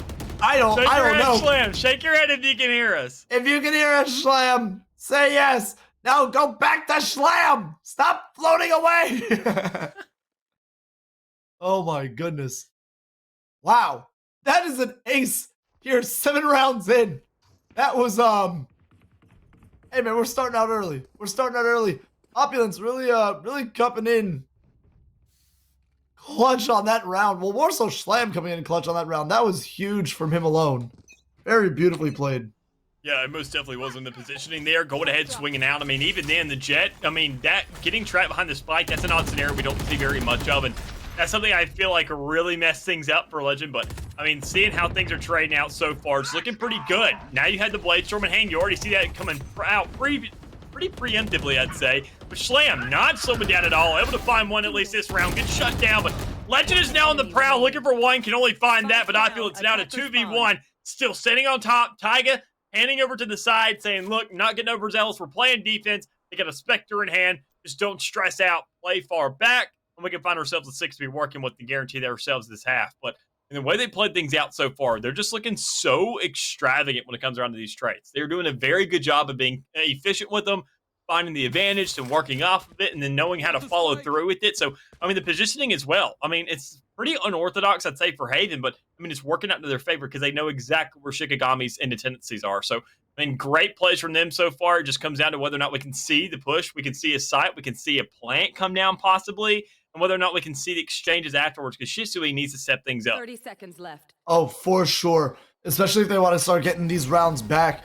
I mean, starting right now, this 2 versus 1 is going to be huge for the side of Shikigami if they can if Shisui can pull it off. But this Spike is going to go down. Arxie might have something different to say about it. He's going to pull right around the corner. Oh boy, Shisui backing up into this little cubby. He's going to know exactly where Arxie is now. But Arxie knows exactly where he is. This is how Shisui catches him. But oh! Shisui is not phased at all.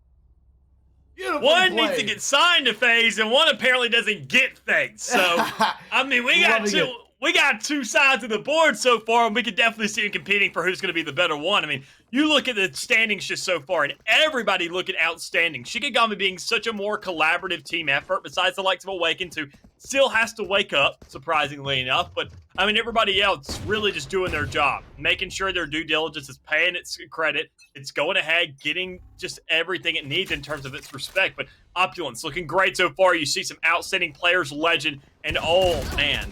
You're Schlapp. I mean, just doing absolutely what his name entails. But, I mean, Legend getting picked off fairly quickly there. Catboy following through, finding another one for the team of old Shikigami, able to push up to this A side.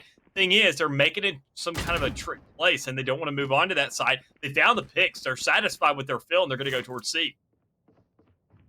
Right, and I mean, dude, it's a lot closer of a game than what we were seeing last game, obviously. But, ooh, boy, okay, two more members drop on the side of Opulence, and this could be a one-round game if, yeah, Arxie doesn't clutch it entirely. Yep, just like that, it is 5-4 in favor of Opulence, but on the comeback of Shikigami, and here we go, we're gonna see a timeout come through from Opulence, kind of figure out why they've kind of dropped these few rounds in a row, kind of regroup, recoup, reuse, recycle, and then move on.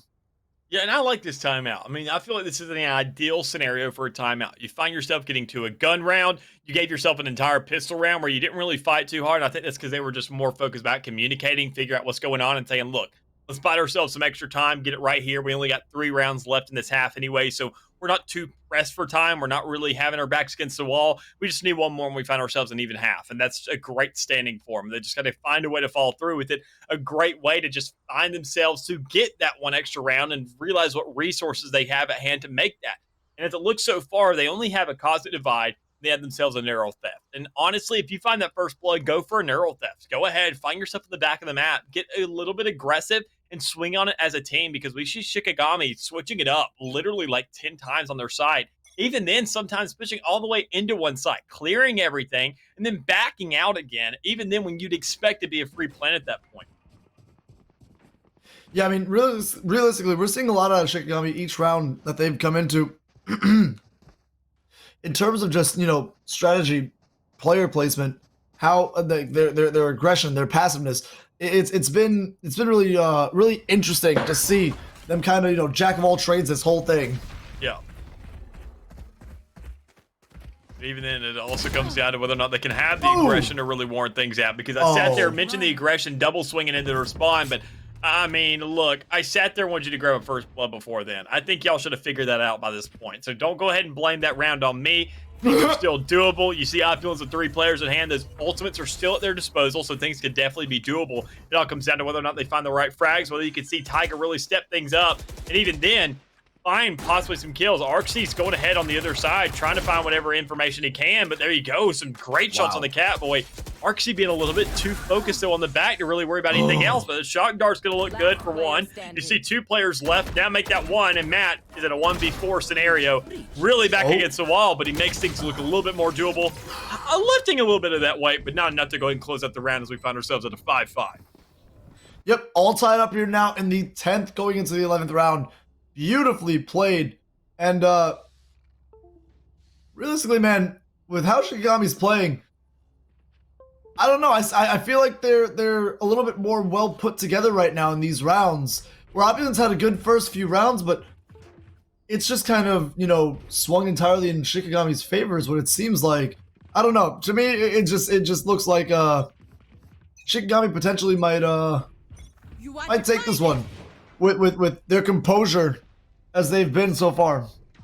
No, I'm definitely with that. I mean, I feel like that's a great point to be made. I mean, Shikigami, we saw Opulence just doing a great job on defense, actually playing defense. Playing back, we're looking for those op picks earlier coming out of Legend. And we haven't seen the op in his hand again, and there you go, Catboy opening things up. You see Legend grab one, but it's not enough having only a Sheriff in hand as along with the rest of your team.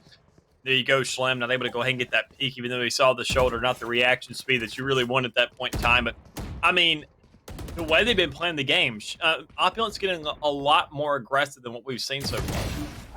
It's not the same team we have witnessed thus far in the entirety of this game, and maybe you could turn things around because Matt, with finding 2 great picks here with that Sheriff, you're looking for a third, you're looking for the backup from your team, you're hoping to buy things out, play things slow, as we already mentioned. Slow down the game, know when to really find the picks, know really when to go ahead and choose the right time to push out, and there you go. When you had the breach charge coming out, that's not a good time to do anything.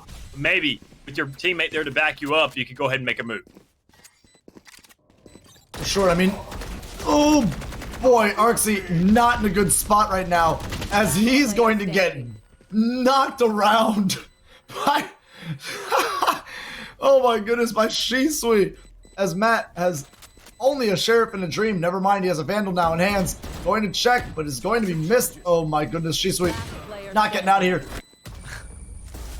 Good night. That is another round for Shikigami. Yeah, and find themselves a lead as well. So, I mean, to turn things around like this, I mean, we'll see the round differential when it comes around to looking at that scoreboard. But, I mean, everything looking pretty good so far for Shikigami. We've seen themselves grab some really good first picks. I mean, look at that divide. Opulence with the first 4.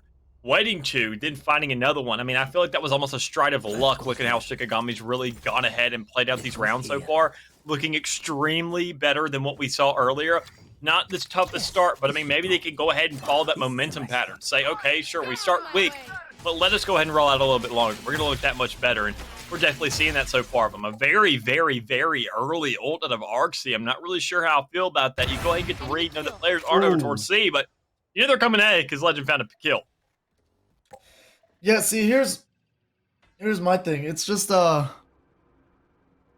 It's just I completely forgot what point I was going to make entirely in the midst of trying to make that point. But as I say, that Shikigami has absolutely rotated from A over to C. They're on site now as Matt takes out one. Schlam's going to get taken out by Awakens. Now, it's Awakens. I get it. It's Matt taking out High Flip. Matt taking out James Kez and Tyga taking out Awakens. Wow. Wow. There you go. Switching sides. Definitive answer. There you go. I mean, that's all they needed. And once again, it was the round that Legend found that op again. Found that first pick. You had your Jet getting a little bit over-aggressive, able to go ahead and make the dividends and say, look, I can set the precedent here. I can set the tone of this entire map, this entire round, with this one shot alone. And that's exactly what he did. Being 12-7, now getting on this offensive side and winning that last round, I'm pretty sure is a pretty good high note to come into, saying, look, now we're switching things around. Schlam had an outstanding half, really making himself relevant, able to get an ace as well, and Legend just going ahead and fragging out left and right. So I want to see these two players go ahead, grab the first kill, grab a ghost maybe in their hand, go ahead and shut down Catboy, find a sheriff in hand, and see if they can go ahead and make things a little bit different than what we saw, because with such a great start, it can't be just a beginning team. We can't see that out of them, and I'm not sure how they could have gotten to the semifinals without something like that. So I'm expecting them to turn things up, be a little bit more consistent here if they're really going to close this out. Oh, for sure. I mean, Awakens grabbing, oh my gosh, grabbing two immediately now through this, through this smoke. I don't know if I would push this anymore. That's kind of like a red flag right there. Oh, they got it because the spike is down. But what I was going to say, the point I was going to make is that we're seeing how well composed the side of Shikigami is on the attack. And now coming into this second half, we'll have to see how they play their defense. This is going to be obviously where it's going to matter in this second half at an all-time, especially now at an all-time of game. We're going to see how both teams are going to do on the opposite side. And Awakens is just doing absolutely well with 4 kills of his own, going up 7-6 now. 1 round done in this second half. I'm sure I'm sure this round is going to snowball into the second with what we've been seeing most of the day, but I could be wrong. You never know. And honestly, I think it most definitely will, because we see a Bulldog, and I think that's always been the biggest differential in these force rounds because of how good the Bulldog is now after its changes here recently. It's not in this last patch fight, I mean, that's really made things. It was during that atrocious Ares patch where they made that difference in it. And it made the Bulldog a much more successful weapon. I mean, it could almost compare to most rifles that you spend $2,900 for. You can save a lot of credits while still getting sufficient firepower. But even then, if you don't find the frags for it, that's okay. The Spectre's still looking outstanding. The rest of the team having one of those in hand. So, I mean, with the exclusion of that one sheriff, you have yourself a pretty darn good lineup for your team. Oh, of course. Now, I mean, both teams moving real slow on this one. Not to get too aggressive here, and I can see why. Not Shikigami, more so Opulence, with only pistols in hand. You know, not much to exactly work with. You're kind of just lambs to the slaughter in this sense, as James is gonna find 2 with that Bulldog that you mentioned, and right off the bat, this is a 5 versus 3 as the rest of the members, my goodness, he's finally taken down, he's finally stopped, the madness is over, but is it really? As Shisui and High Flip find the last 2, that is the 2 first rounds of the half. 3rd round coming up, this should be going in the favor of Opulence, but once again, that's not always a guarantee. As we saw last half, where Opulence took 4 in a row, before anyone knew what was happening. You sure we should see Opulence win this round? Because this looks fairly even across the board. I mean, even then, Shikigami's buying themselves out. Opulence is buying out. We expected them to do that, being on the attacking side, and as they went ahead and lost out that last one. But, I mean, Shikigami doubling down. Finding the investment on util early, able to go ahead and get a scan with the recon dart. I mean, they had themselves an outstanding setup off the get-go to have all this intel to work with, knowing that A is probably going to be the play. You see so many teammates just moving out. So this is going to have to be an instantaneous answer or preemptive rotate from the side of Opulence to go ahead and find themselves really to get this plant out. Right now, here's the problem. There's a bunch of utility left on B and on C site. And here, already on site, Legend with Opulence and the gang already on. 2 found, beautifully done. And Spike is going to go down.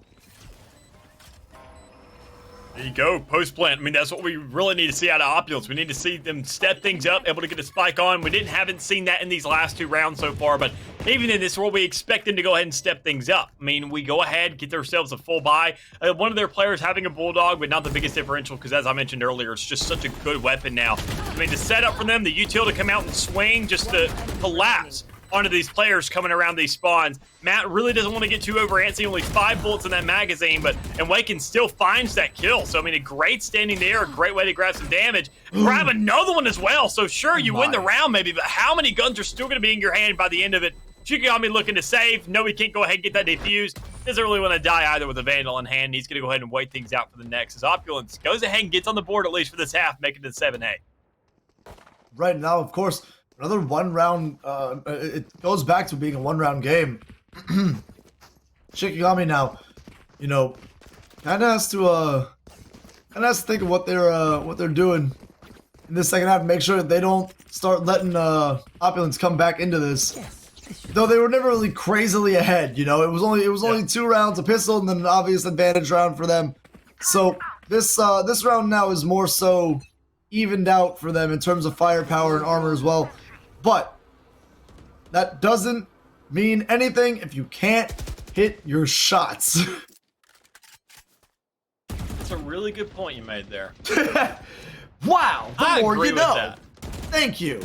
In Valorant, you should nail your freaking shots. Honestly, I completely agree with that. I think a lot of teams would follow that principle, and I want to see who's the first to the plate to really adapt that into their play style. Who's going to hit their shots more? Who's going to find these kills? Who's going to find that first blood, more importantly? I put so much emphasis on a first blood so many times because, I mean, a cast Call of Duty Search and Destroy, literally so much, and that's all it comes down to. I mean, with only 5 players on a field, you go ahead, you know when to swing, you only have 1 round to play with, and you only have 1 life in that round. Things become pretty mission critical to go ahead and make sure you find that first blood. Make sure you find that first pick. Get that damage to be playing off of.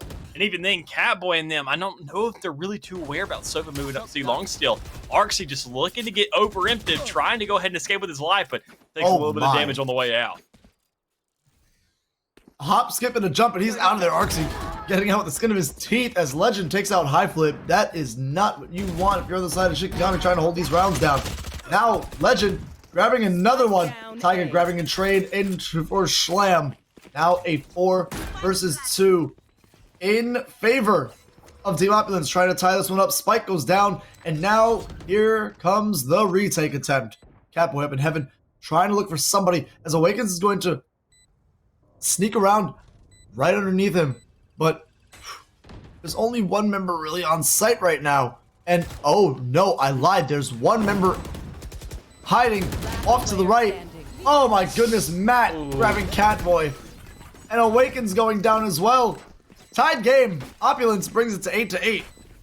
Yeah, and with 3 ultimates still on the board from as well. We didn't see a Blaze from invested. We didn't see a Neural Theft invested. We didn't see a Cosmic Divide for that retake. We didn't see anything out of them. They just went ahead, just purely won their gunfights off pure merit. And, I mean, honestly, it's a really good look for them so far. Able to step things up, go ahead, tie things out, making it a 2 for 2 in this half. I mean, we saw it earlier. Opulence just looked like they were early excellers. They go ahead, win the first 4, and at the rest of the half just didn't look too good for them. But, I mean, everything it seems so far, they're able to set things up. They're looking much better on the attacking side, and I think that's purely off the map choice. But then again, we can see whether they can double down or not, find themselves a couple extra rounds to be playing with. Whether or not Legend gets picked off here on the get-go. Instead, he finds the first blood. I mean, that's what you want coming into this round more so to, you know, make sure that, oh my goodness, I thought Shisui jumped around somebody and was about to get a headshot as I was going to say it. Okay, anyways, moving on. 3 versus 3 right now. More so in favor of Shikigami because of the health differential. But Shotgun's coming in is going to change that up into a 3 versus 2. Oh, leg shots. That's not what you want. Aim up, aim up. Legend now with 3 health and a dream is going to be falling off into this garage now just to make sure that he doesn't get caught by any stray bullets. He's the last hope right now, and there he goes, Shikigami. Wow. taking that round back. Wow, is right. I mean, it all came down to that first shot by Shisui there to go ahead and get that kill where you're initially planting the spike. Then we saw the double shock dart able to pick off Taiga. I mean, there was so much there that Shikadami did right. I mean, just absolutely outstanding utility from them. I've never seen something like that. The angle they had was just correct. They guessed correctly, and that's all it came down to. You go ahead and get the tiny little edge of that arrow, that shock dart to go ahead and grab that kill. I mean, there's so much there that looks good for Shikigami, and they still don't have too many resources to buy it out, but I'm sure Team Opulence, before I even get it out of my mouth, we all knew that we were going to see Legend pop the Bladestorm here, knowing that you don't have nearly as much money this time around. You're trying to guarantee yourself a round. You're trying to go ahead and just get whatever you can with what you got.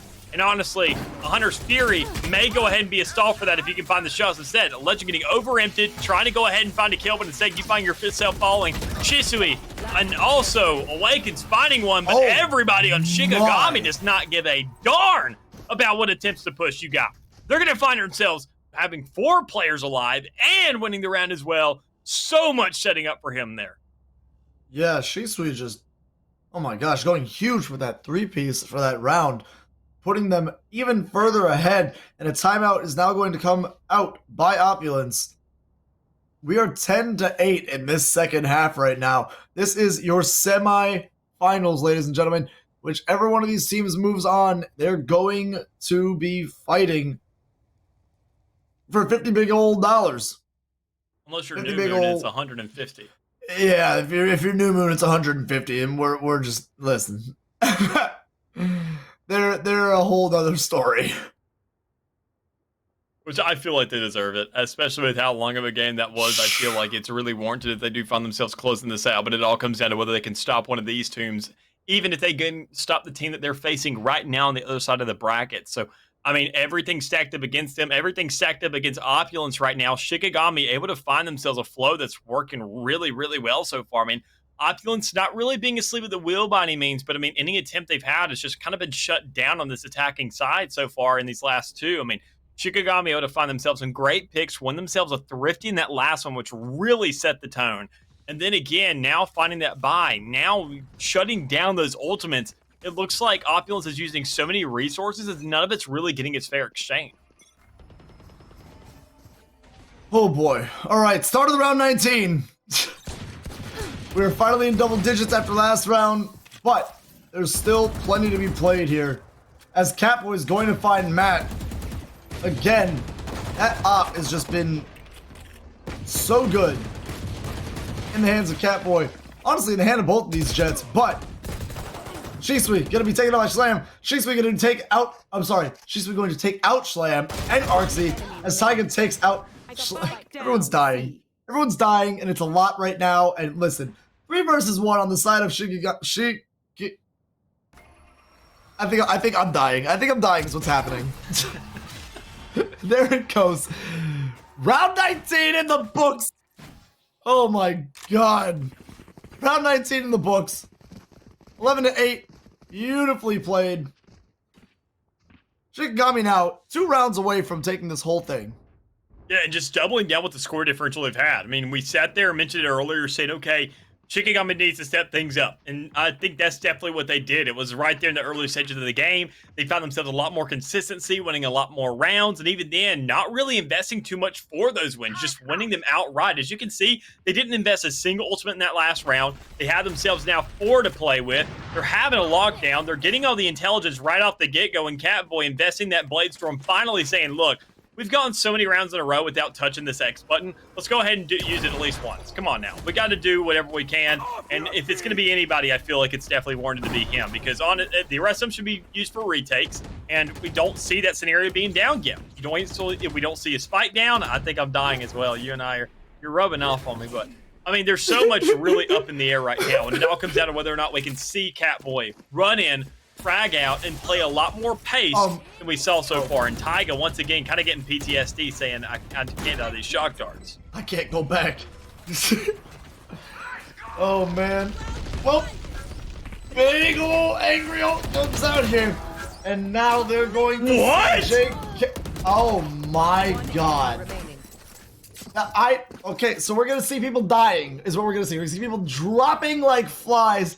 And Opulence take that round back in almost seconds. Holy. That right there, that one shot while stunned was just massive. You even saw Legend give Jamekiss in the chat and all chat say that was a nice shot. Like you were stunned, but somehow still found the frag. That's a good deal. But even then, you see Team Opulence able to go ahead find that round, and I feel like it was very, very, very hectic. I mean, they got to go ahead and invest in that kind of play style once again. Put as much utility down as they can.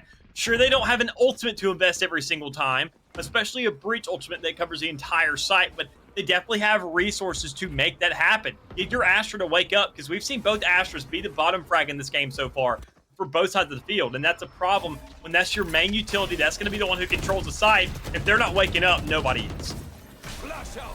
Yeah, for sure. Now Blind is gonna go out. Flash out. Nothing to come from it exactly. Still all members up here, but some are gonna start dropping. Taiga takes out High Flip. James just drops to Matt as Catboy takes out Legend, and Shisui takes out Taiga. Shisui grabbing a second on Matt. That's going to be everyone scouted out and dropped on the side of Opulence. And now one more round, Shikigami moves on. But that's not to count on Opulence just yet. It most definitely is. I mean, we sat there, we've seen some great rounds from them. Only time that we've seen a streak that could warrant to get them back into this game, to go into an overtime once again here. 2 rounds in a row, quarterfinals and maybe semifinals if we go ahead and see Team Opulence really turn up into high gear. Only problem is you got to look at the buys, man. There is not enough money for the rest of the squad to really warrant what they're going into. You see, Arksy, Matt, and Legend, they picked up off that last round. They found themselves enough whenever they stayed alive. But, I mean, the other two are really just kind of left out to dry. They just don't have enough to play with, knowing that Shikigami has won so many in a row now that they can go ahead and really just dish out whatever they want. Yeah, I mean, shots coming through this wall. Catboy doesn't find anybody on this, honestly. Not a single soul, not a single bit of damage. And Matt finds Awakens. Jakeis finds Legend. This is a 1-for-1 trader on the whole map. And 4 versus 4, this is, I don't know, man. I don't know whose advantage this really is. Well, now in terms of health advantage, it is on the side of Shikigami. But now in terms of man advantage, even more so, it's in favor of Shikigami. 4 versus 2. Oh, this is not what you want to see if you're Team Opulence at all. Most definitely is. I mean, you sitting there, you're in a 2v4 scenario, you got to find the right trades. One of your players already fell, but that's going to be a good exchange there for Matt. Only 9 health now left. It's going to be an easy wall pin. It's going to be an easy close out there for Shikigami. Now going on to that grand finals after an impressive showing from them. And we're going to see some highlights. We're going to see Legend with that 3K earlier in the game. Catboy turned things up, tried to go on that B side. We didn't see that consistency, I feel like, as much out of Legend when it came right out of that Blade Storm, which I feel like could have definitely been fixed. If you just go ahead and pace yourself, check some angles besides getting overly aggressive. And there you go, a great shot to shut down an operator on that A. But, I mean, just good shots across the board from all these teams. A much closer race, I want to say, for the entirety of the match instead of being a one-sided affair twice in a row. So, I mean, for semis, setting up for finals, it all comes down to really who finds himself winning on the other side of the bracket, going ahead, turning things up, and, you know, it's all going to be there. It's going to be the end of the night. And it all comes down to whether or not you and I are going to be prepared for it, because after these 2 outstanding games so far, I'm sure we're expecting something a little bit longer than what we saw this time around. Oh, for sure. I mean, honestly, I don't know. Maybe because quarterfinals just took so long, that semis just seems like it breezed by so quickly. But very back and forth match.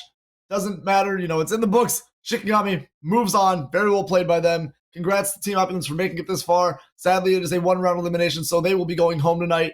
And Shikigami in the grand finals, man. I don't know who they're going to be playing yet between Lionheart and New Moon, but I'll tell you right now, it's going to be interesting regardless. Because if you can beat out New Moon after that showing just now, I don't know, man. I don't know. Yeah, I'm with you as well. And even then, I feel kind of bad for New Moon having to have such a long game than saying, all right, guys, let's load up. We got to go right into the same thing once again. I feel like it's a battle of stamina at this point, but they'll be vastly rewarded at the end of their venture if they do find themselves winning out the grand finals. Thing is, they got to get there. We got to get there. And even then, I got to go ahead and shout out the country club here for GLG. because I mean, none of this is brought to any of you besides the likes of GLG, who is here on this channel.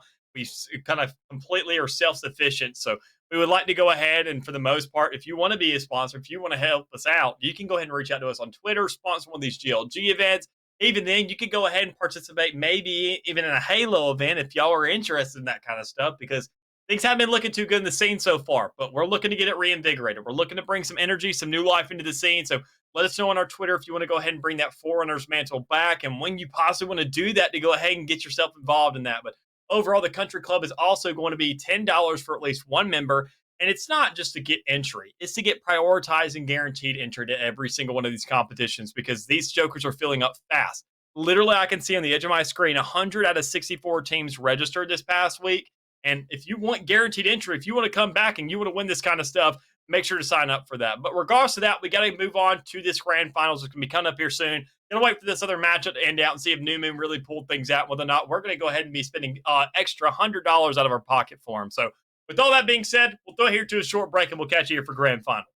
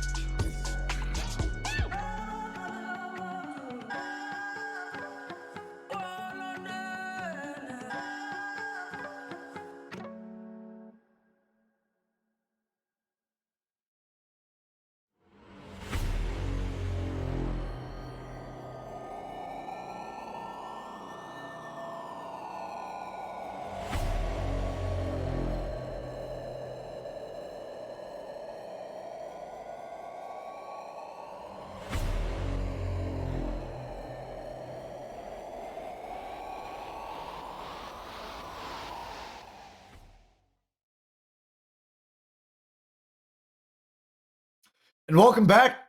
Me and Mick are here, ready for grand finals. As fate would have it, New Moon has won their semifinals match. They have moved on and are still in the running and contention for $50 from me and $50 from Mick after that crazy comeback they just had against Vanquish 2 rounds ago. Me and Mick are absolutely blown still by that round. It has been it's been discussion on break times as to how crazy of a comeback that was, but they will not be in any easy game for grand finals. They are against Shikigami, who we just saw knock out their opponents last round in the team of Team Opulence. I'm just glad we're going to Breeze. I like this map. I'm with you. I absolutely love this map. And I don't think I've casted it since the changes have come through for it yet. So I'm really excited to see how much of an impact that could really have, even though the matches and the changes aren't really all that outstanding by any means. I'm just excited to see these two teams really duke it out on here because, I mean, New Moon, they have had themselves a really, really long night. I mean, none of their games have really been stomps by any means. The past 2 rounds, most especially, that's kind of why we had that break be a little bit longer than expected, because we were waiting on that match to finish up. And even then, before then, they had that, that overtime. I mean, 5-time overtime going all the way to round 15. I mean, there was so much there. It's just a huge, just elongation for them. And I don't know if they really had the stamina to bring it through, but they could definitely be the ones to prove me wrong because they've already done it tonight on multiple occasions. So I'm just looking forward to see this matchup in Shikigami as well. Just absolutely not rolling every competition they've faced up against, but overall looking extremely well ever since they heard the praises of Vincent here earlier in the night. Right, and we're going to get into picks right now as this lobby starts to load in. We're going to see what kind of setup they're going to be going for as Sufu right back on that Sova. Shisui on a Sova as well of his own. Now Catboy back on the Jet as Jamekins picks up a Viper for himself. Still love Vipers, 100% for sight control. Definitely. I'll be back on the Jet as we saw, or as we have seen more so. Full team locked in on the side of Shikigami with, with their Jet, Sky, Sova, their Viper, and their Chamber, as KO is going to be the last lock-in for Beast, following the Viper, Sova, Jet, and Cypher coming on for the side of New Moon. First round coming up on Breeze of the Grand Finals. This is going to be either the craziest comeback story for New Moon, or it's going to be a heartbreaker for all of us here. We are honestly, yet to see. I mean, as things are already standing, I don't know how I feel about New Moon's comp, quite honestly. We sat there earlier. We saw Spook on the KO the entirety of this game, and he was a massive intro. He didn't get too many first bloods. He wasn't too much of an impact when really opening up a round, but just in terms of regard of holding things down, playing an offensive agent, and able to hold things out, having that ultimate that can really turn things up, get that fire rate, going ahead and picking things off. I'm not really sure how his impact is going to look on the Cypher. And I'm curious to see how it goes for the first couple rounds. I'll definitely keep my eye peeled for it. But, I mean, we see a Cypher compared to a Chamber. Sure, you don't get too much slows, you don't get too much stops as a Chamber. But, I mean, with the Cypher, you most definitely do. So that's definitely going to create some halts. But I just don't see enough aggression and enough actual fragability, especially knowing that Breeze is such a long-range oriented map that Chamber almost feels like a necessity as the course of this game's evolved. Ooh, and shots coming out cross map as Poppy is going to find 2 right here, taking out Catboy and High Flip immediately. Now looking for a third. He's going to be firing off. Awakens is going to take out Beast, though. Spook now waiting for this wall to drop. Takes out Awakens, and now 4 versus 2 in favor of New Moon. Already coming out strong in this first round. Yeah, most definitely. Great start for them, already having themselves up to be 4-2. Sure, you had the spike down, and you're trying to go ahead and get a little bit aggressive, and Chulo's trying to do whatever he can there, but Spook, going ahead, continuing suit, able to go ahead and find a 3-piece for that round. So a great start for him, already feeling a little bit of momentum, getting some fragability onto the board, and give yourself a good gun to be dishing out some damage on this round. But, I mean, so far, defensive hold, not really too much to be dishing out on the first round because you're not really investing in utility too much. You're not getting a full kit to be playing with, but the Guardian play. I'm really liking this so far. It's a very long-range weapon, has the best first shot accuracy out of any other gun in the game.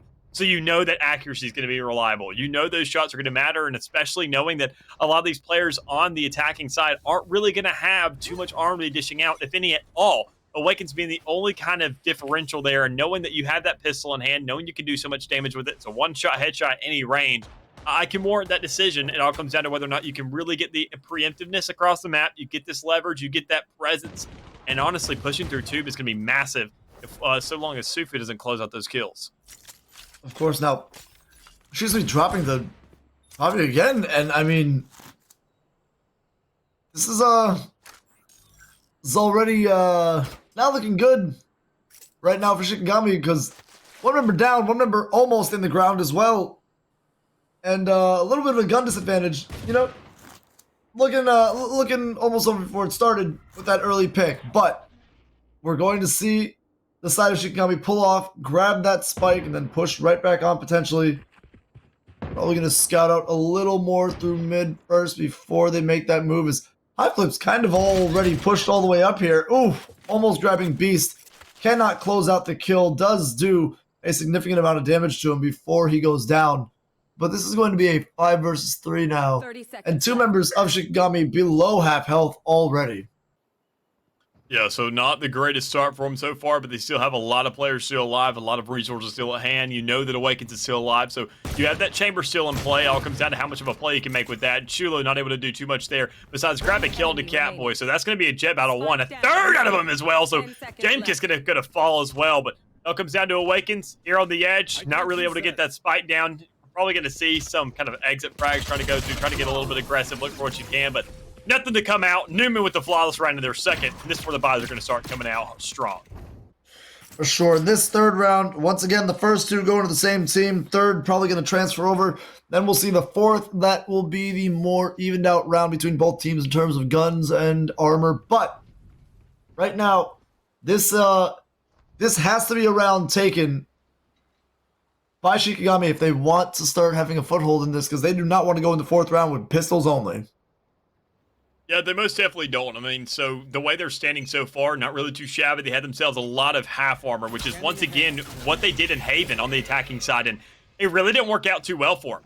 So, I mean, you go ahead, really repeat history. Go ahead, have the aggression brought in by Chulo. You see the trade come through. You see 1 kill for each side. Shisui really lackluster on that health there. Gets picked as well, but the attack has to come out. New Moon having themselves a lead so far. Heyo not having too much health to be dealing with as he does fall as well. And there you go. Kaplan on the edge with 2. That's going to be massive, and Spook's going to have to come through with the rotation. Able to close things out with the Guardian hand, full shield at his disposal as well. The 2v1, and maybe he can clutch this out.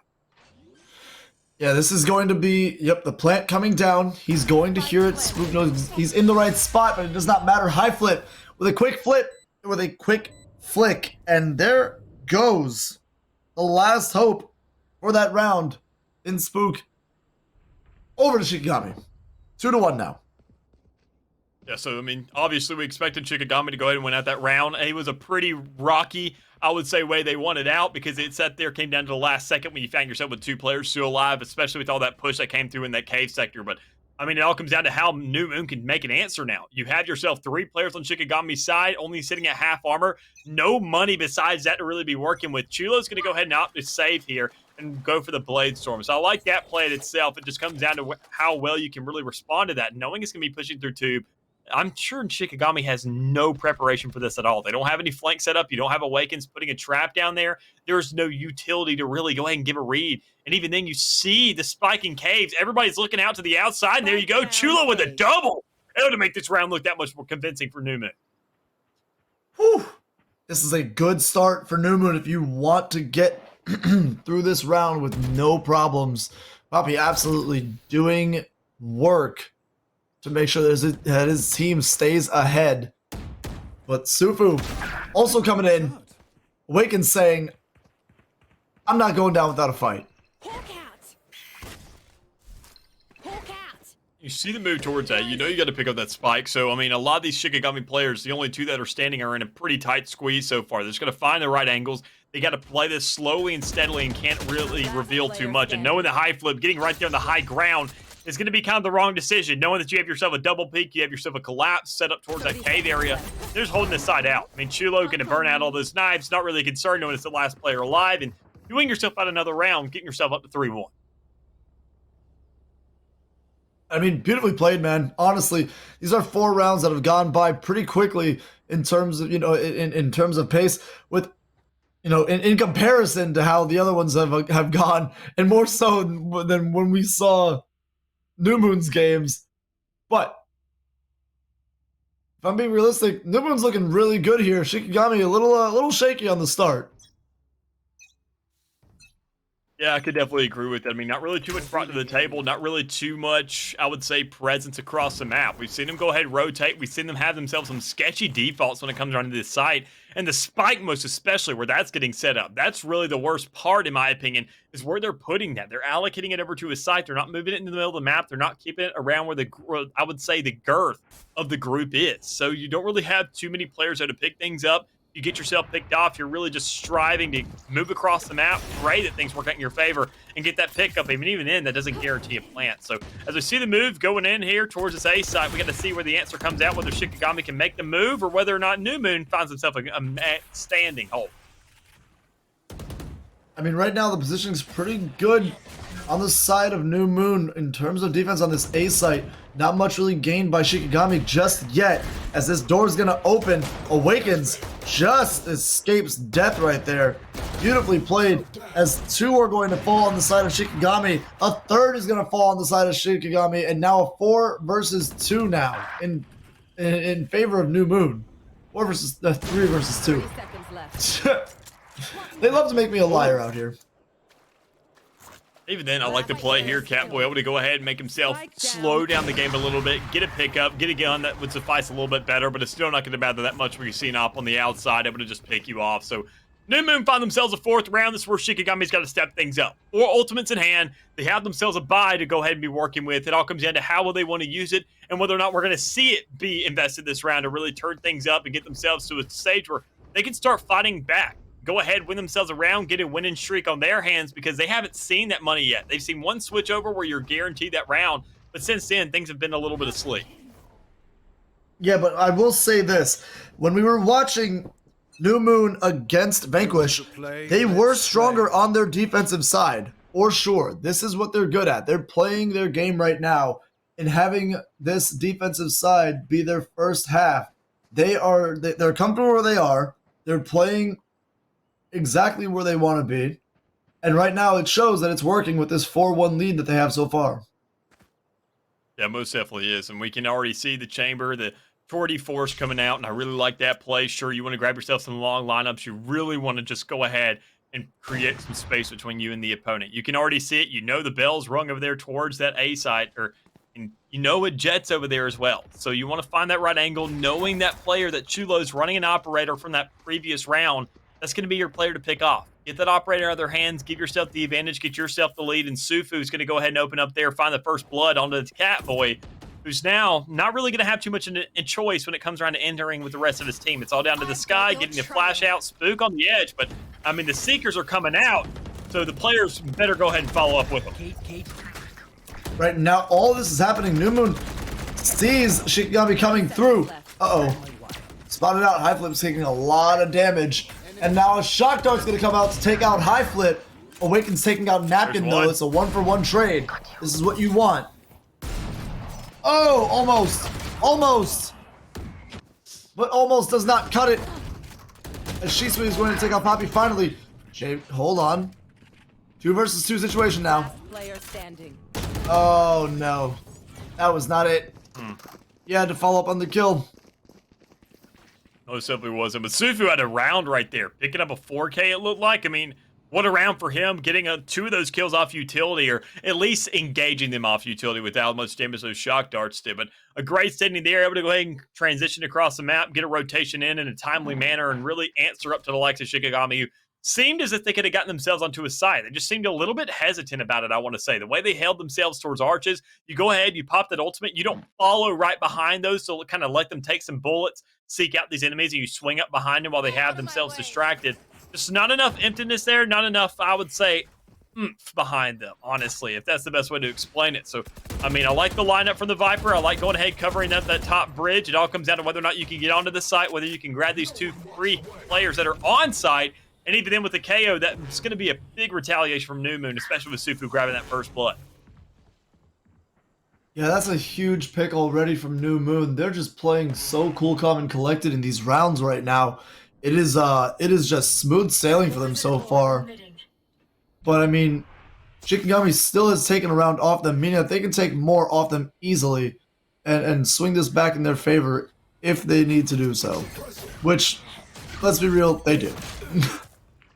Oh, and Cowboy with the opener everybody needed. Getting that Blade Storm, getting the reset, finding yourself some more to be working with. There's a second one as Jamekis finds a kill with that Vandal. So a great setup. Can you get the read on the op? You do. Chulo's down as well. This is now a 4v1 where Spook, the man who's done it all in this entirety of the day, has to step things up and really follow through with this. And sure, you're in a 5-1. Pressure isn't really all that bad. You could bite yourself in the next, but you definitely don't want to let them have any more leeway than they already have. Sitting at one round, you want to lock them into that. Make sure to curb some in this half because, as we said earlier, I mean, their defense looks pretty darn good. We just haven't really seen too much of their attack just yet here on this map especially. So I think Spook may even just save instead of really getting antsy here because we can see him playing pretty passively.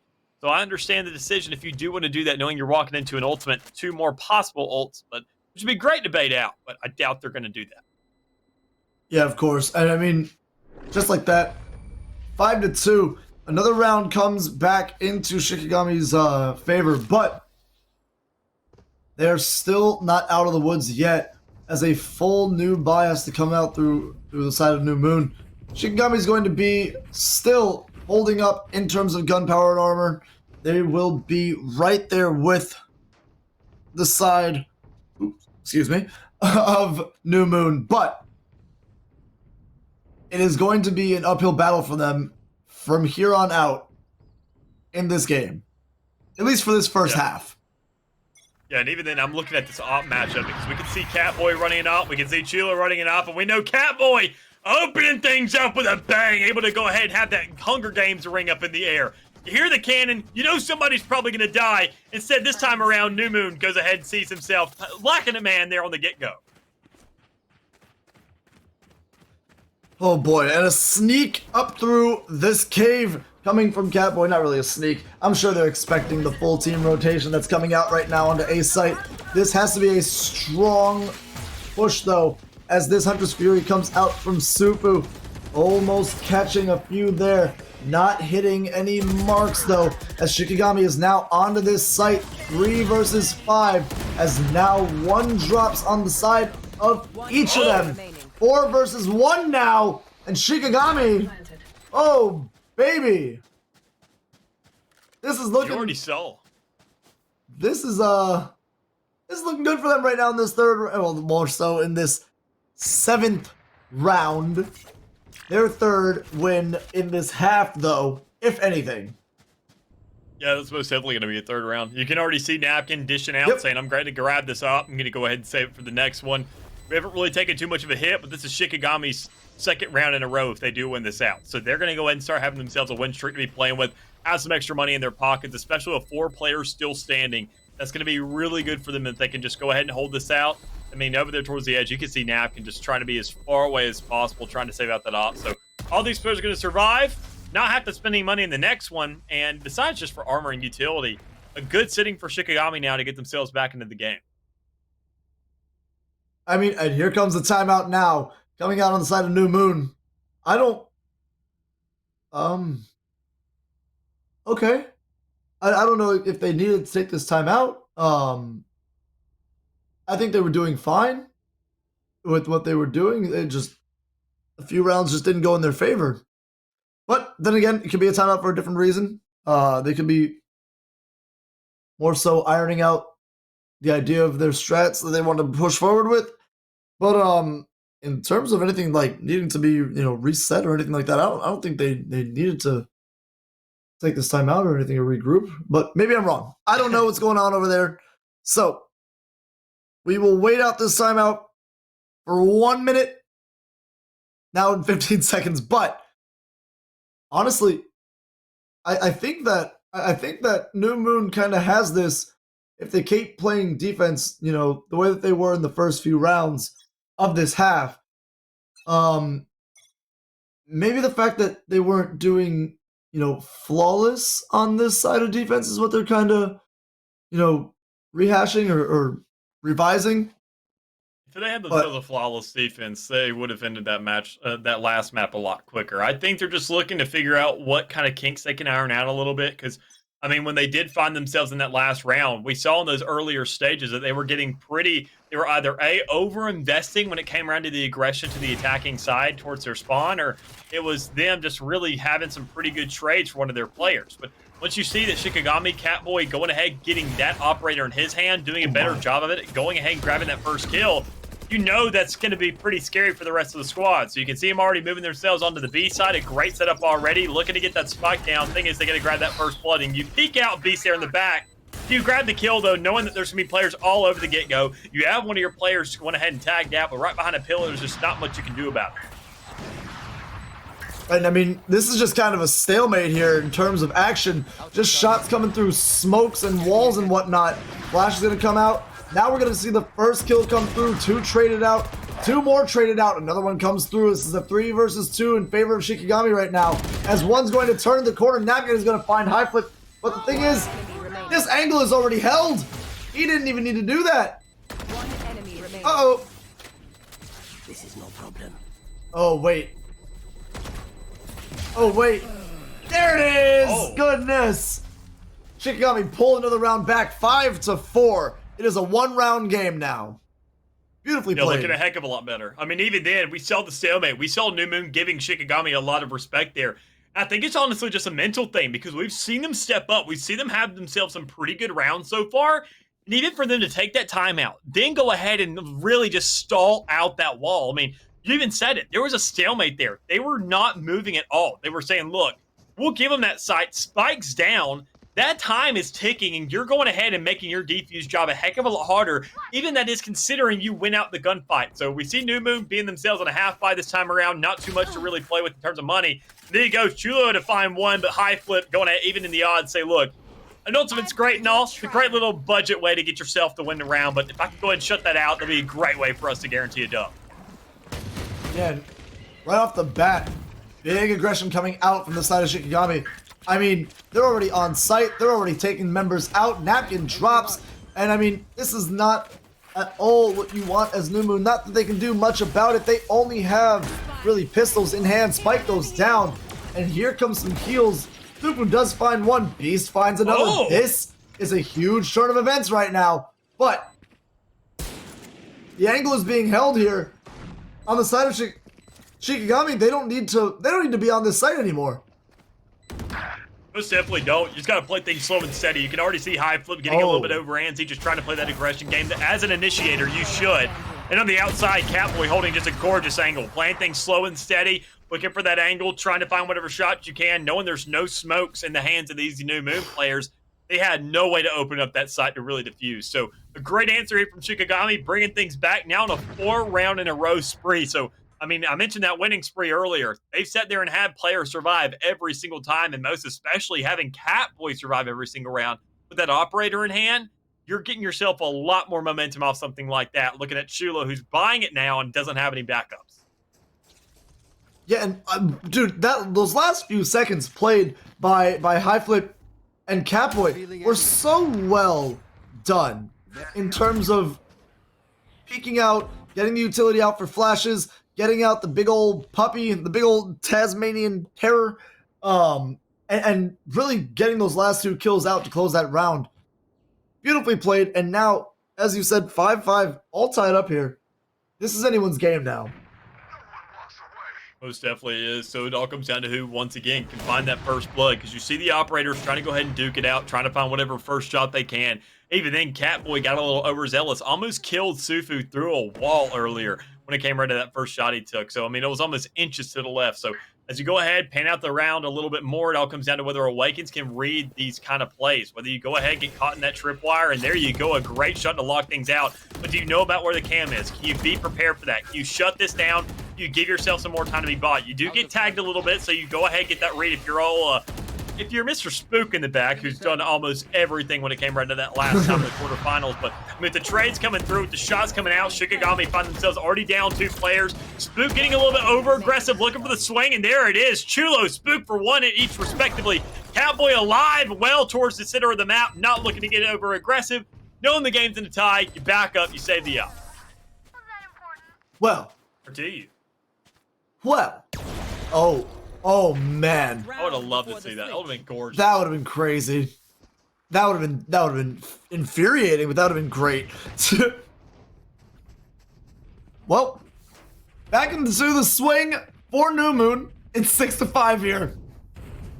Shikigami still not out of it though. Like this is a much closer game than what we were watching the first time around with New Moon.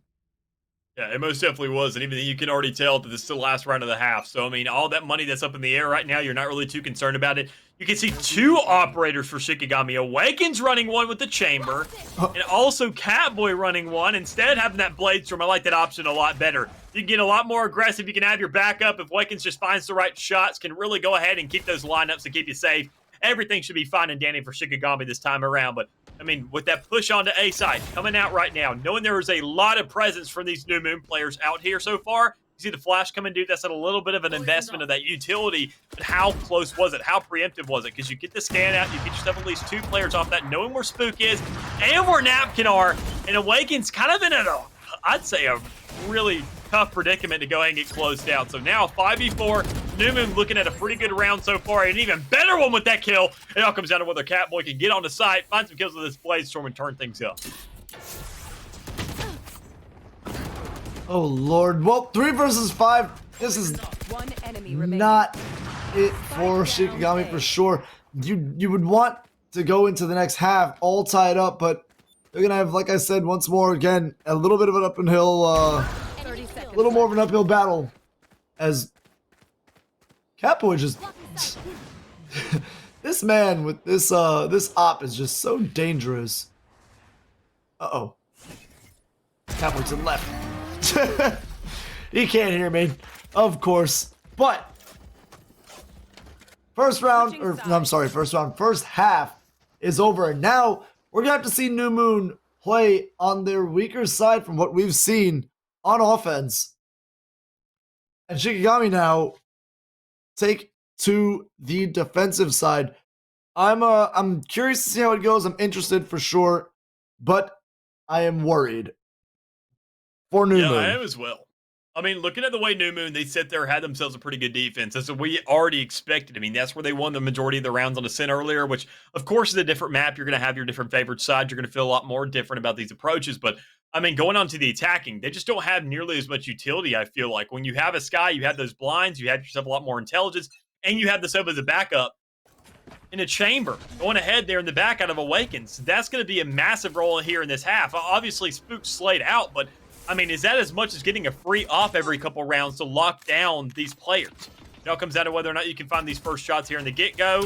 Jet going ahead, stepping into that toxin for a little while, but even then, it all comes down to whether these players can really collapse in an efficient manner. And there you go, Beast, Chulo, and Beast with another one. These are some massive trades, and honestly, New Moon looking pretty good. Oh, beautiful. Of course, the big man Spook coming through for that last kill. You gotta love it, man. You gotta love it. Well, now 3 rounds separating these 2 teams. It is looking a little grim here for Shikigami, but of course, not counting them out yet. They've made it all the way to this grand finals. With all these other teams that they've had to beat, they cannot be counted out just yet. Yeah, and even then you can see the setup. I mean, we see Shikigami had themselves a pretty good amount of Sheriffs in hand right now. And I mean, Sheriffs are really, really efficient on this defensive end. You just got to find the right timing. You got to find yourself the right angle. You got to hold it pretty aggressively. You got to find the shots. And there it is, Catboy with 1. That's the only trade to really come out to fruition in this round so far, as New Moon has found themselves 2 players to pick off on Shikigami's side. So, you know you had the angle. You know you had the player there towards the middle of the map. Is there anybody else scattered around? You know on the flank, Awakens is coming up on the Spook, trying to find those shots, but you got to slow down eventually, otherwise the man's going to hear you. And I don't think he's going to peek that. I think he has literally no clue. And that is a free Guardian for Awakens now. And that's another shot from him as well. That's a double. Having a much better gun in hand. You know there's two players on site. And it comes down to one having a Guardian hand. It comes down to a 1v1. Beast has a flash, has a knife to use at his disposal. Goes ahead and uses it, finds the kill, and finds New Moon their second round here this half. Wow. So well played on the side of New Moon. That was a definite nail biter. That could have been entirely in the other way. After Awakens came around and got such a beautiful flank. Look at that. One comes around the corner. Two. Oh my god, what a flick. Picks up the Guardian. We're not going to see the full replay. What a shame. What a shame. It's fine. It's fine. I'm just not going to be able to sleep tonight now. I'm just not sure how I feel about the rest of the team there. How they went ahead, swung into the middle. Sure, you don't really have the best weaponry in hand. Wait for Awakens to move up more. Get some more intel. See what he can figure out. Find whatever kills he can dish out. But it doesn't matter now. You find yourself sitting at a 5-9 if you're Shikigami looking to get back into this game. Once again, trying to bring things back, being a little bit short. But there you go. Beast using that ultimate, getting shut down fairly quickly. And you see the rest of the team trying to come for the backup with not really the best weapons in hand. You know the Red's going to try and come out. But how much can you really get done? But Chulo in the back with that Vandal, able to go ahead and find one frag. Catboy trading it out once again, stepping up with that jet, because goodness gracious, as a three-piece. He could go for an ace if he really wants it, knowing Chulo doesn't have as much health. But James finds that one kill. You see Catboy fall as well, but now Shikigami stepping things up, able to grab themselves another round, sitting at a 9-6 still in favor of New Moon. I mean, that round was pretty all up, everyone down kind of deal right there at the end, with all members kind of just funneling into each other's crosshairs. But now you're seeing Shikigami on a little bit of a stiff buy with that shorty. Oh, never mind. Ignore me. He has, you know what it yeah, is. he has the blades ready. He has the. I was like, geez, he's really struggling out here. Nah, he's fine. He's got it. Yeah, watch this.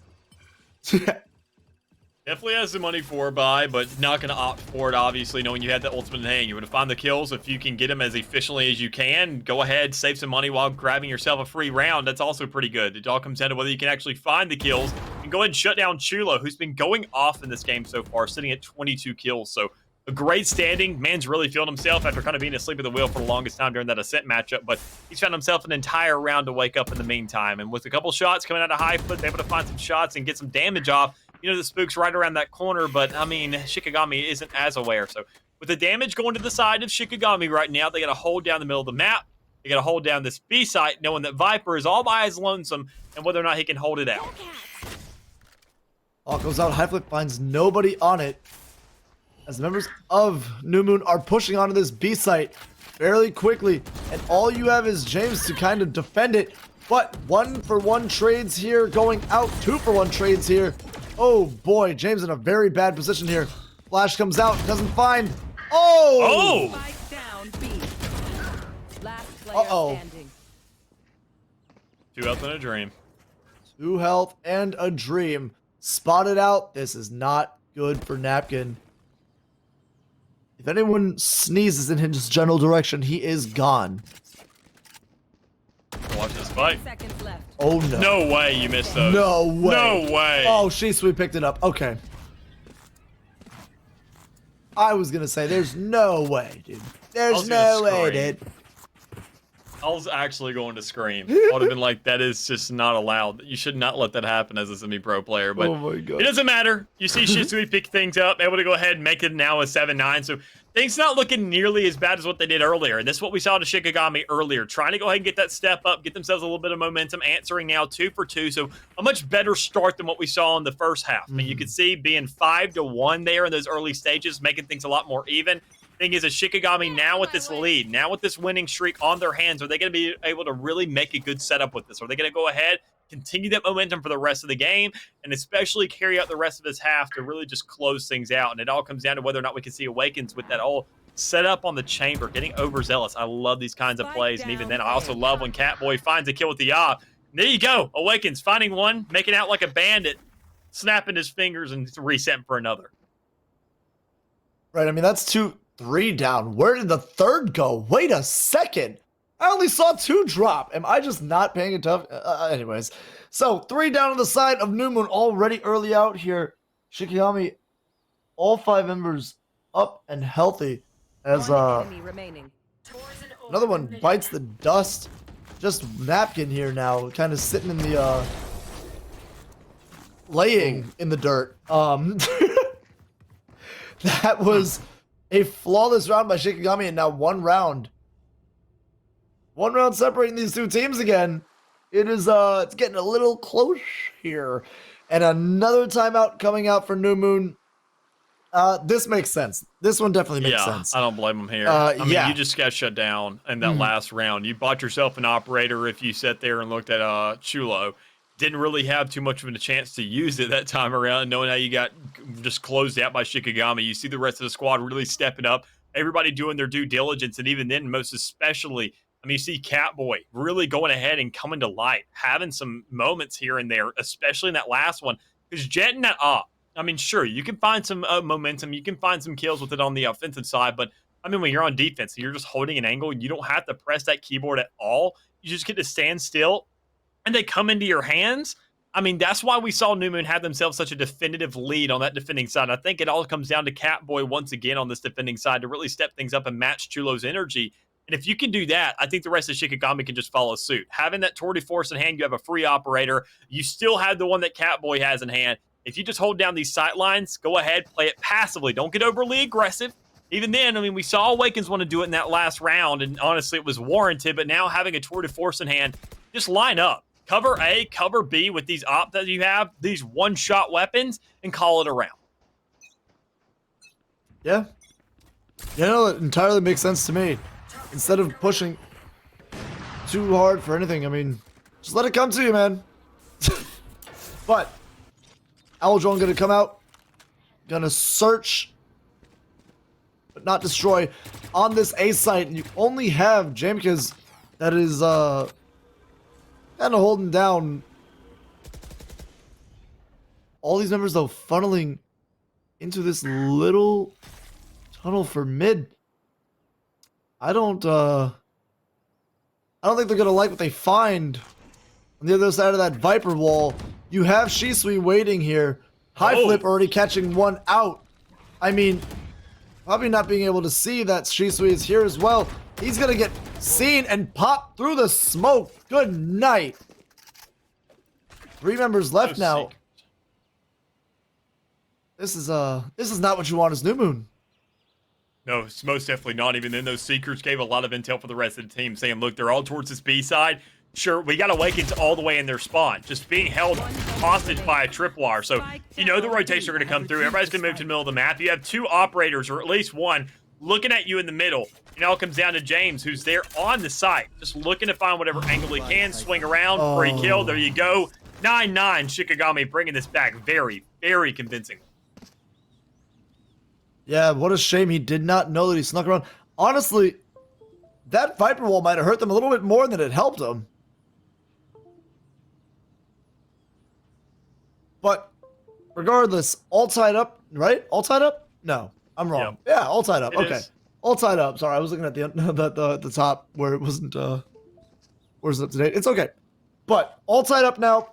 New Moon again having to go through a half buy here, and well, it was more so a pistol round. It is not what you want, especially if Catboy's picking off Chulo for you. That is rough. Now Sufu and Spook both kind of gunning down the tunnel here, the center, the mid tunnel. Oof. Oh, these shots are all going right by their targets from both sides. Only a little bit clipping the side of New Moon. That is definitely not what you want. You want to be as healthy as possible coming onto these sites for sure. Ooh, as Napkin does find Awakens, this could be a really big pick for them. That is a Vandal just sitting for free now. Standing ahead.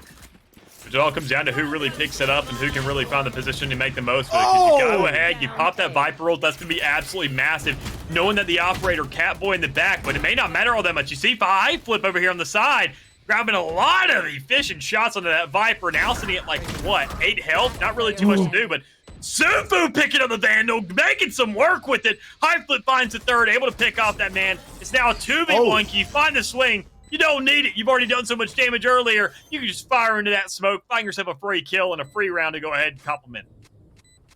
I mean, such a beautiful, beautiful catch out there by Super for 2, but it just didn't transfer into the third, and he gets dropped way too early before he gets to continue on with his little kill spree that he went on.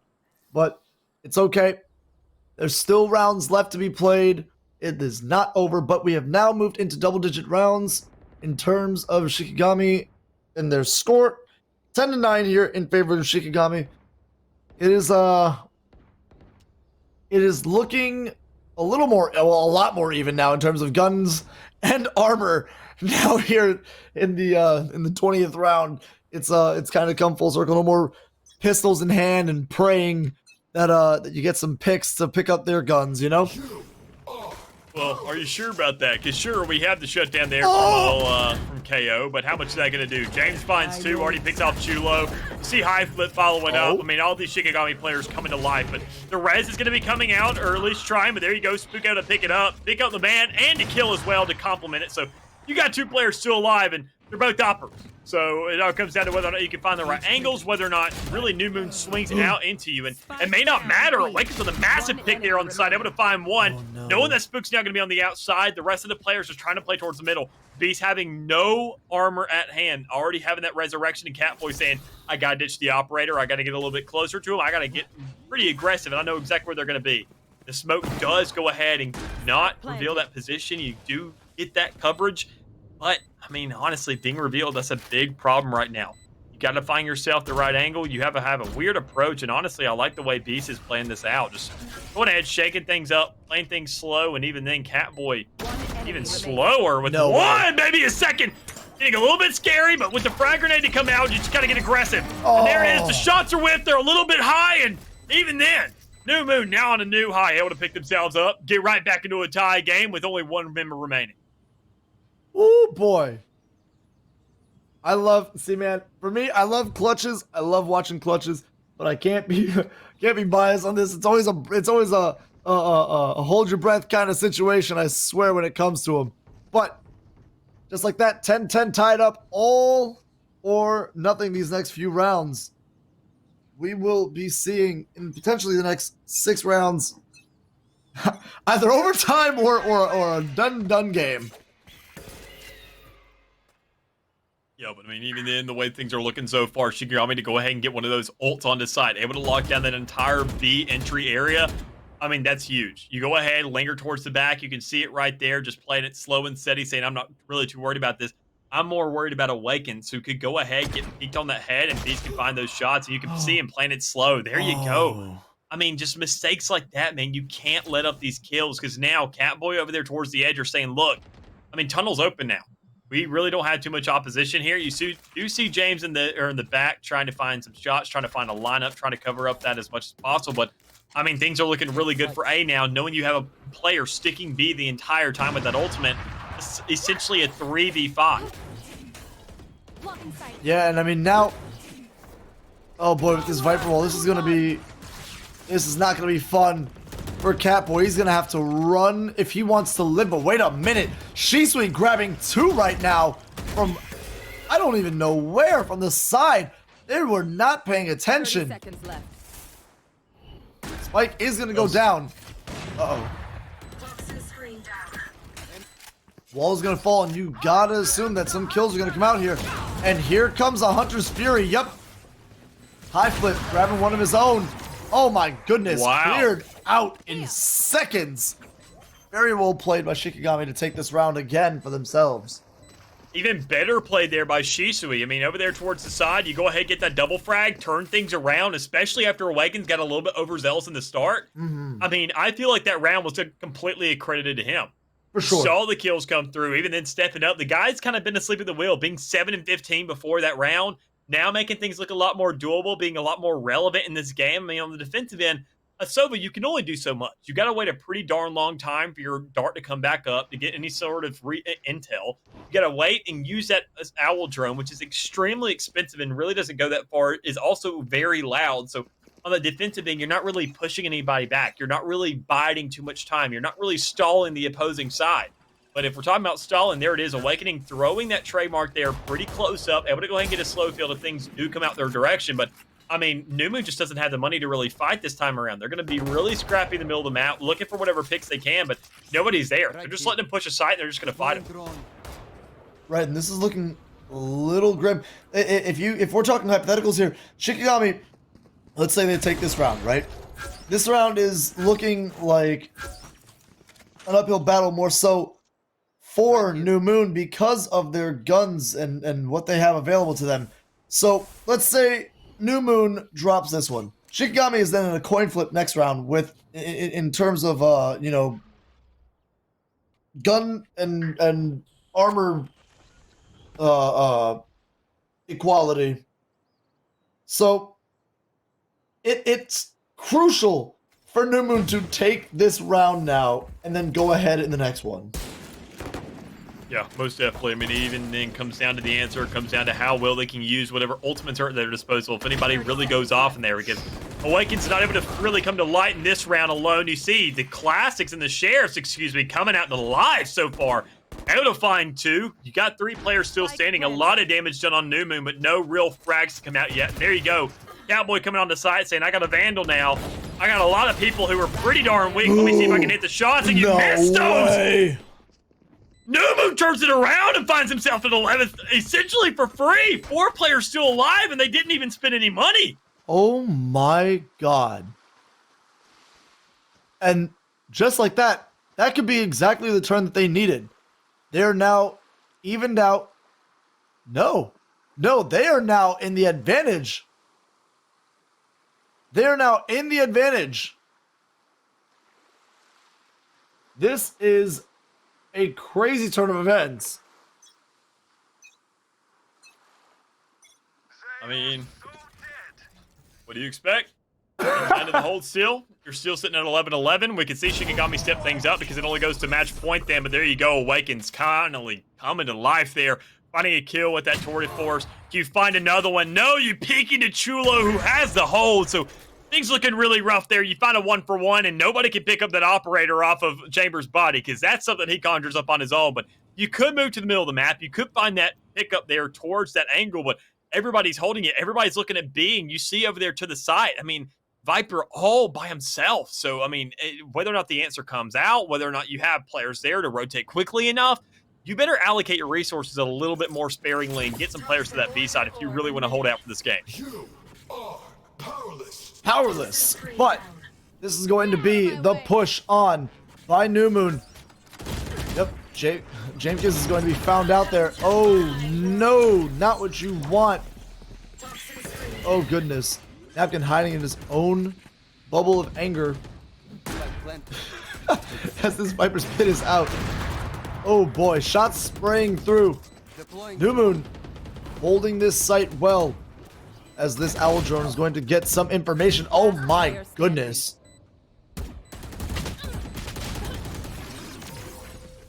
Well, there it is. Good. 1 round separates Match point. one of the craziest runs we've ever seen.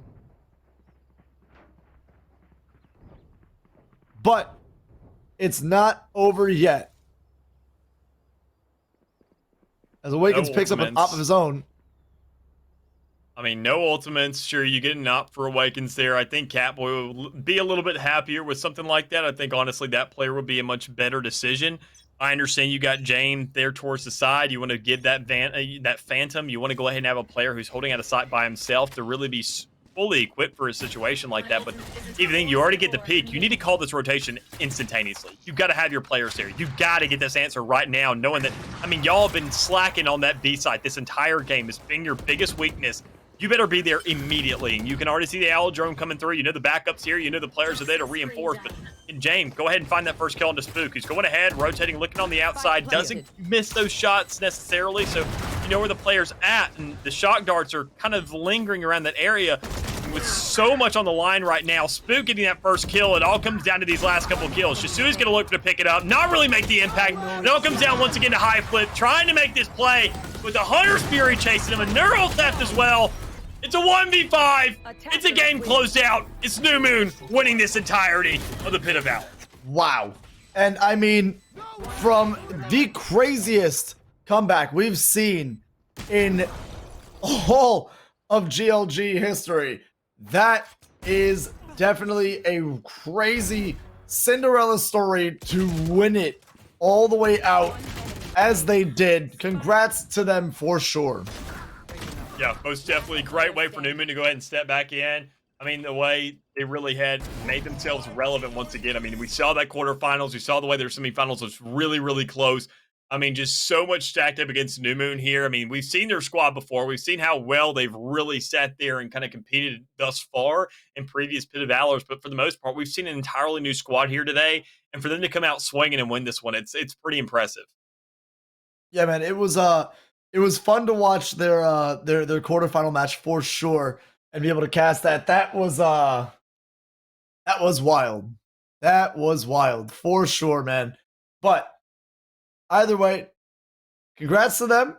I mean, what a well fought journey through this whole tournament. I mean, what other way to get a 75th Bit of Valor going, huh? Of course. I mean, the way they sat there, closed us out. I mean, we sat there. It was extremely close there towards the end as well. So, I mean, all things said and done, I mean, for them to go and close it out 13-11, it's one of those kind of stereotypical lineups we see. Because, as you said, the economy switched over on that round. Once they won that round 11, they set things up for them on 12. They had so many players alive still, they could just get these free pickups and not have to invest anything. Meanwhile, we saw Shikigami there on the brink of really not getting themselves too much to be working with. So, I mean, just great way to turn things around, especially there towards the end. A well-fought game there for the most part because Shikigami was looking very, very convincing there for a while, especially with the way Catboy being top frag, sitting at 23-17, and then only followed by the likes of Chulo, who really stepped up in that defensive end. I feel like most of those kills, if not 90% of them, were all on that defensive side. So it was a great start for them. It was only a one-round differential, and that could have been the difference between overtime and winning out the game. But, I mean, as the dominoes fall, that's really all we get. Agreed. But I mean, man, that is how these tournaments go. I mean, it's either some crazy run like that, or sometimes it's just a one-sided stop. You never know what you're gonna get week in and week out. Every Wednesday, ladies and gentlemen, this is a weekly event. Every single week, hosted by GLG. Sign up, come through, come play. It's that simple. Yeah, honestly. And even then, if you want to get yourself guaranteed access, because I know I mentioned this earlier, GLG Country Club is open for anybody to go ahead and purchase. It's only $10 for one of your members, and every single player on your team can get guaranteed entry to the Pit of Valor, or at least prioritize entry, because, I mean, with how many of these teams we got filling up, we had 100 teams come back this week. We got TikTok blowing up, so all these new people are coming out. All these new faces are looking to enjoy the ride as well. So thank you to any of you who came here from that medium. But, I mean, everything said and done, just a great way to end out the night. And even then, if this game knocked your socks off, if you want to sit there and get yourself some new socks, just because they always end up going missing somehow and you never have yourself a matching pair, GLG's got you covered for that as well, because we have socks are available for sale there on our website. We have some left over from a fundraiser that we had because we got a whole bunch of extra pairs of stock things up. But, I mean, they're great. Got plenty of colorways. I think we only have a couple of the colorways left, but I mean, everything said and done, though, regardless, you can pick up whatever you need to. Even then, you can visit our website, figure out everything we got to offer, because we got a LAN center coming as well. But I don't know how much I can really spiel on all of that, because there's so much to really look at. All the information can be on our Twitter for that kind of stuff, and the website as well. So, I mean, big shout out for everything here. Thank you all for tuning in. We're going to bring this night to a close, and we will see you here all next week.